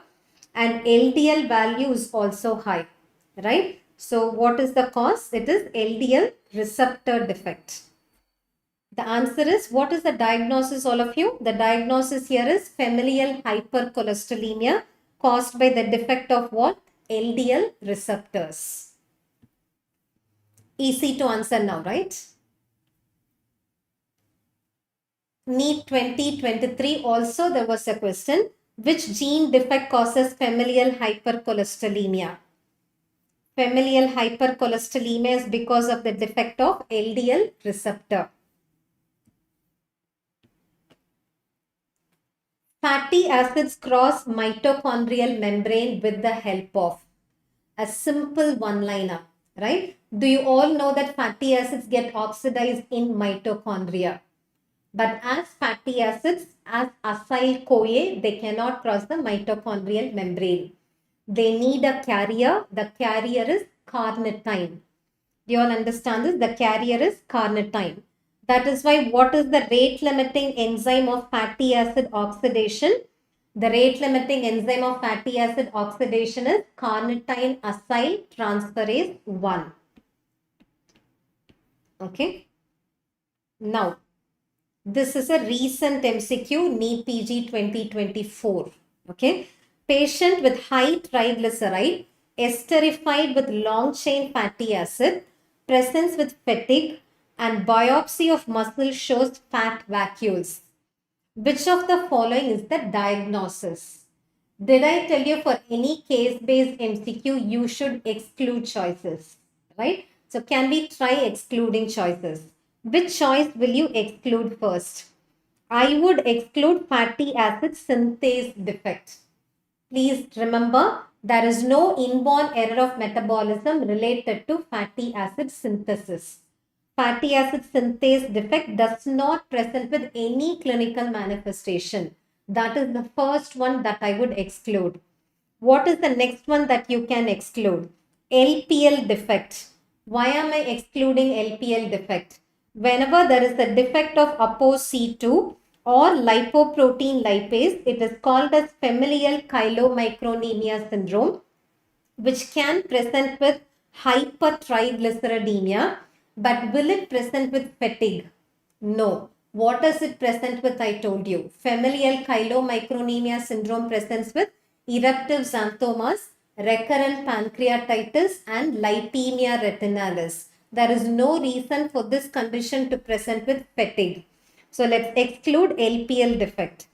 The next thing that I'm going to exclude is choice D, LDL defect. If it's LDL receptor defect, it should have presented with familial hypercholesterolemia, which would present with tendon xanthomas and accelerated atherosclerosis. It is not going to present with fatigue. That is why the right answer is carnitine deficiency. Do you all understand this? That is why the answer is carnitine deficiency. Now, what will happen whenever there is carnitine deficiency? Just now I told you carnitine is necessary for fatty acids to cross the mitochondrial membrane for them to get oxidized within the mitochondria. So whenever there is carnitine deficiency, there will be no fatty acid oxidation, right? Whenever there is no fatty acid oxidation, did I tell you, for you to learn about any inborn error of metabolism, you should think what are the cells for which this pathway is indispensable. Tell me, what are the cells for which fatty acid oxidation is indispensable? It is indispensable for cardiac muscle fibers and for red muscle fibers.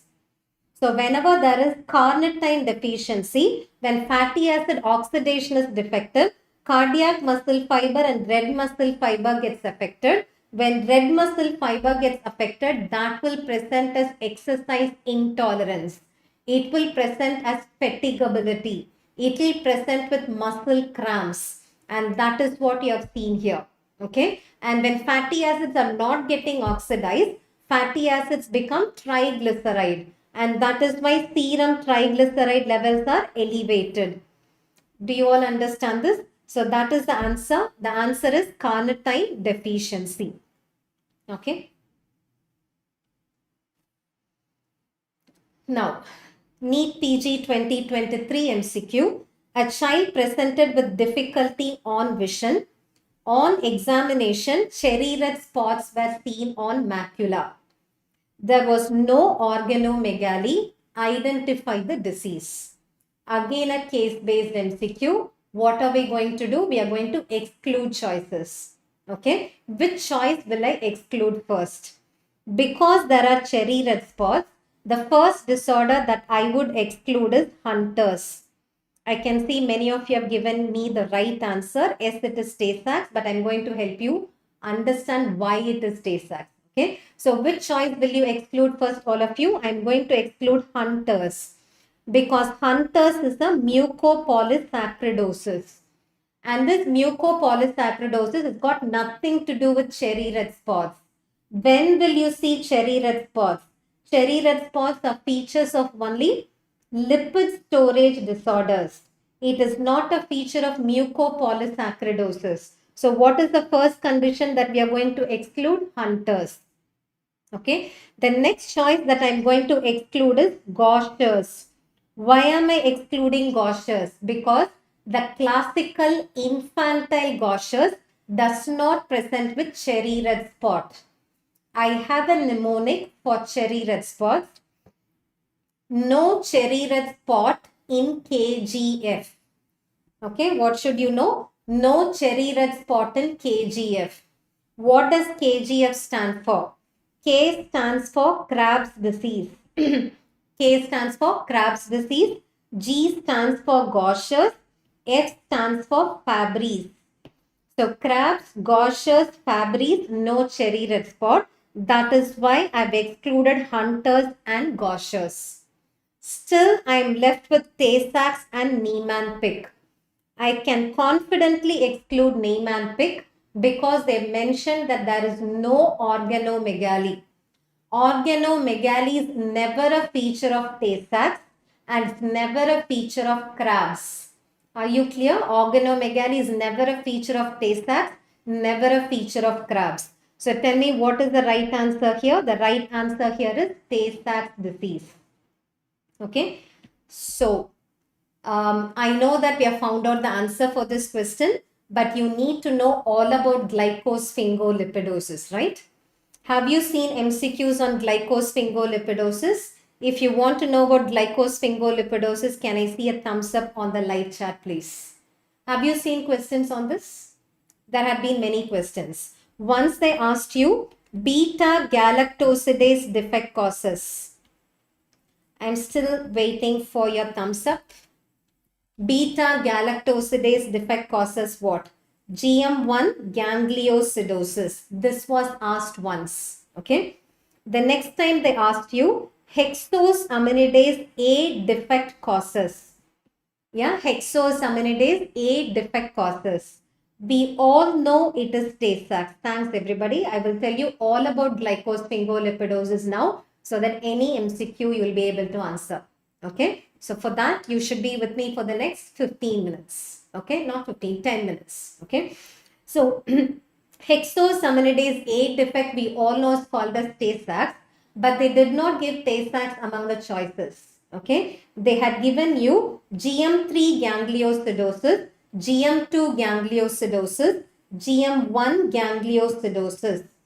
Your answer should be GM2 gangliosidosis. You should know that Tay-Sachs is otherwise called as GM2 gangliosidosis. Okay, hexosaminidase A defect causes Tay-Sachs, otherwise called as GM2 gangliosidosis. Then they asked you the lipid which accumulates in Fabry's diseases. Yeah, the lipid which accumulates in Fabry's diseases, globoside. Okay. Then recently they're asking you more questions on Gaucher's. They always give you a history. The history says refractory anemia, thrombocytopenia, crumpled tissue paper appearance. That is Gaucher's disease. Or they ask you about Tay-Sachs. So now we are going to learn about glycosphingolipidosis, okay, for which I'm going to start from the structure of glycosphingolipids. All of you stay with me. You will not regret, right? You will thank me at the end of 10 minutes, okay? So glycosphingolipid structure. All glycosphingolipids are derivatives of ceramide. Do you understand this? They're all derivatives of ceramide. I'm going to tell you what is the cerebrocyte, what is the globocyte, what is the gangliocyte, and then we are going to learn about all these disorders. Okay. So all glycosphingolipids are derivatives of ceramide. When ceramide gets attached to a monosaccharide, just a monosaccharide, that is called the cerebrocyte. Example is ceramide attached to just glucose or just galactose. Glucosyl ceramide, galactosyl ceramide is an example for cerebrocyte. If ceramide, instead of getting attached to a monosaccharide, gets attached to an oligosaccharide, that is called as globocyte. So what is an example for globocyte? To ceramide you attach both glucose and galactose. Yeah, to ceramide you are attaching both glucose and galactose. That is called as globocyte. If a ceramide is not just attached to an oligosaccharide, instead of a simple oligosaccharide, if ceramide is attached to an oligosaccharide with N-acetyluramic acid, yeah, if it's attached to an oligosaccharide with N-acetyluramic acid, that is called as gangliocyte. I'm going to give you an example for a very simple gangliocyte. To ceramide, you are attaching glucose, galactose, and N-acetyluramic acid. To ceramide, you are attaching glucose, galactose, and N-acetyluramic acid. That is the simplest gangliocyte, which is GM3 gangliocyte. Okay. As complexity increases, the number decreases. To this galactose, if you attach N-acetylgalactosamine, to this galactose, if you attach N-acetylgalactosamine, that is called the GM2 gangliocyte. Okay. To this N-acetylgalactosamine, if you attach a galactose, that is called the GM1 gangliocyte. Do you understand this? That is called the GM1 gangliocyte. So this is about what is the cerebrocyte, what is the globocyte, and what is the gangliocyte. Okay. And for your better understanding, I'm going to write down the structure of only GM1 gangliocyte here so that you are able to recollect everything else. Okay. So what is the structure of GM1 gangliocyte? To ceramide, you attach a glucose, that is cerebrocyte. You attach a galactose, that is a globocyte. You attach N-acetyluramic acid, that is a gangliocyte, which is GM3 gangliocyte. To this galactose, you attach N-acetylgalactosamine, that is called as GM2 gangliocyte. To this N-acetylgalactosamine, you attach one more galactose, that is called as GM1 gangliocyte. Are you clear? Okay. Now I'm giving you this GM1 gangliocyte and I'm asking you to metabolize it. To metabolize it, what will you remove first? I'm going to remove the last galactose first. That galactose is in beta form. So the first enzyme that I want here is beta galactosidase. If beta galactosidase is intact, I can remove this galactose. I can convert this GM1 gangliocyte to GM2 gangliocyte. That is why, tell me what will happen whenever there is a beta galactosidase defect. If beta galactosidase is defective, the entire GM1 gangliocyte accumulates. So we call this condition as GM1 gangliosidosis. So all of you tell me, what is the condition called as when beta galactosidase is defective? We call it as GM1 gangliosidosis. Okay. Now let's assume that this beta galactosidase is intact. You have removed this galactose. You have converted GM1 ganglioside to GM2 ganglioside. To metabolize this GM2 ganglioside, what needs to be removed? You have to remove this N-acetyl galactosamine. To remove this N-acetyl galactosamine, you need galactosaminidase. The next enzyme that I want is galactosaminidase. Galactosaminidase is otherwise called as hexosaminidase A. So the next enzyme that I want is hexosaminidase A that can remove this N-acetyl galactosamine that can convert GM2 ganglioside to GM3 ganglioside. Now tell me, what will happen when hexosaminidase A is defective? When hexosaminidase A is defective, we call that condition as Tay-Sachs disease. And in Tay-Sachs disease, the lipid which accumulates is GM2 ganglioside. That is why Tay-Sachs disease is otherwise called as GM2 gangliosidosis. Didn't I tell you this? Tay-Sachs disease is otherwise called as GM2 gangliosidosis. Now let's assume that this hexosaminidase A is intact. You have removed this N-acetyl galactosamine. You have converted GM2 ganglioside to GM3 ganglioside.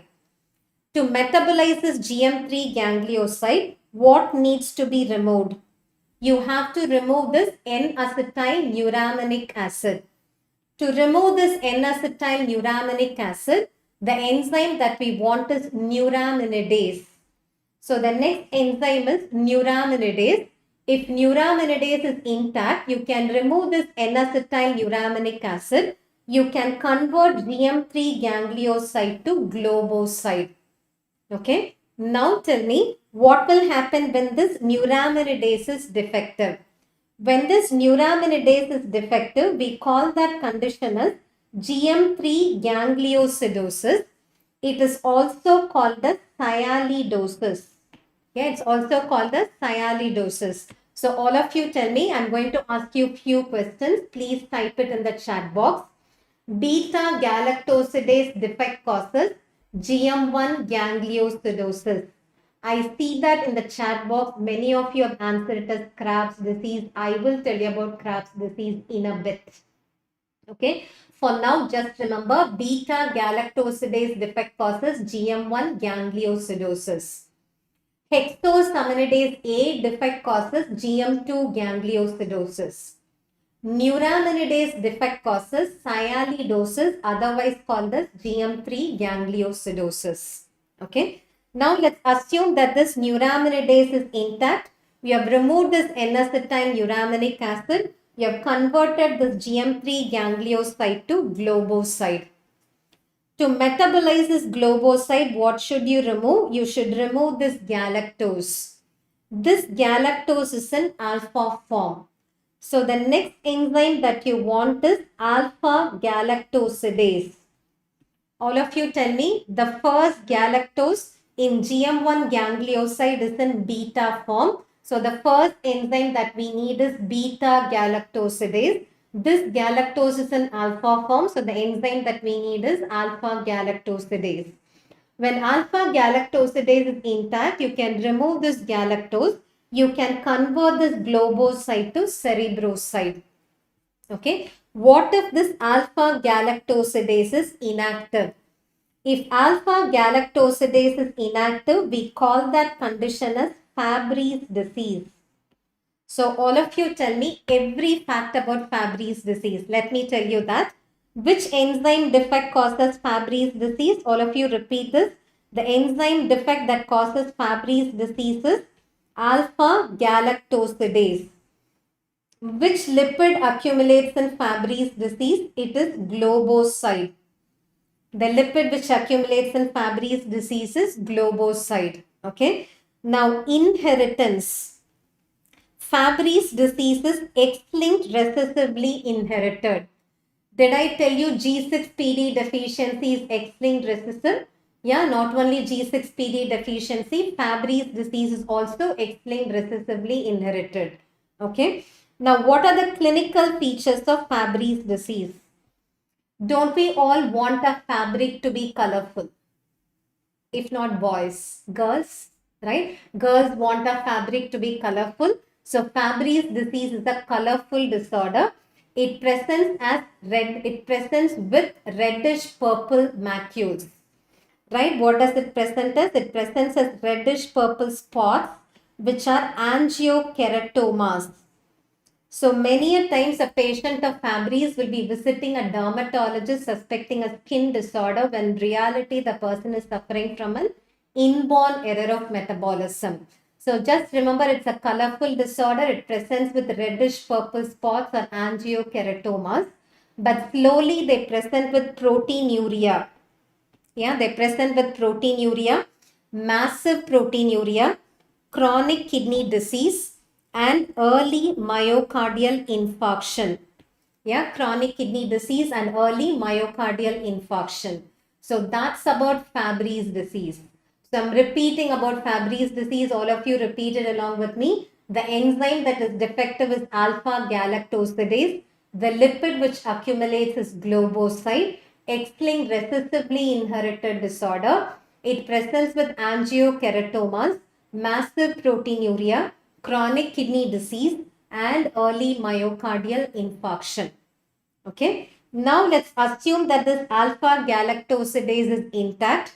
You have removed this galactose. You have converted globoside to cerebroside.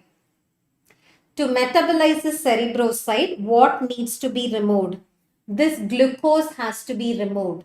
This glucose is in beta form. So the next enzyme that you want is beta glucosidase. If beta glucosidase is intact, you can remove this glucose. You can convert the cerebroside to ceramide. Okay. So what if this beta glucosidase is defective? Didn't I tell you beta glucosidase defect causes Gaucher's disease? Yeah, that causes Gaucher's disease. So all of you answer few of my questions. Beta galactosidase defect causes GM1 gangliosidosis. Alpha galactosidase defect causes Fabry's disease. Beta glucosidase defect causes Gaucher's disease. Alpha glucosidase defect causes Pompey's disease. Okay. So this is called as Gaucher's disease. So I'm going to tell you all about Gaucher's disease, a favorite topic of all exams. Okay. So in Gaucher's disease, the lipid which accumulates is glucosyl ceramide. It is also called as glucosyl cerebroside because the type of lipid is cerebroside. It's also called as glucosyl cerebroside. This glucosyl cerebroside is present in RBC membrane and in platelet membrane. So in Gaucher's disease, RBCs and platelets with abnormal membrane accumulate. Okay. So when they accumulate, they get engulfed by macrophages. Because repeatedly RBCs and platelets are getting engulfed by macrophages, that causes refractory anemia and thrombocytopenia. Okay. And when these cells are getting engulfed by macrophages, within macrophages, the cell membrane accumulates like fibrils. And that is responsible for crumpled tissue paper appearance. That is why the classical history. The classical history for Gaucher's will always be a child presenting with refractory anemia, thrombocytopenia. Bone marrow biopsy is done. Histopathological examination reveals crumpled tissue paper appearance, wherein they give you an image of a slide, and that slide will show you a blue color cell with crumpled tissue paper appearance. Okay, that is Gaucher's disease. Additionally, whenever there is refractory anemia, there will be compensatory erythropoiesis. That compensatory erythropoiesis causes bone marrow expansion. That bone marrow expansion causes bone erosion and bony pain. So the child also complains of bony pain. To find out the cause of bony pain, when you take X-ray of the knee, when you take X-ray of the knee, distal end of the femur looks like a conical flask. right? The child complains of bony pain because of bone erosion. And to find out the cause of bone pain, if you take X-ray of knee, distal end of femur looks like a conical flask. This is called as Erlen-Meyer flask deformity. Right? What do you call it as? You call it as Erlen-Meyer flask deformity. Compensatory erythropoiesis also happens in extramedullary tissue, and that causes hepatosplenomegaly. And enzyme replacement therapy is available for Gaucher's disease. So all of you please remember, enzyme replacement therapy is available for Gaucher's disease, which is beta glucosidase defect, and Pompey's disease, which is alpha glucosidase defect. So that's all about Gaucher's disease. So when will you suspect Gaucher's disease? The moment you see refractory anemia, thrombocytopenia, crumpled tissue paper appearance, bony pain, Erlen-Meyer flask deformity, hepatosplenomegaly, think of Gaucher's disease, for which we have enzyme replacement therapy. Okay, so now let's assume that this beta glucosidase is intact. You have removed this glucose. You have converted the cerebroside finally to ceramide. Okay, the last enzyme is ceramidase. When ceramidase is intact, it cleaves ceramide. Yeah, then it gets recycled back and forth. What if ceramidase is defective? That causes Fabry's disease. Defect of ceramidase causes Fabry's disease. Fabry's disease is a granulomatous disorder. It presents with painful subcutaneous nodules. It's a granulomatous disorder. It presents with painful subcutaneous nodules and chronic kidney disease. Granuloma causes nodule. So it presents with painful subcutaneous nodules and chronic kidney disease. Okay, so that's all about glycosphingolipidosis. I'm not going to stop here. Okay, I'm going to help you know more about glycosphingolipidosis by filling up this table with your help. I'm going to add more clinical features to whatever we have learned so far because they have been previously asked about. Okay, so all of you help me fill up this table. All of you start, please. Start with beta galactosidase defect. Please type it in the chat box. Beta galactosidase defect causes GM1 gangliosidosis. Because we are done with beta galactosidase, let's write about alpha galactosidase defect, which is Fabry's disease. Okay. Now, hexosaminidase A defect. Hexosaminidase A defect is called as Tay-Sachs disease. Hexosaminidase A and hexosaminidase B. Very good, all of you. Please continue. Hexosaminidase A and hexosaminidase B defect would cause Sandoff.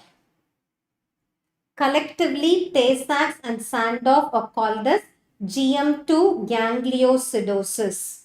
They are collectively called as GM2 gangliosidosis. Neuraminidase defect. Neuraminidase defect is called as sialidosis. Sialidosis is also called as GM3 gangliosidosis. Okay. The next one everybody knows. Beta glucosidase defect is called as Gaucher's. Ceramidase defect is called as Fabry's disease. Right? Ceramidase defect is called as Fabry's disease. Okay. Are you clear? So till this we know already. What are we going to fill up? We are going to fill up with clinical features. This is what is going to be asked as case-based MCQ. So please listen to this carefully. GM1 gangliosidosis presents with everything, meaning it presents with neurological manifestations, right? It presents with cherry red spot. It presents with organomegaly and with skeletal deformities. Okay, so GM1 gangliosidosis presents with everything. Neurological manifestations, cherry red spots, organomegaly, and they also present with skeletal deformities. Fabry's disease we know. Can you all tell me about Fabry's disease? They present with angiokeratomas. They present with massive proteinuria, chronic kidney disease, early myocardial infarction. Okay, Tay-Sachs. What did I tell you about Tay-Sachs? Tay-Sachs also presents with neurological manifestations without organomegaly. Please remember Tay-Sachs neurological manifestations without organomegaly with cherry red spots. Okay, with cherry red spots. Because we have started discussing about cherry red spots, please all of you tell me what is the mnemonic I gave you for cherry red spots. No cherry red spots in KGF. What does KGF stand for? Crabs, Gauchers and Fabry's. There is one more mnemonic in Glycosphingolipidosis, that is no mental retardation in GF. Right? What does it mean? No mental retardation GF. What does GF stand for? Gaucher's disease and Fabry's disease. Don't we always say girlfriends are smart? Right? Girlfriends are smart. So no mental retardation GF, no mental retardation Gaucher's and in Fabry's. Okay. And what did I also tell you? No organomegaly in Tay-Sachs and in crabs. Okay, no organomegaly in Tay-Sachs and Crab's disease. So now about Sandoff disease. What do you think Sandoff's disease will present with? Similar to Tay-Sachs, Sandoff's disease also presents with neurological manifestation with or without organomegaly. Though some guides say there is no organomegaly, I have personally seen many patients of Sandoff disease with organomegaly. So Sandoff neurological manifestations with or without organomegaly and with cherry red spots. So how will you differentiate Tay-Sachs and Sandoff? Tay-Sachs, there is an accumulation of only GM2 ganglioside. In Sandoff, there is an accumulation of both GM2 gangliosides and globocytes. Yeah, in Sandoff, there is an accumulation of both GM2 ganglioside and globocyte. That is how you differentiate Tay-Sachs and Sandoff. Are you clear? Now about sialidosis. Sialidosis presents with generalized swelling. Okay, sialidosis presents with generalized swelling. Other than generalized swelling, it mimics GM1 gangliosidosis. It presents with neurological manifestations, organomegaly, and with skeletal deformities. Now about Gauchers. Have we learnt already about Gauchers? We know in and out about Gauchers. I am not going to repeat it. Refractory anemia, thrombocytopenia, crumpled tissue paper appearance. Farber's disease, I said granulomatous disorder, presents with painful subcutaneous nodule and with chronic kidney disease. That's all about glycosphingolipidosis. Are you clear, everybody? Yeah, so if you know this, you will be able to answer anything about glycosphingolipidosis. For those of you who said beta galactosidase defect causes Crab's disease, please remember there are two isoforms of beta galactosidase. One is responsible for metabolizing GM1 ganglioside. When that is defective, it causes GM1 gangliosidosis. Another beta galactosidase is responsible for myelin metabolism. When that is defective, it causes Crab's disease. Okay, so both are right answers. Beta galactosidase defect causes GM1 gangliosidosis. It can also cause Crab's disease. Crab's disease is only a myelination disorder. So Crab's disease purely presents with only neurological manifestations. That is why I said no organomegaly. Got it? So try answering this. A child presented with refractory anemia. Below is provided the smear of bone marrow biopsy of the child. Do you see these blue color cells with crumpled tissue paper appearance? That is Gaucher's disease. Very good. Caused by the defect of what? Beta glucosyl cerebrosidase. Yes, choice A. Tell me all of you about choice B. Alpha glucosidase defect is Pompey's. What does Pompey's present with? Cardiomegaly, cardiomyopathy. Hexosaminidase A defect is Tay-Sachs. Tay-Sachs does not present with anemia, presents with neurological manifestations. Hexosaminidase B defect is Sandoff, again neurological manifestations. Again, NEET 2024 also there was a question, crumpled tissue paper appearance and pancytopenia. Yeah, it's because of the defect of glucosyl cerebrosidase. Good. Respiratory distress syndrome is caused by the deficiency of. Don't you know that infant respiratory distress syndrome is because of surfactant deficiency, which is the major chemical composition of surfactant? Dipalmitoyl phosphatidylcholine. What is phosphatidylcholine? Lecithin. Very good. Everybody, you have given the right answer. It is lecithin deficiency. Answer is choice C. Okay. Cardiolipin. Defective cardiolipin synthesis causes Barth syndrome. Yeah, all of you please memorize it. Defective cardiolipin synthesis causes Barth syndrome. Barth syndrome presents with cardio, right? Cardio. So what does it present with? Dilated cardiomyopathy. Yeah, it presents with dilated cardiomyopathy, cardiac failure, and neutropenia. Okay, cardiomyopathy, cardiac failure, and neutropenia collectively will be called as Barth syndrome. So now, amino acid metabolism. Okay, the first MCQ is this. Inborn error of metabolism screening is done by. This has been asked twice. Okay, all of you should memorize this. Inborn error of metabolism screening is done by tandem mass spectrometry. Okay, whereas inborn error of metabolism is confirmed by enzymatic assay. Are you clear? Screening is done by tandem mass spectrometry. Confirmatory tests. Again, it was asked, which diagnostic tool is preferred for metabolic disease screening? It is tandem mass spectrometry. Confirmatory test is enzymatic assay. Okay. Which amino acid donates nitrogen to sodium benzoate when given for urea cycle disorder?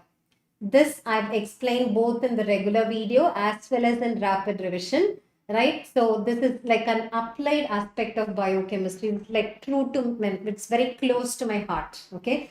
Because this helps you to understand that biochemistry is not just about cycles and pathways. There is so much beyond that. And what is the answer for this? The answer for this is glycine. All of you, the answer for this question is glycine. Okay, so let me explain the answer for this. Sodium benzoate gets conjugated with glycine. Okay, so how does this help? I'm going to first tell you about glycine cleavage system. Okay, so what does glycine cleavage system do? It cleaves glycine. What is the structure of glycine? Any amino acid has a CH in the center.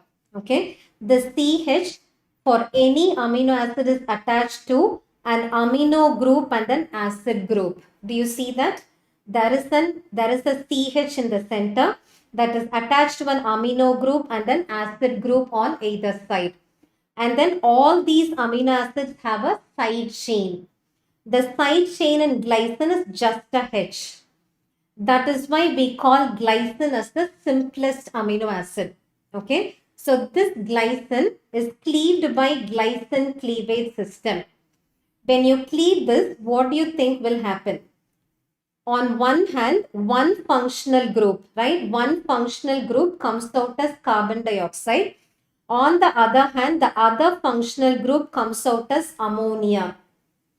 After you have removed carbon dioxide and ammonia, what is remaining? CH2 group is remaining.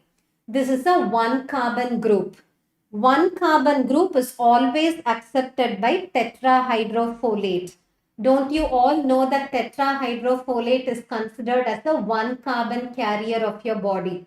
So this CH2 is accepted by the one carbon carrier of your body, which is tetrahydrofolate, and that becomes N5N10 methylene tetrahydrofolate.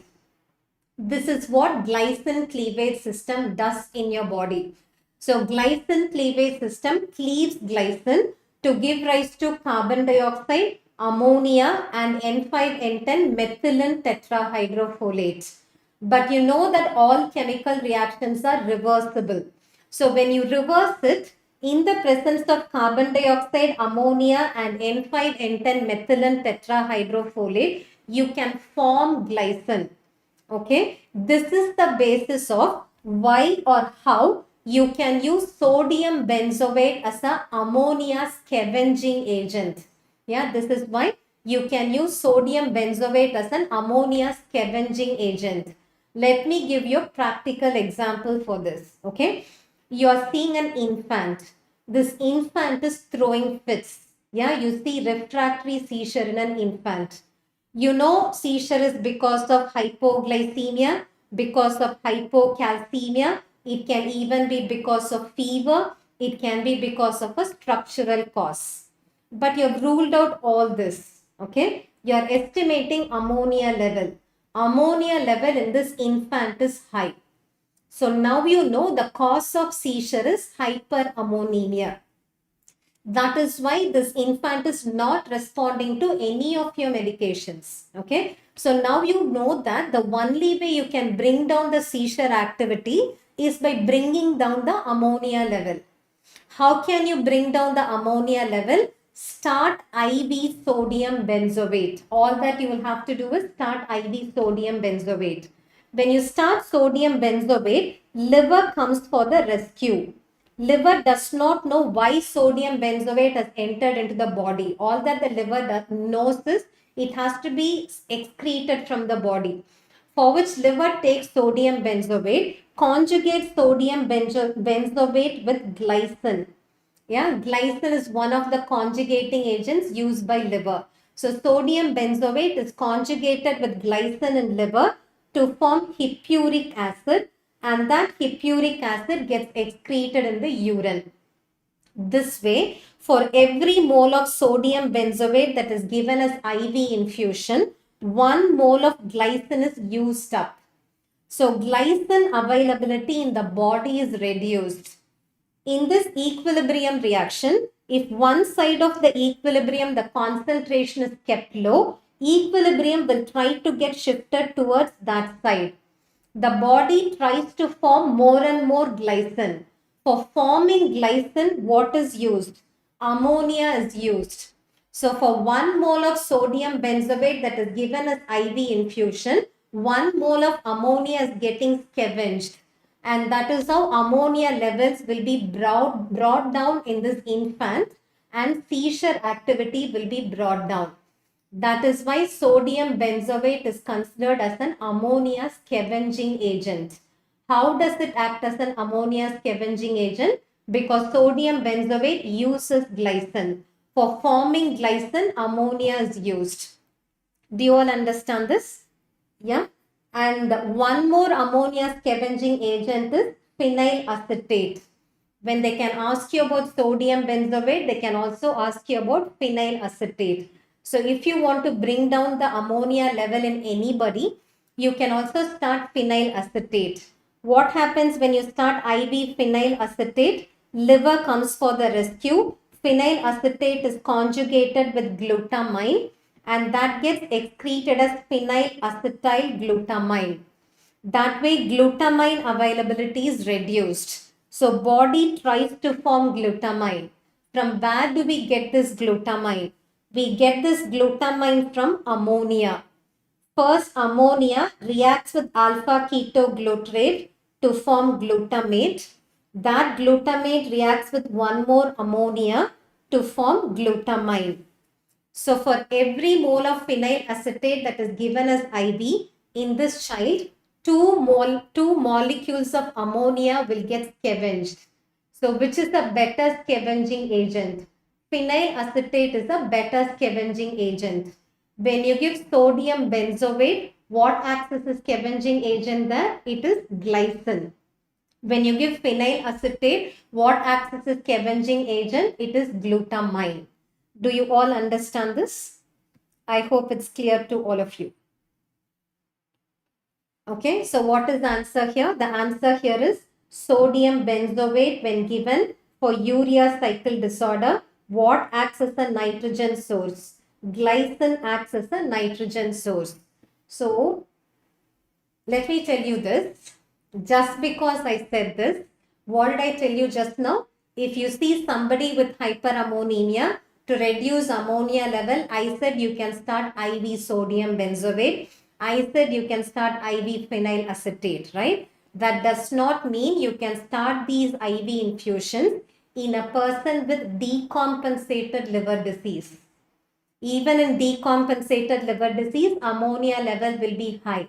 In that scenario, please don't do this. If you do this in decompensated liver disease, already the liver is damaged. You are adding more burden to the liver, right? So when will you give a sodium benzoate and phenyl acetate? Only when the high ammonia level is because of urea cycle disorder, right? Not when it is because of decompensated liver disease. Do you all understand this? Good. Yes. So match the following amino acids with derivatives. Easy, right? From histidine, what will you get? You will get histamine. From histidine, you get histamine.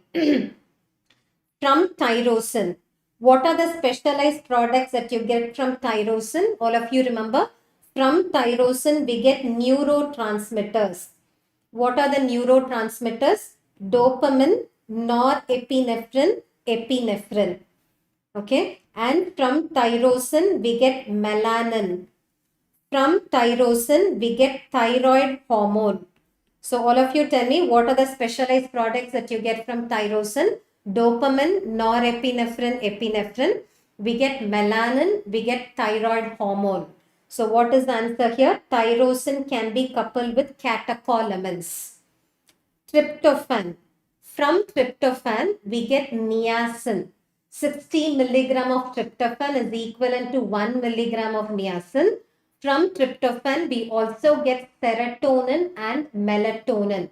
Serotonin is 5-hydroxytryptamine. So from tryptophan, you get niacin, we get serotonin, and we get melatonin. Okay. Cysteine. Cysteine is a part of glutathione. What is glutathione? Glutathione is gamma glutamyl cysteanyl glycine. All of you repeat this. What is glutathione? Glutathione has 3 amino acids: glutamic acid, cysteine, and glycine. So cysteine is necessary for glutathione formation. So have you known the answer now? Histidine has to be paired with histamine. 1 with B. Tyrosine with catecholamines. 2 with A, 3 with D, 4 with C. So the right answer is choice A. Got it?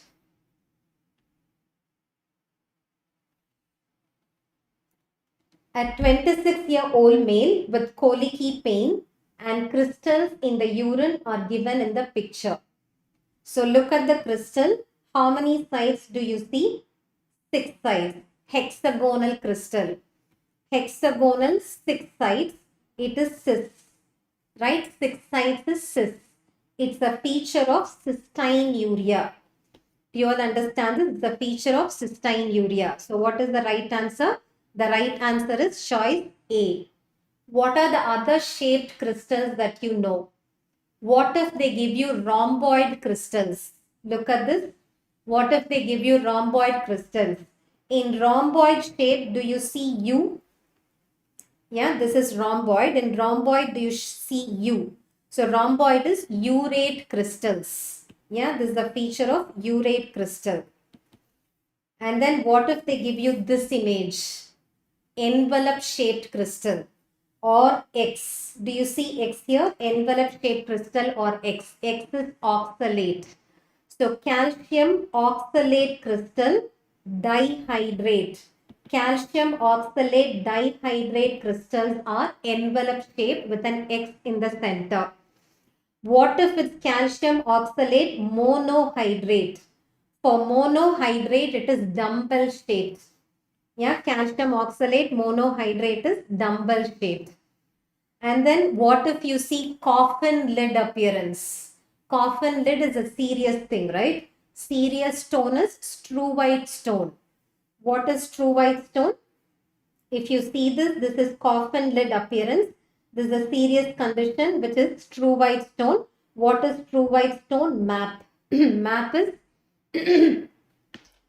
yeah, so this MAP stone is always seen whenever a person has got urinary tract infection, right? Whenever a person has got urinary tract infection with urease positive organism, that is when you see triple phosphate stones. And these triple phosphate stones give you what shape? It is coffin lid appearance. Yes, you're right. Struvite stone, triple phosphate. Excellent. So what are the shapes that you have learned today? You have learned about hexagonal crystal cis-6. Okay, cystine urea. Rhomboid is urate crystal. And then X, envelope shaped calcium oxalate dihydrate. Dumbbell shaped calcium oxalate monohydrate. Coffin lid appearance, triple phosphate stone, MAP stone. And these MAP stones are seen whenever a person is infected with urinary tract infection with urease positive microorganism. Okay. Which of the following is deficient in a patient with phenylketonuria with normal phenylalanine hydroxylase levels? Phenylketonuria, you must have always learned that phenylketonuria is caused by the defect of phenylalanine hydroxylase. And that is why they want to give you a twist. The twist is phenylketonuria but with normal phenylalanine hydroxylase levels. What should be your answer? Your answer is dihydrobiopterin reductase defect. Answer is dihydrobiopterin reductase defect. For you to understand this, okay? So let me show you this. Metabolism of phenylalanine, a quick review, not in details, okay? Quick review. Major fate of phenylalanine is that it becomes tyrosine. And tyrosine is hydroxyphenylalanine. Okay, tyrosine is hydroxyphenylalanine. So the enzyme is phenylalanine hydroxylase. What does the hydroxylase do? Hydroxylase always uses oxygen molecule. One O gets incorporated into the substrate. The other O becomes water. So oxygen becomes water in this step. For oxygen to become water, you need 2 hydrogen atoms. Those 2 hydrogen atoms are donated by tetrahydrobiopterin, which becomes dihydrobiopterin. So what should you do? Regenerate tetrahydrobiopterin. How do you regenerate tetrahydrobiopterin? In the presence of dihydrobiopterin reductase. Are you all clear? Major fate of phenylalanine, it becomes tyrosine. In the presence of phenylalanine hydroxylase, in this step, tetrahydrobiopterin becomes dihydrobiopterin, that is regenerated by dihydrobiopterin reductase. This is the major fate. Minor fate is a transaminase acts on phenylalanine. Did I tell you today in the session that pyruvate on transamination forms alanine? So alanine on transamination forms pyruvate. So in the presence of a transaminase, phenylalanine can become phenylketone. Yeah, in the presence of a transaminase, phenylalanine can become phenylketone. So tell me, what will be the cause of phenylketonuria? whenever the major fate is blocked, right? Whenever the major fate is blocked, all phenylalanine would become phenylketonuria. So what are the causes of phenylketonuria? It is either because of phenylalanine hydroxylase defect. First cause is phenylalanine hydroxylase defect. Second cause is biopterin deficiency, right? Second cause is biopterin deficiency. Third cause is dihydrobiopterin reductase defect. Okay. Fourth is whenever tetrahydrobiopterin cannot be synthesized. Yeah, whenever tetrahydrobiopterin cannot be synthesized. It is synthesized by GTP cyclohydrolase enzyme. Yeah, it is synthesized by GTP cyclohydrolase enzyme. So tell me, what are the 4 causes of phenylketonuria? Phenylketonuria is because of phenylalanine hydroxylase defect, biopterin deficiency, dihydrobiopterin reductase defect, or it is GTP cyclohydrolase defect. And out of these choices, what is the right answer here? The right answer here is dihydrobiopterin reductase defect. Okay. Probable causes. Urine turning dark on standing is alkaptonuria. You know that, right? Urine turning dark on standing is alkaptonuria. Now about other choices. Okay. What do you see in type 1 tyrosinemia? Type 1 tyrosinemia is hepatorenal syndrome. Type 1 tyrosinemia is hepatorenal syndrome, meaning both liver and kidney will be damaged.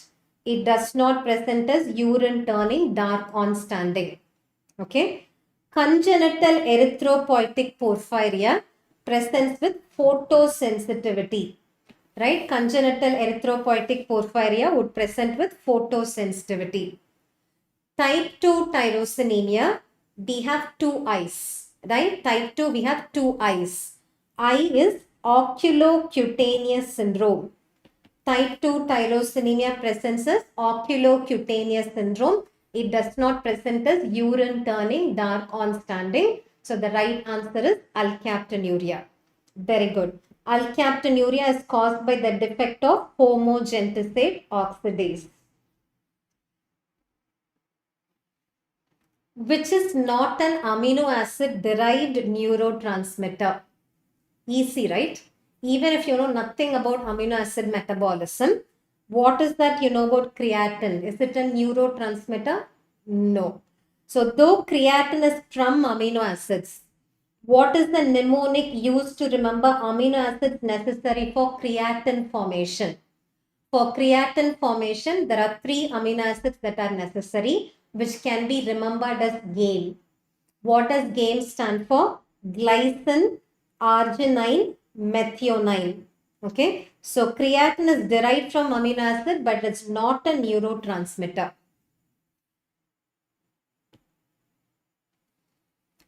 So finally, genetics. Okay. So are you all fresh? I know that's not the right answer to ask you. No, right question to ask you.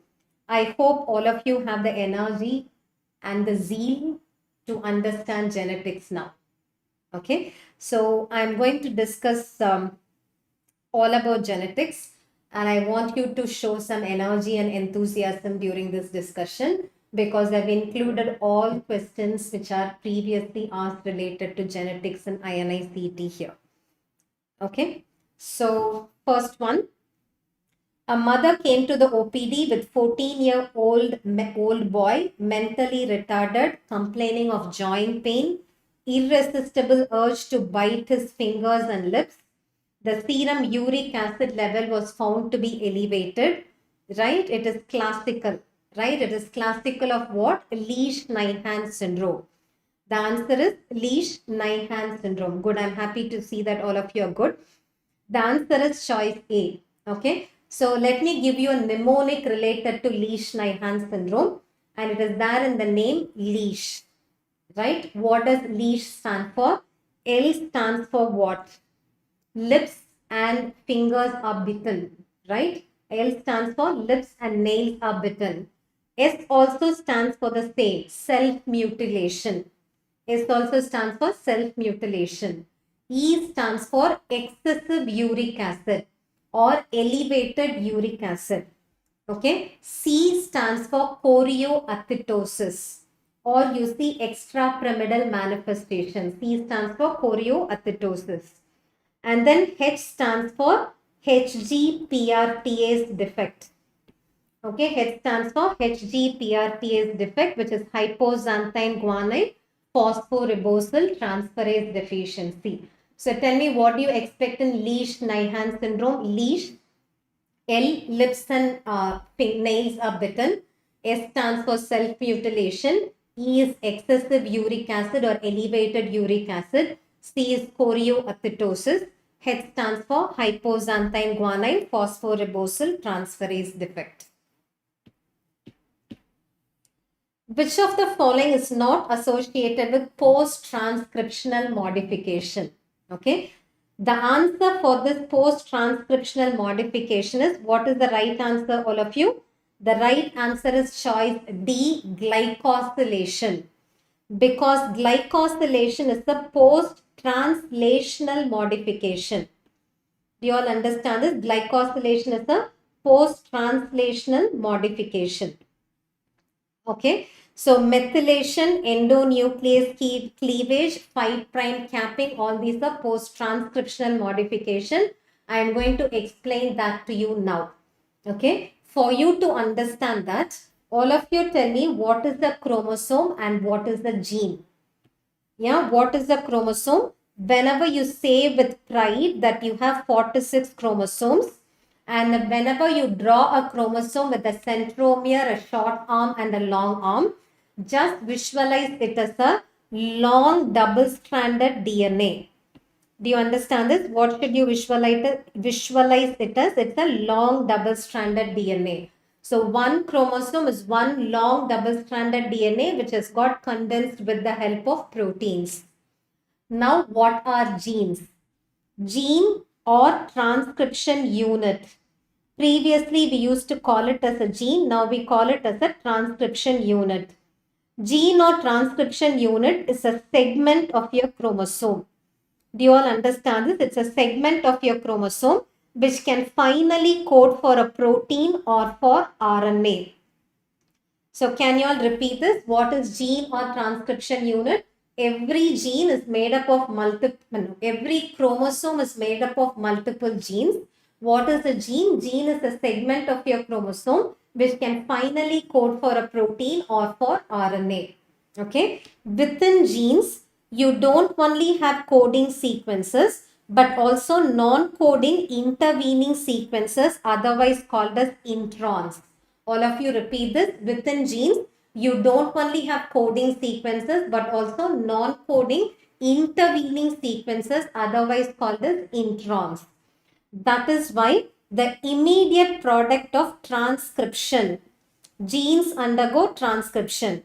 The immediate product of transcription of a gene cannot be called as a functional mRNA, should not be called as a functional mRNA. You should call it as a primary transcript. All of you tell me what is the name here. The name is primary transcript. It is also called as heteronuclear RNA. Why are we calling it as primary transcript? It is the first transcript that you have written based on the gene sequence. That is why it's called as primary transcript. Why do you call it as a heteronuclear RNA?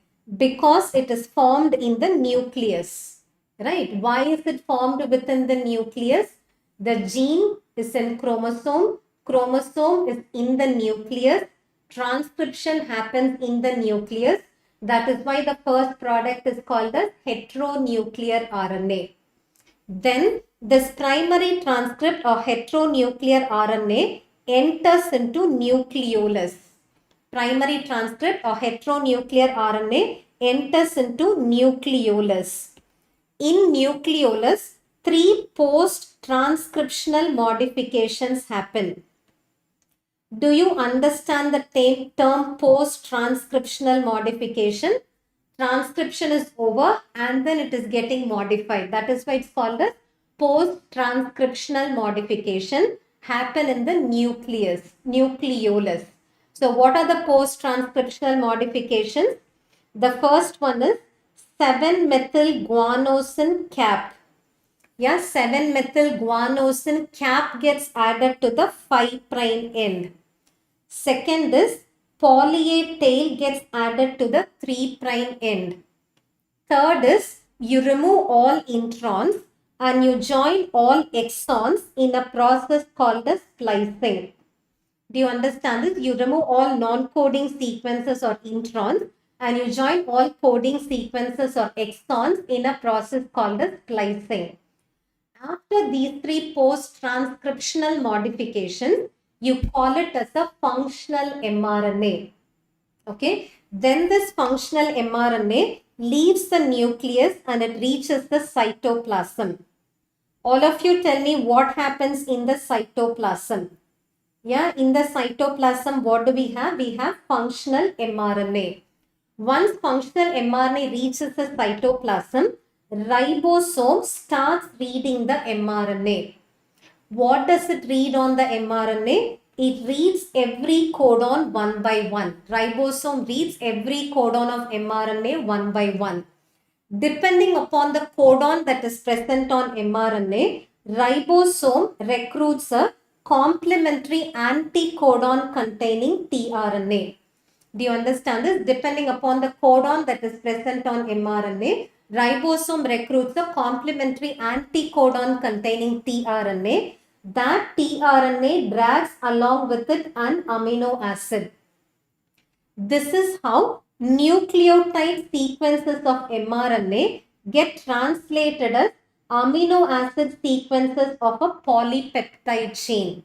Right? This is how nucleotide sequences of mRNA get translated as amino acid sequences of a polypeptide chain.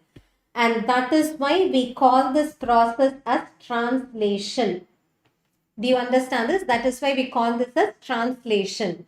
After translation, the polypeptide chain undergoes modification. That is called as post-translational modification. One of those post-translational modification can be hydroxylation, right? Or glycosylation, right? Hydroxylation or glycosylation. Those are post-translational modifications. Have you understood this? Has everybody understood this? Yes. So tell me, what are the three post-transcriptional modifications that happen? First one is 7-methyl-guanosine cap gets added to the 5' end. Poly-A tail gets added to the 3' end, and then splicing. Okay. So now tell me the right answer here. What is the right answer, all of you? Which of the following is not associated with post-transcriptional modification? Methylation happens? Yes. 7-methyl-guanosine cap addition. Endonuclease cleavage.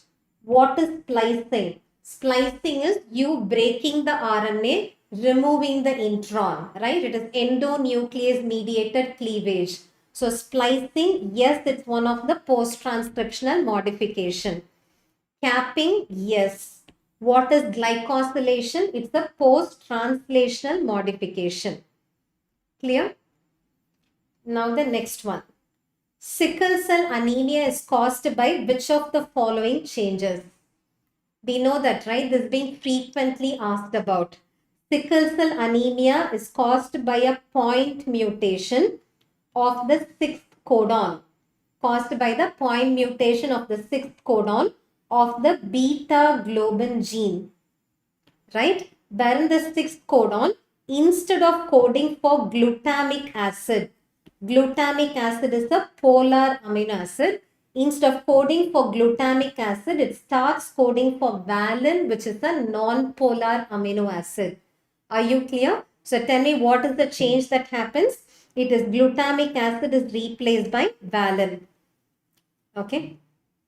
No, I tried reading about that in the latest human genome project. There is nothing which says 7th codon. Till now, I'm seeing it as only 6th codon. I saw some of the students asking you this even previously. I've not been able to get a concrete evidence for it being a 7th codon. Okay.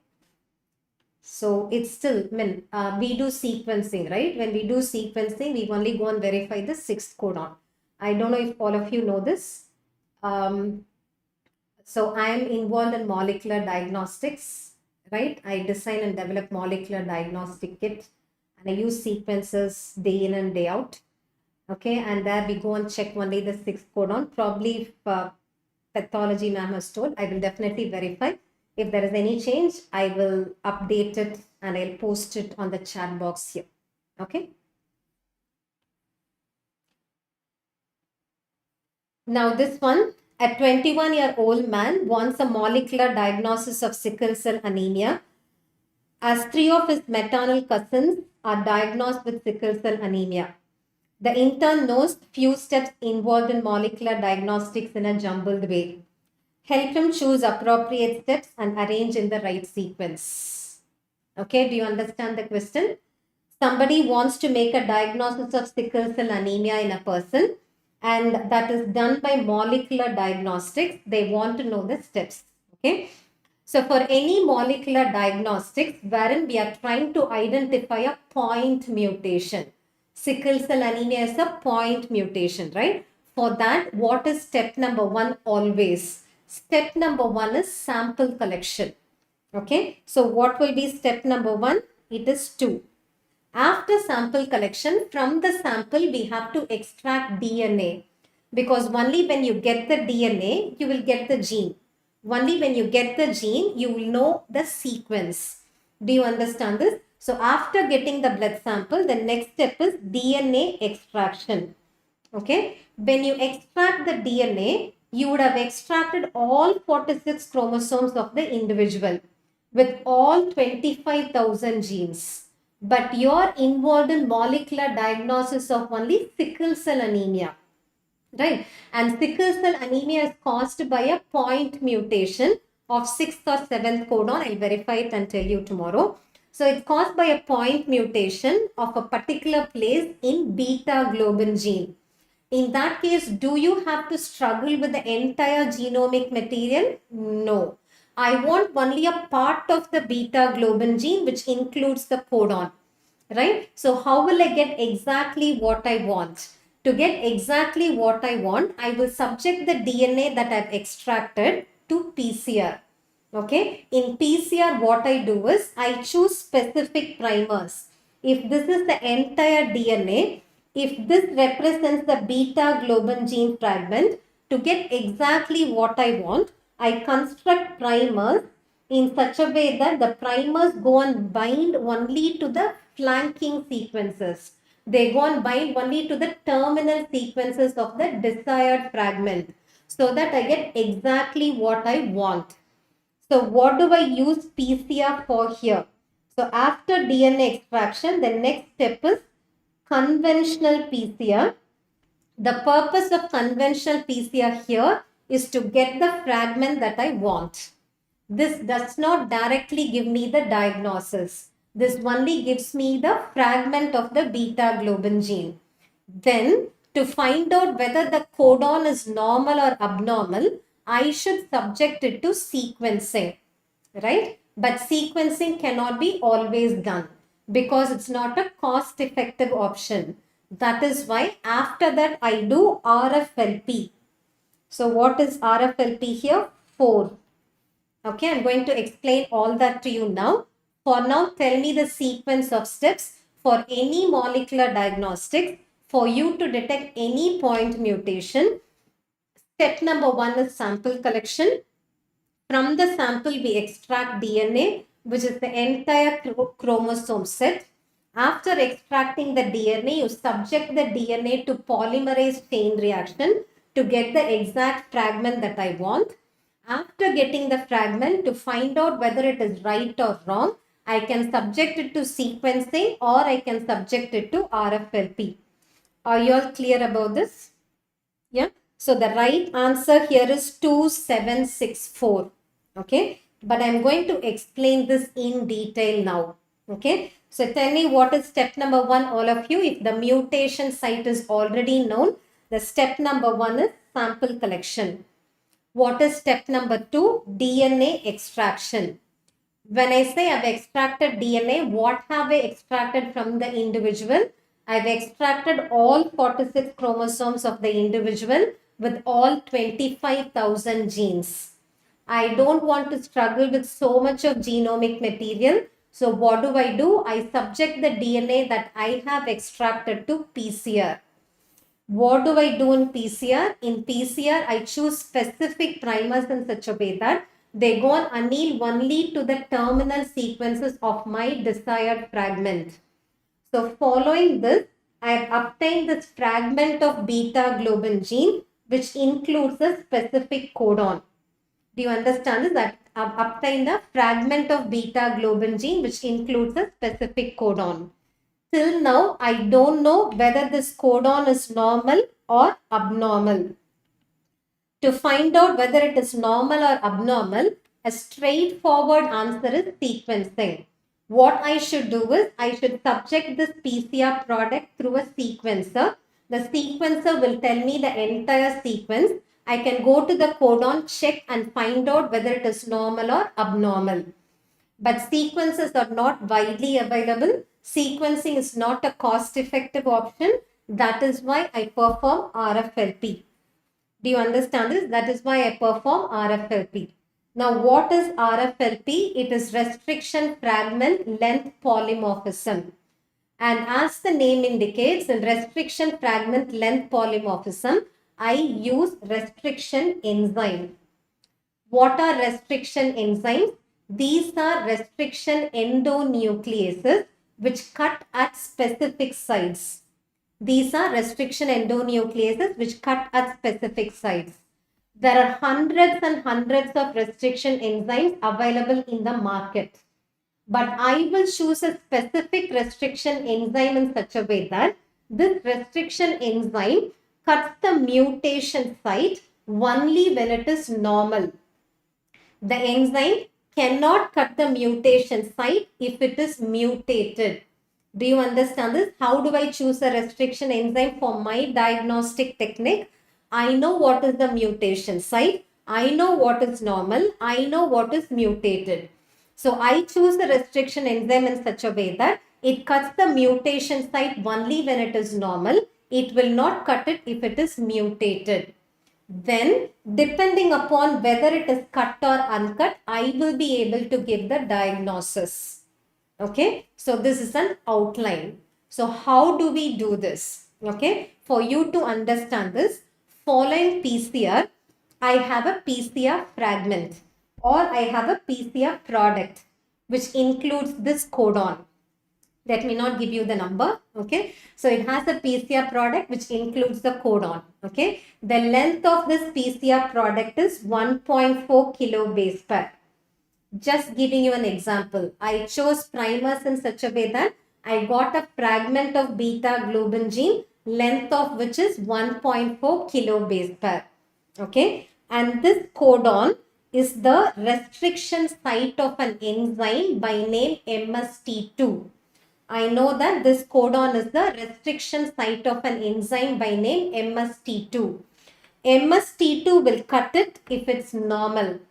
MST2 will cut it if it's normal to give rise to two fragments, one of length 0.2 kilobase pair, the other one of length 1.2 kilobase pair. It cannot cut it if it's mutated. This information I know. Okay, so how am I going to use this information for diagnosis? So after PCR, I have this PCR tube. This PCR tube has the PCR fragment, length of which is 1.4 kilobase pair. To this PCR tube, I add the restriction enzyme. Which enzyme do I add? MST2. I add it and then I incubate it for some time. After incubation, right? During incubation, MST2 tries to cut it. If it's normal, it is cut. If it's mutated, it is not cut. but I don't know whether it is cut or uncut because I cannot see it through my naked eye. So after incubation, I run it through electrophoresis.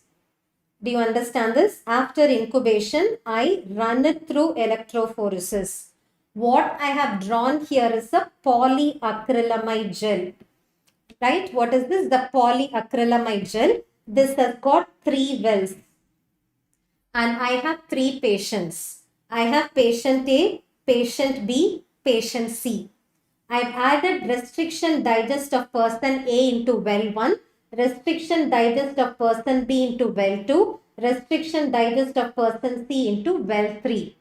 And when I run it through electrophoresis, these fragments will start moving. And I see that corresponding to well 1, the fragment does not move at all. Yeah, corresponding to well 1, the fragment does not move at all. I know if it does not move, the length is 1.4 kilo base pair. Longer fragments cannot move. So if the well 1 fragment does not move at all, I know its length is 1.4 kilo base pair. If the length is 1.4 kilo base pair, it means it is not cut. If it is not cut, it means it is mutated. So for person A, I know that there is mutation. Okay. Person B's restriction digest moves and stops here. And I know if it moves till this, the length is 1.2 kilo base pair. So for person B, it is cut. If it is cut, I know it is normal. So I know person B does not have the mutation. Okay. For person C is interesting. Person C, I see 2 bands. One corresponding to 1.4, the other corresponding to 1.2. So one is not cut, the other one is cut. Which means one allele is mutated, the other allele is normal. So person C is heterozygous for the mutation. Do you understand this? Person C is heterozygous for the mutation. So tell me the genotype. Yeah, tell me the genotype of person A, person B and person C, everybody. For person A, it is normal. The genotype is AA, no mutation at all. Sorry. For person A, it is mutated, right? So person A, it is mutated, so it is sickle cell diseased. Person B, it is normal, it is AA. For person C, one is mutated, the other one is normal. So person C is a carrier. Do you get it? Yeah. So person A is sickle cell diseased, person B is normal, person C is a carrier. So this is how we make diagnosis of a known mutation site. Are you clear? Yeah. So what are the steps involved in molecular diagnosis of known mutation site? Starting from sample collection. Yeah, starting from sample collection, DNA extraction, conventional PCR, followed by RFLP. Okay, for completion's sake. Okay, for completion's sake, I want you to look at all these 7 techniques and tell me what is that we have not learnt about so far. What haven't you learnt? We have learnt about sample collection, we have learnt about DNA extraction, we learnt about conventional PCR, we learnt about RFLP. Okay, so now what is RT-PCR? RT-PCR is reverse transcriptase PCR. Yeah, what is RT-PCR? It is reverse transcriptase PCR. It is used whenever the nucleic acid of interest to you is RNA. Yeah, whenever the nucleic acid of interest to you is RNA. Listen to this. RNAs cannot be amplified. What do you mean by amplification? Creating multiple copies. RNAs cannot be amplified. RNAs cannot be quantified. So whenever you're trying to amplify or quantify RNA, first convert RNA to DNA. That is done by reverse transcriptase. I hope you all know that transcription is DNA to RNA. So what is reverse transcription? RNA to DNA is reverse transcription. So whenever the nucleic acid of interest use RNA, First, you convert the RNA to DNA with the help of reverse transcriptase PCR, and then you quantify this DNA using real-time PCR. Yeah, then you quantify it using real-time PCR. So what is real-time PCR used for? Real-time PCR is used for quantifying nucleic acid. Reverse transcriptase PCR is used for converting RNA to DNA. Are you clear? Yeah, so that's about RT-PCR. For example, SARS-CoV-2 diagnosis. SARS-CoV-2 is an RNA virus. So from the swab sample, you can only extract RNA of SARS-CoV-2. Before you can quantify the nucleic acid, use RT-PCR, convert the RNA to DNA. Then you use real-time PCR to quantify the nucleic acid. Okay. Now what is left out, all of you? Cytogenetics and fish. So can we all learn about cytogenetics and fish now? Yeah. So whatever I told you so far about is molecular diagnostics, right? So what is molecular diagnostics? It is diagnosis at the molecular level. What do I mean by molecular level diagnosis? It is not at the chromosomal level. It is not at the chromosomal level. It is not even at the gene level. Okay, within the gene, sequence alteration is what we are verifying. That is done by molecular diagnostics. So molecular diagnostics are used for detecting point mutations at the molecular level. But you know that there are some disorders which are also caused by chromosomal aberrations. Don't you know that? For example, trisomy 21, trisomy 18.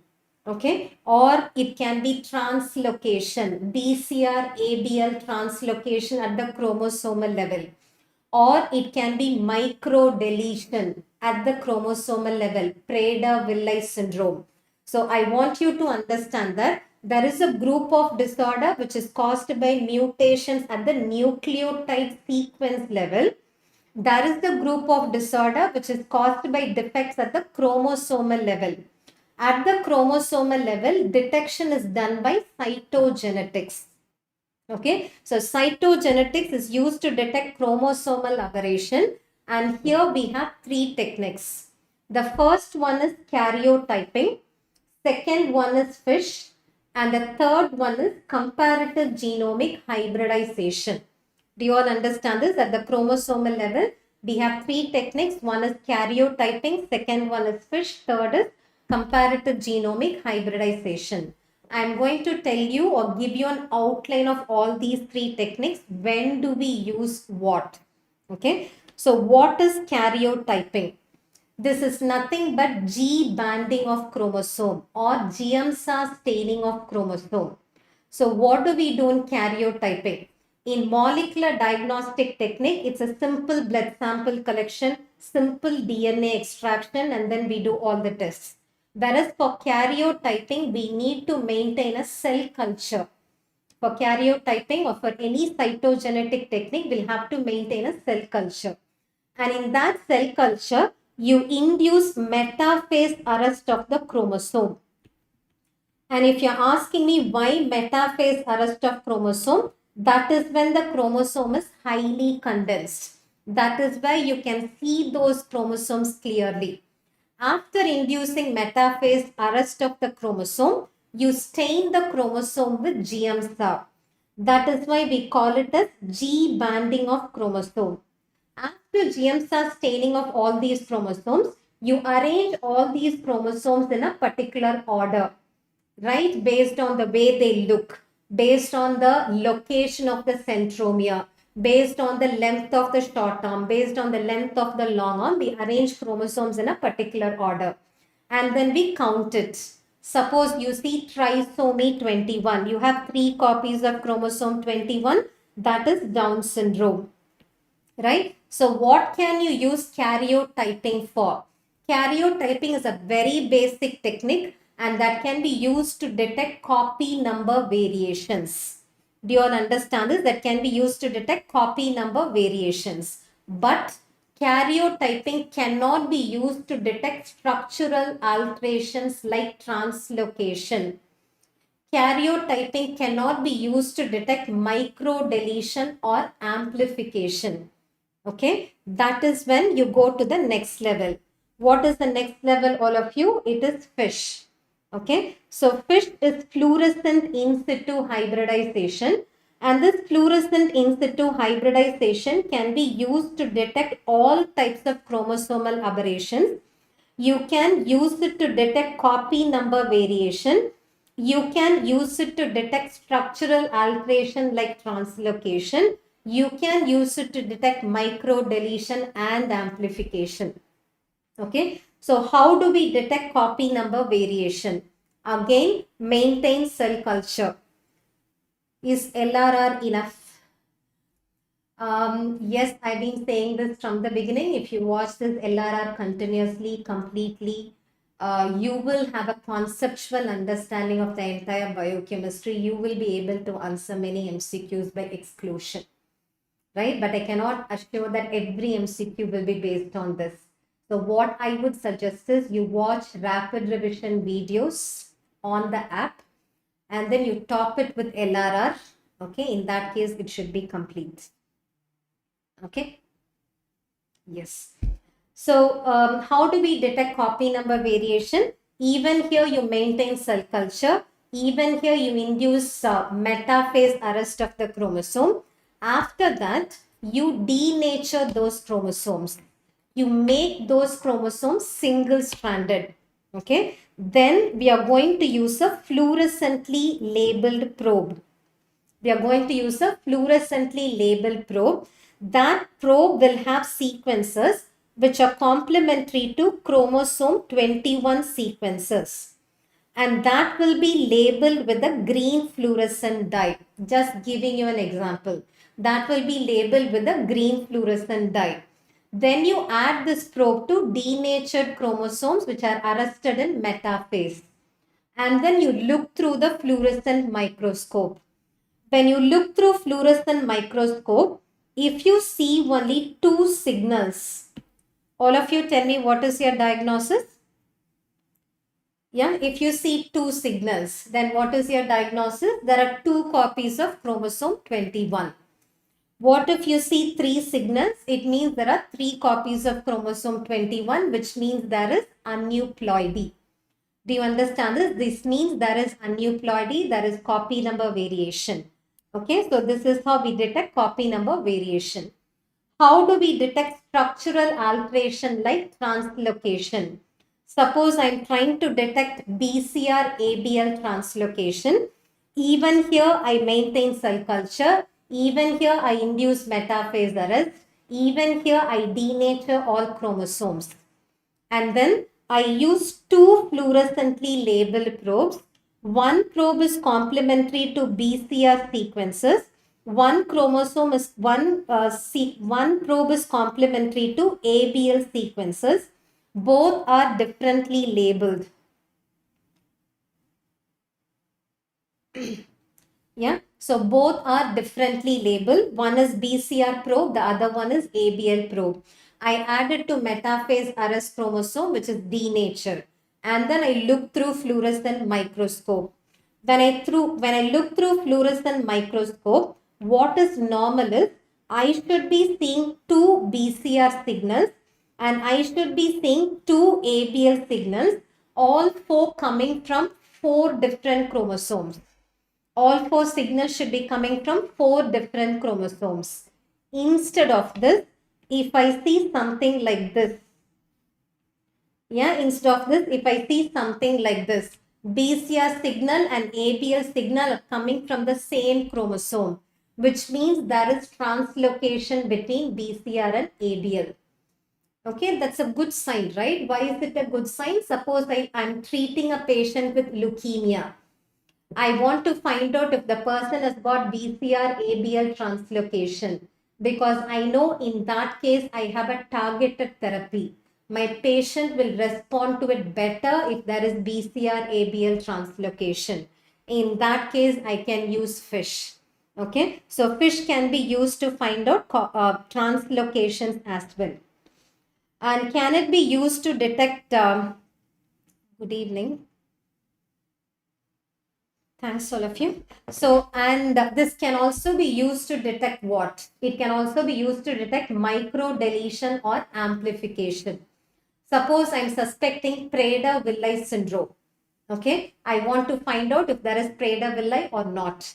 What will I do? I will use an oligonucleotide probe, which is complementary to chromosome 15, that segment which is expected to be deleted. And I label it with the fluorescent dye.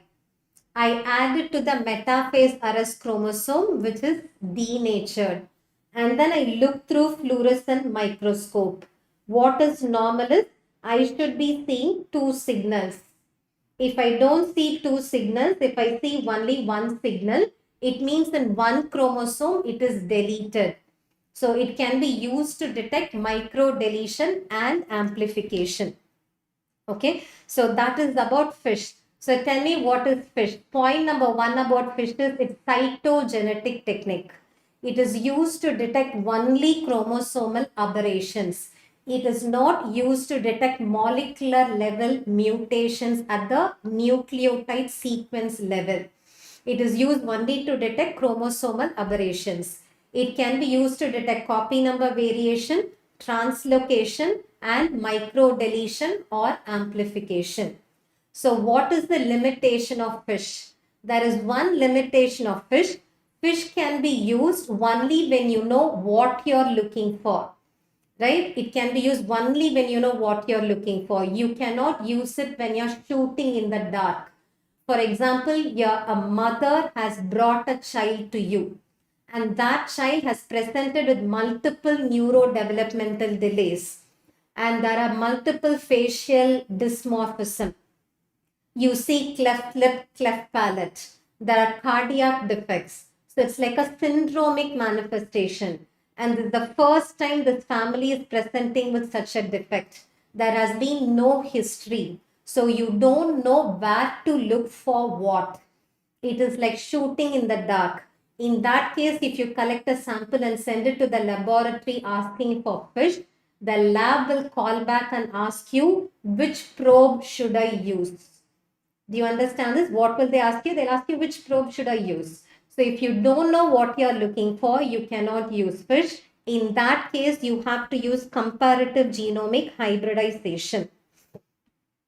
Yeah, in that case, we can use, no, karyotyping is too broader, right? Karyotyping can be used only when there is like copy number with huge defects. Only in that case, it can be detected. It cannot detect like smaller levels. So in that case, it has to be comparative genomic hybridization. Okay, so all that you need to know is comparative genomic hybridization is a microarray technique. Yeah, it's a microarray technique which can be used when you do not know what you're looking for.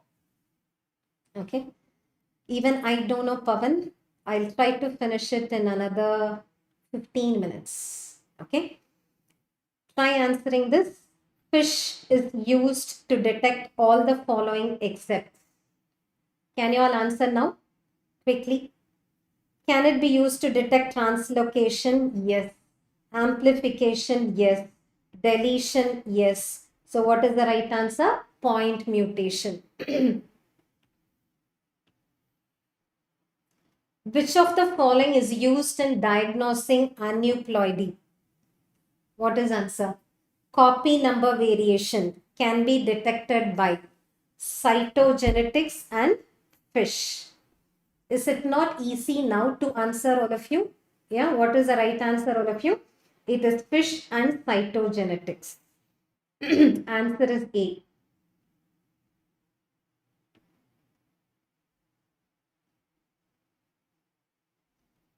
Skin rash which gets exaggerated on sun exposure. Repair mechanism involved in the above condition.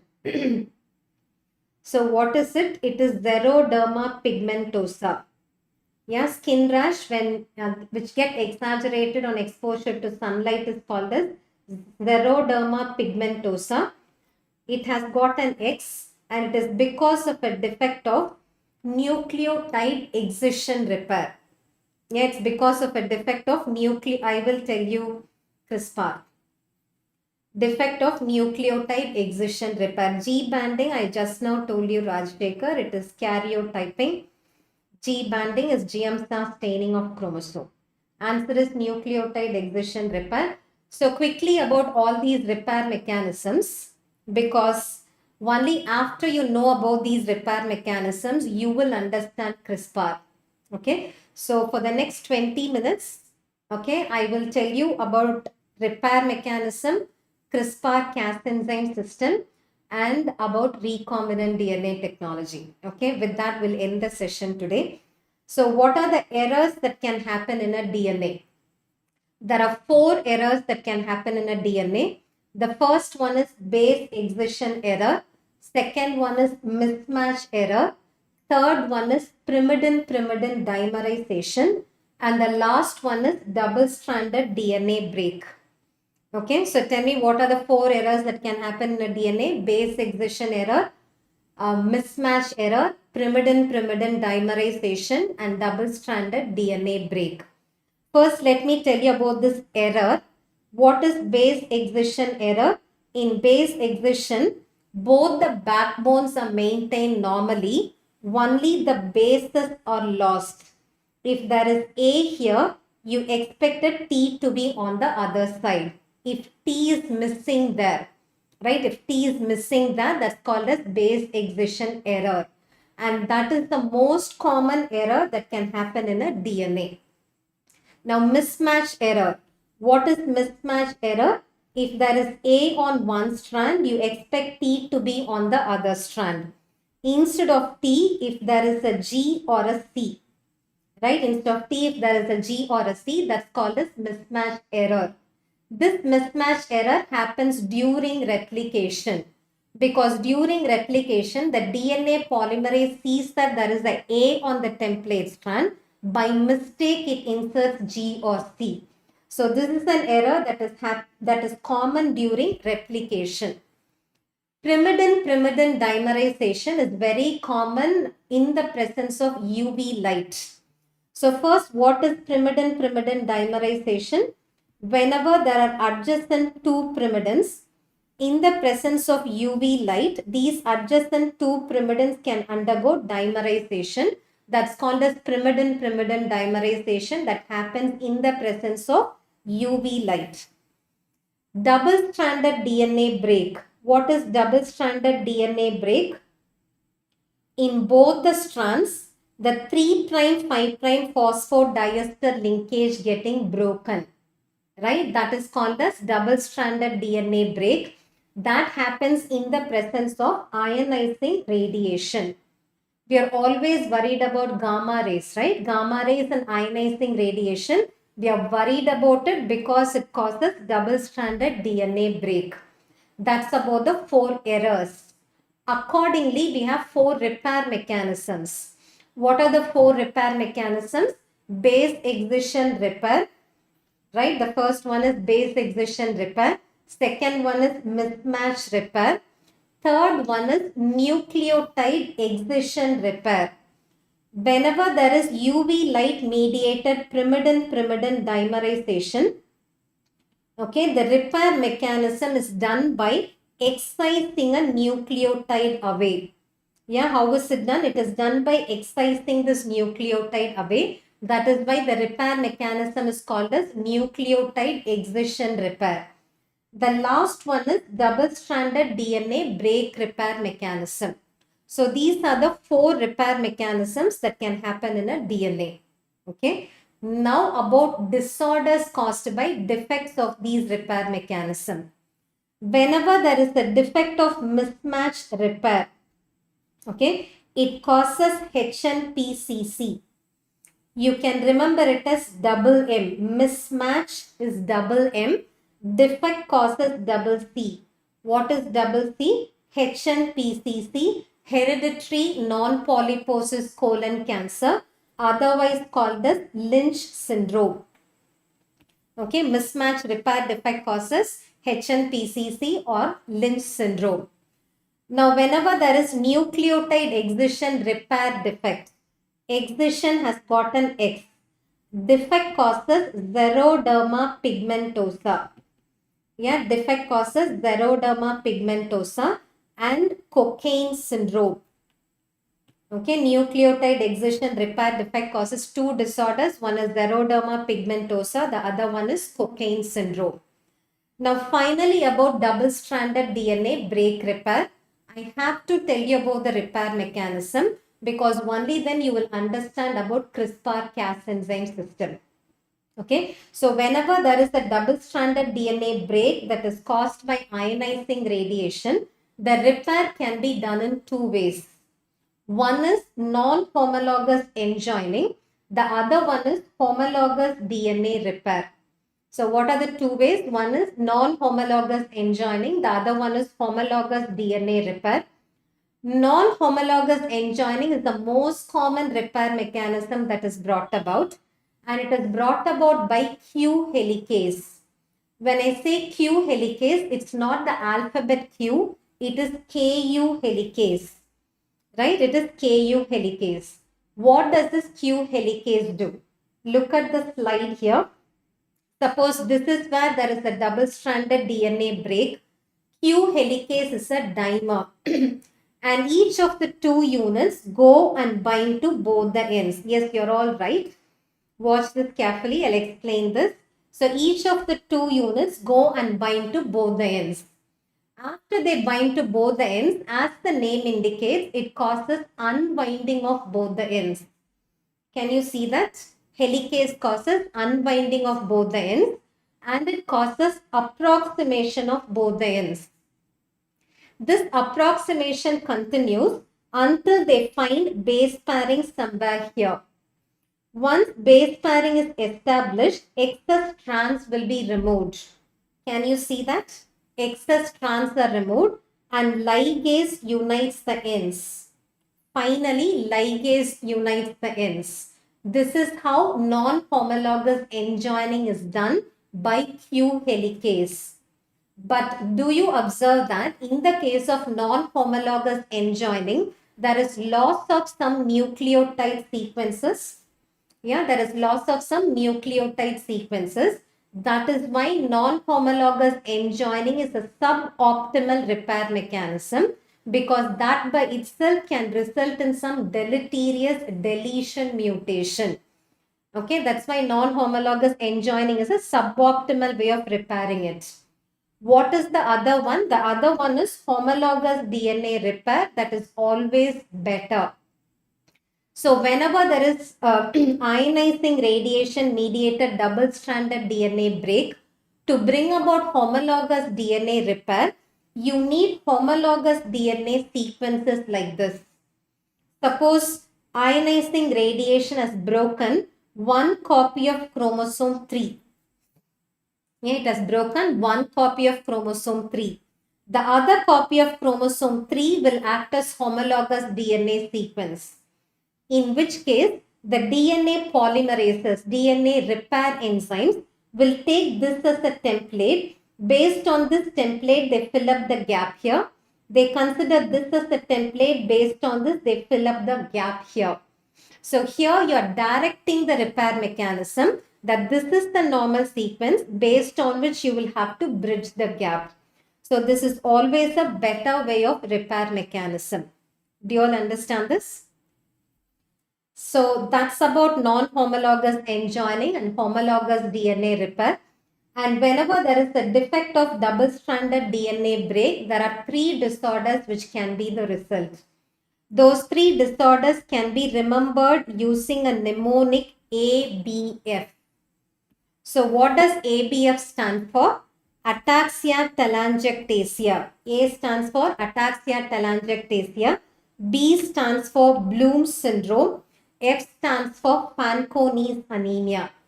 Okay, ataxia telangiectasia, Bloom's syndrome and Fanconi's anemia are caused by the defect of double-stranded DNA break repair.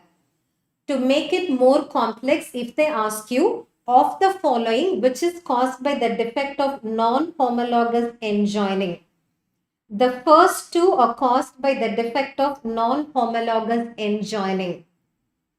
Non-homologous enjoining defect can also cause severe combined immunodeficiency.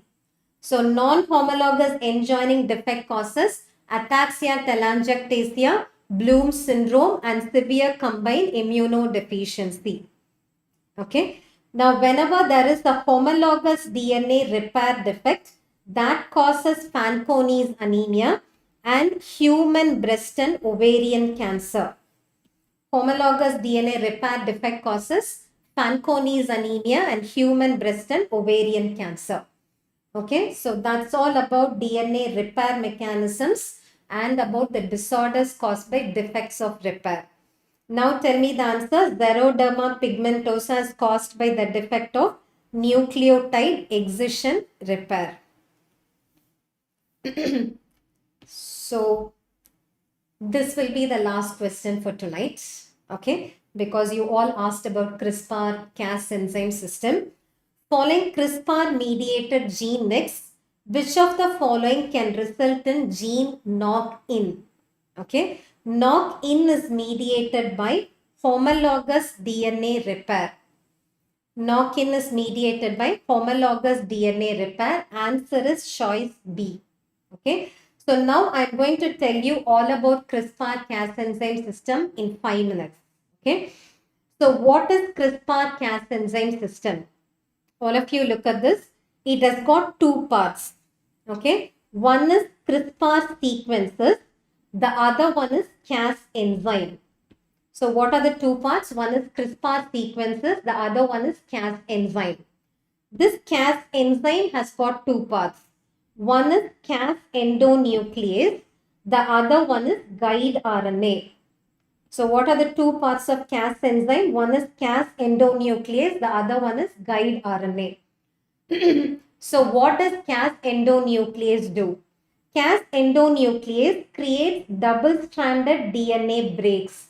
Cas endonuclease creates double-stranded DNA breaks at specific sites which are complementary to its guide RNA.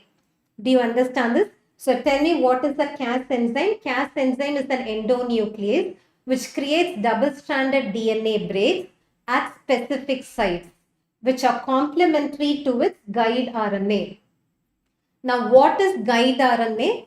Guide RNA is complementary to spacer sequences of CRISPR sequences. Guide RNA is complementary to spacer sequences of CRISPR sequences.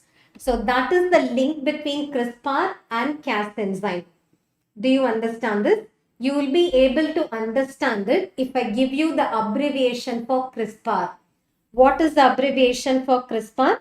CRISPR is clustered, regularly interspersed, short palindromic repeats. So all of you repeat this. What is the abbreviation for CRISPR? Clustered, regularly interspersed, short palindromic repeats. Though the term sounds complex, if I show you the E. coli genome, you will be able to understand it better. Interestingly, CRISPR-Cas enzyme system is not present in human genome. It is present only in prokaryotes. It's present only in bacteria and archaea, and it's present in E. coli.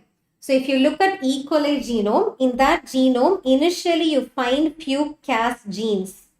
Yeah, E. coli genome, initially you find few Cas genes. That is followed by a leader sequence. That leader sequence is followed by a linear array of 50 to 100 palindromic repeats. The leader sequence is followed by a linear array of 50 to 100 palindromic repeats. These palindromic repeats are separated by spacer sequences. Yeah, they're separated by spacer sequences. Now do you understand the meaning? Don't you see that they are all clustered? Yeah, 50 to 100 palindromic repeats are clustered. That is why they are clustered, regularly interspersed. Between those palindromic repeats, they are interspersed by spacer sequences. That is why they are clustered, regularly interspersed, short palindromic repeats. Got it? So look at this. This is how E. coli genome looks. In E. coli genome, there are initially few Cas genes followed by a leader sequence that is followed by an array of 50 to 100 palindromic repeats that is separated by spacer sequences. Where did I tell you this is present? I said this is present in E. coli. Suppose this E. coli is infected by a bacteriophage. Yeah, if this E. coli is infected by a bacteriophage, this bacteriophage injects its genome.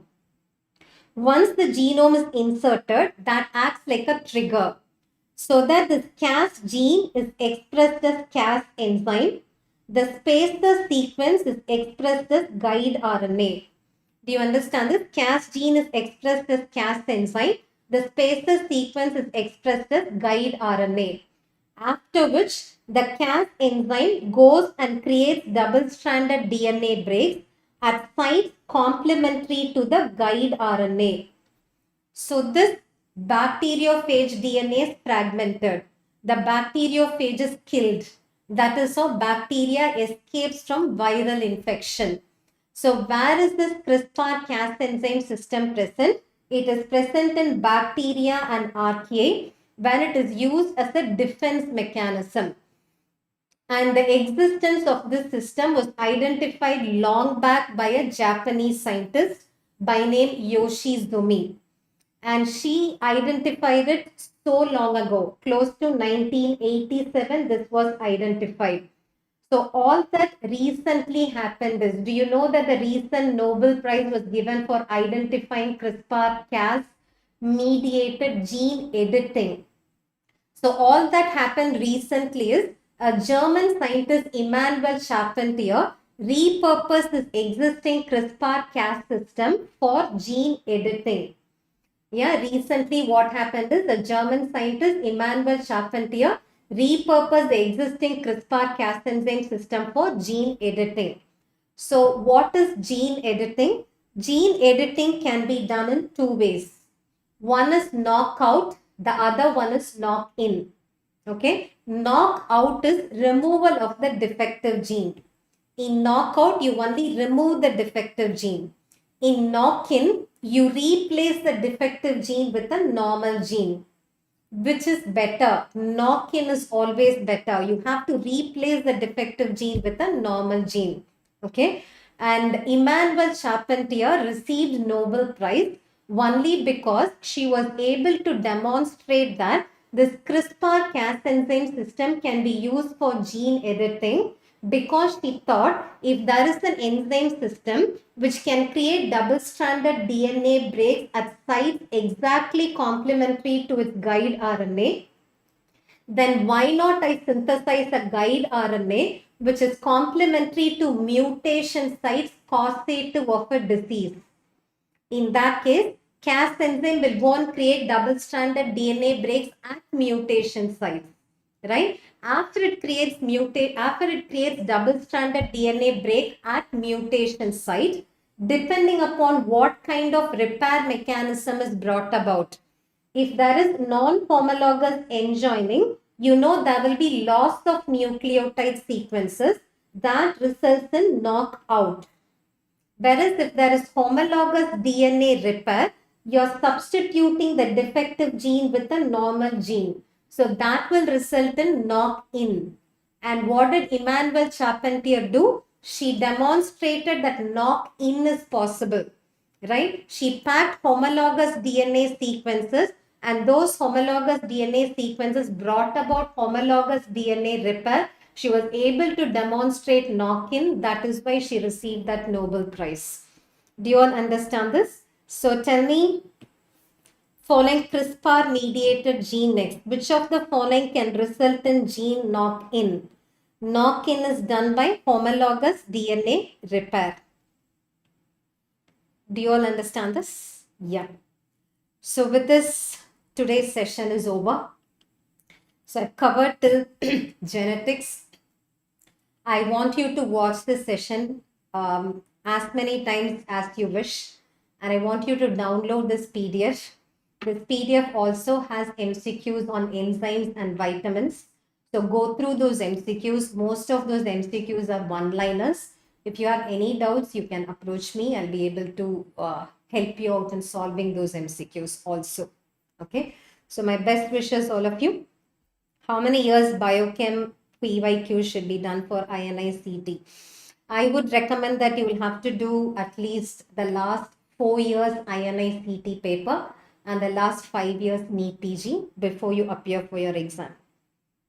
Okay. Yeah. Thank you. Good night.